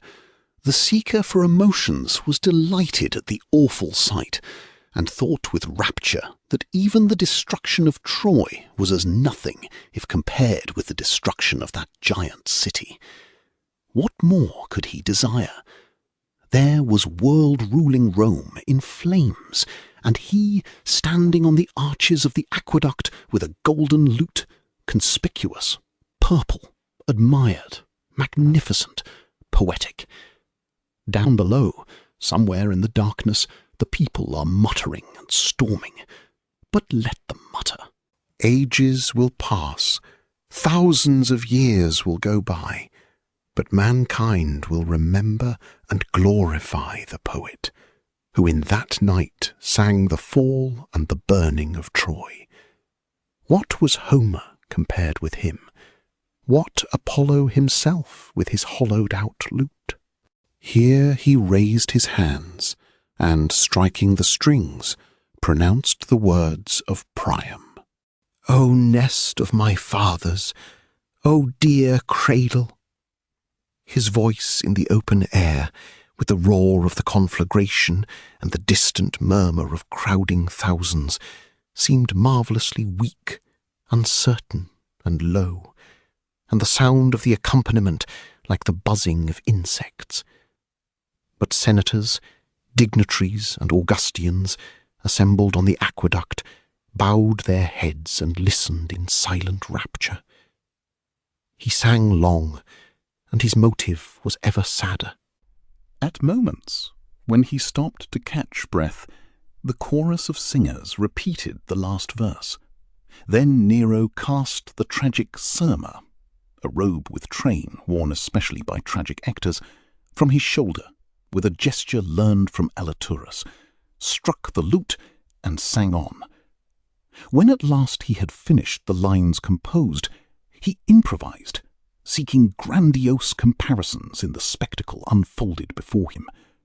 His face began to change. He was not moved, it is true, by the destruction of his country's capital, but he was delighted and moved with the pathos of his own words, to such a degree that his eyes filled with tears on a sudden. At last he dropped the lute to his feet with a clatter, and wrapping himself in the surma, stood as if petrified, like one of those statues of Niobe which ornamented the courtyard of the Palatine. Soon a storm of applause broke the silence, but in the distance this was answered by the howling of multitudes. No one doubted then that Caesar had given command to burn the city, so as to afford himself a spectacle and sing a song at it. Nero, when he heard that cry from hundreds of thousands, turned to the Augustians with the sad, resigned smile of a man who is suffering from injustice. "See," said he, "how the Quirites value poetry and me." "Scoundrels," answered Vatinius, "command the praetorians, Lord, to fall on them." Nero turned to Tigellinus. "Can I count on the loyalty of the soldiers?" "Yes, divinity," answered the prefect. But Petronius shrugged his shoulders and said, "On their loyalty, yes, but not on their numbers.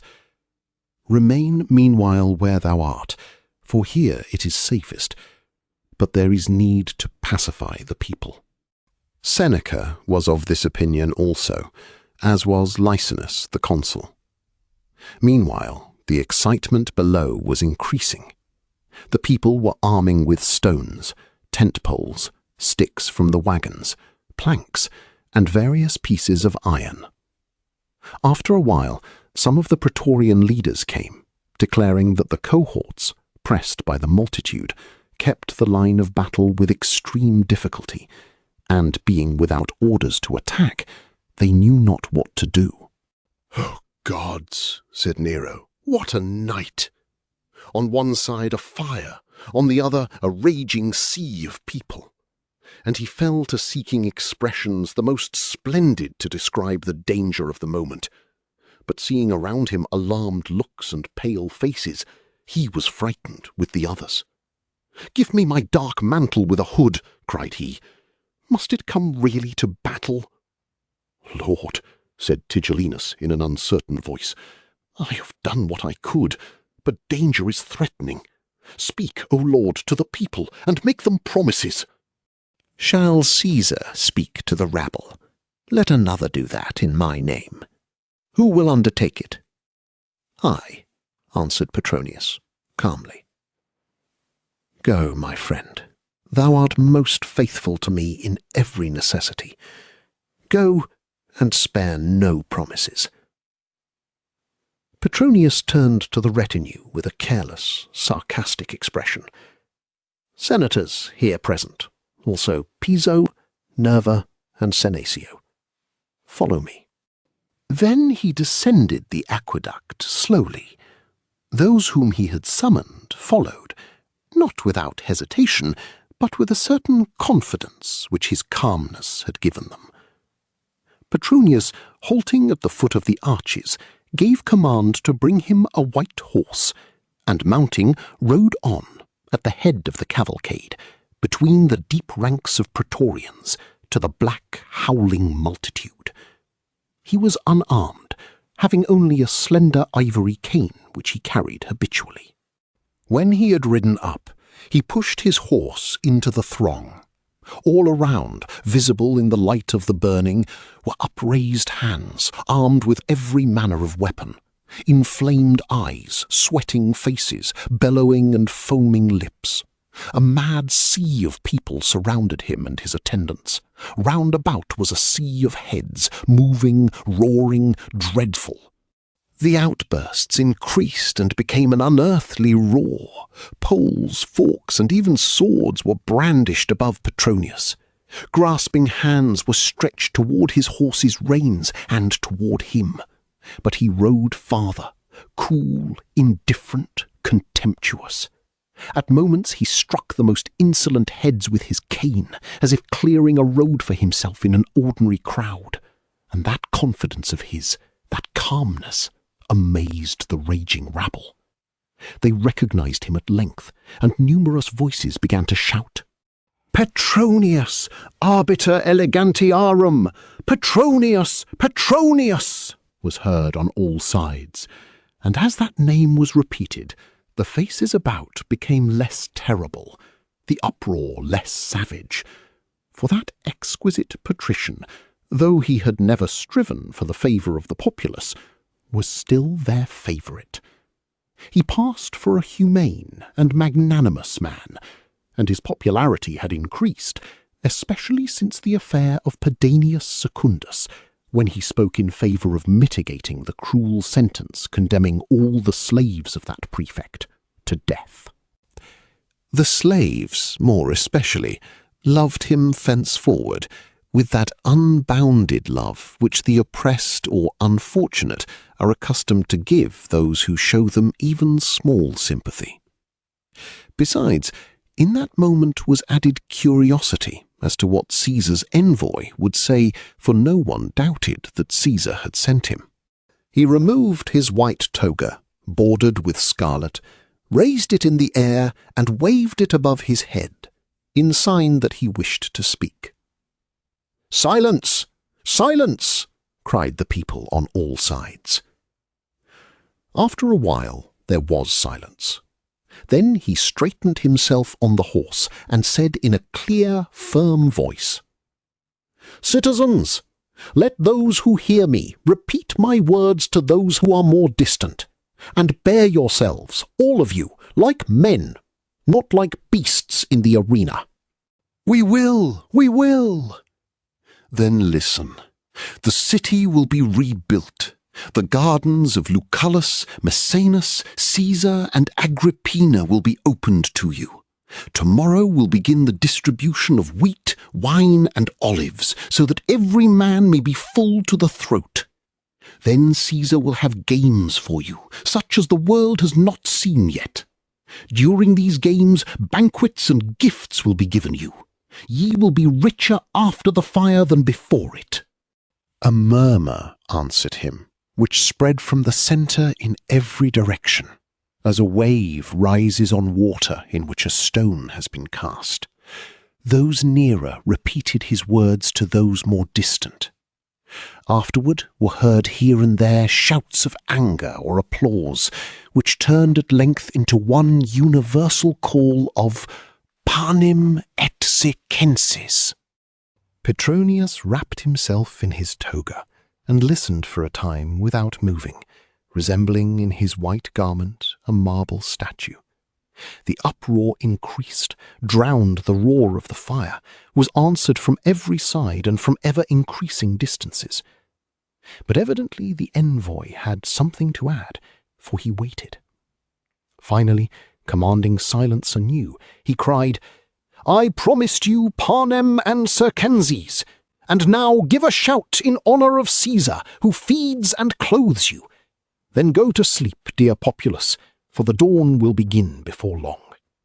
He turned his horse then, and, tapping lightly with his cane the heads and faces of those who stood in his way, he rode slowly to the praetorian ranks. Soon he was under the aqueduct. He found almost a panic above, where they had not understood the shout panem et circenses, and supposed it to be a new outburst of rage.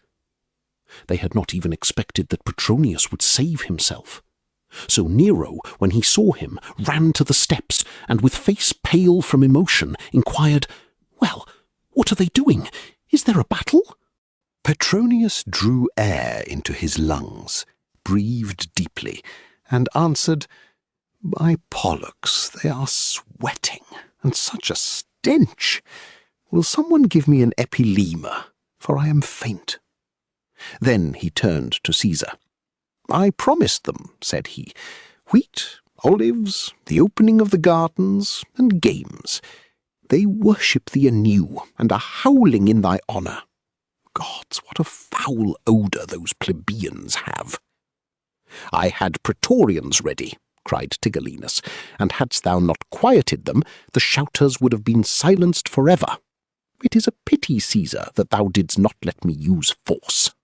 Petronius looked at him, shrugged his shoulders, and added, "The chance is not lost. Thou mayest have to use it tomorrow." "No, no!" cried Caesar. "I will give command to open the gardens to them, and distribute wheat. Thanks to thee, Petronius, I will have games, and that song which I sang today I will sing publicly." Then he placed his hands on the arbiter's shoulder, was silent a moment, and starting up at last inquired, "Tell me sincerely, how did I seem to thee while I was singing?" "Thou wert worthy of the spectacle, and the spectacle was worthy of thee," said Petronius. "But let us look at it again," said he, turning to the fire, "and bid farewell to ancient Rome."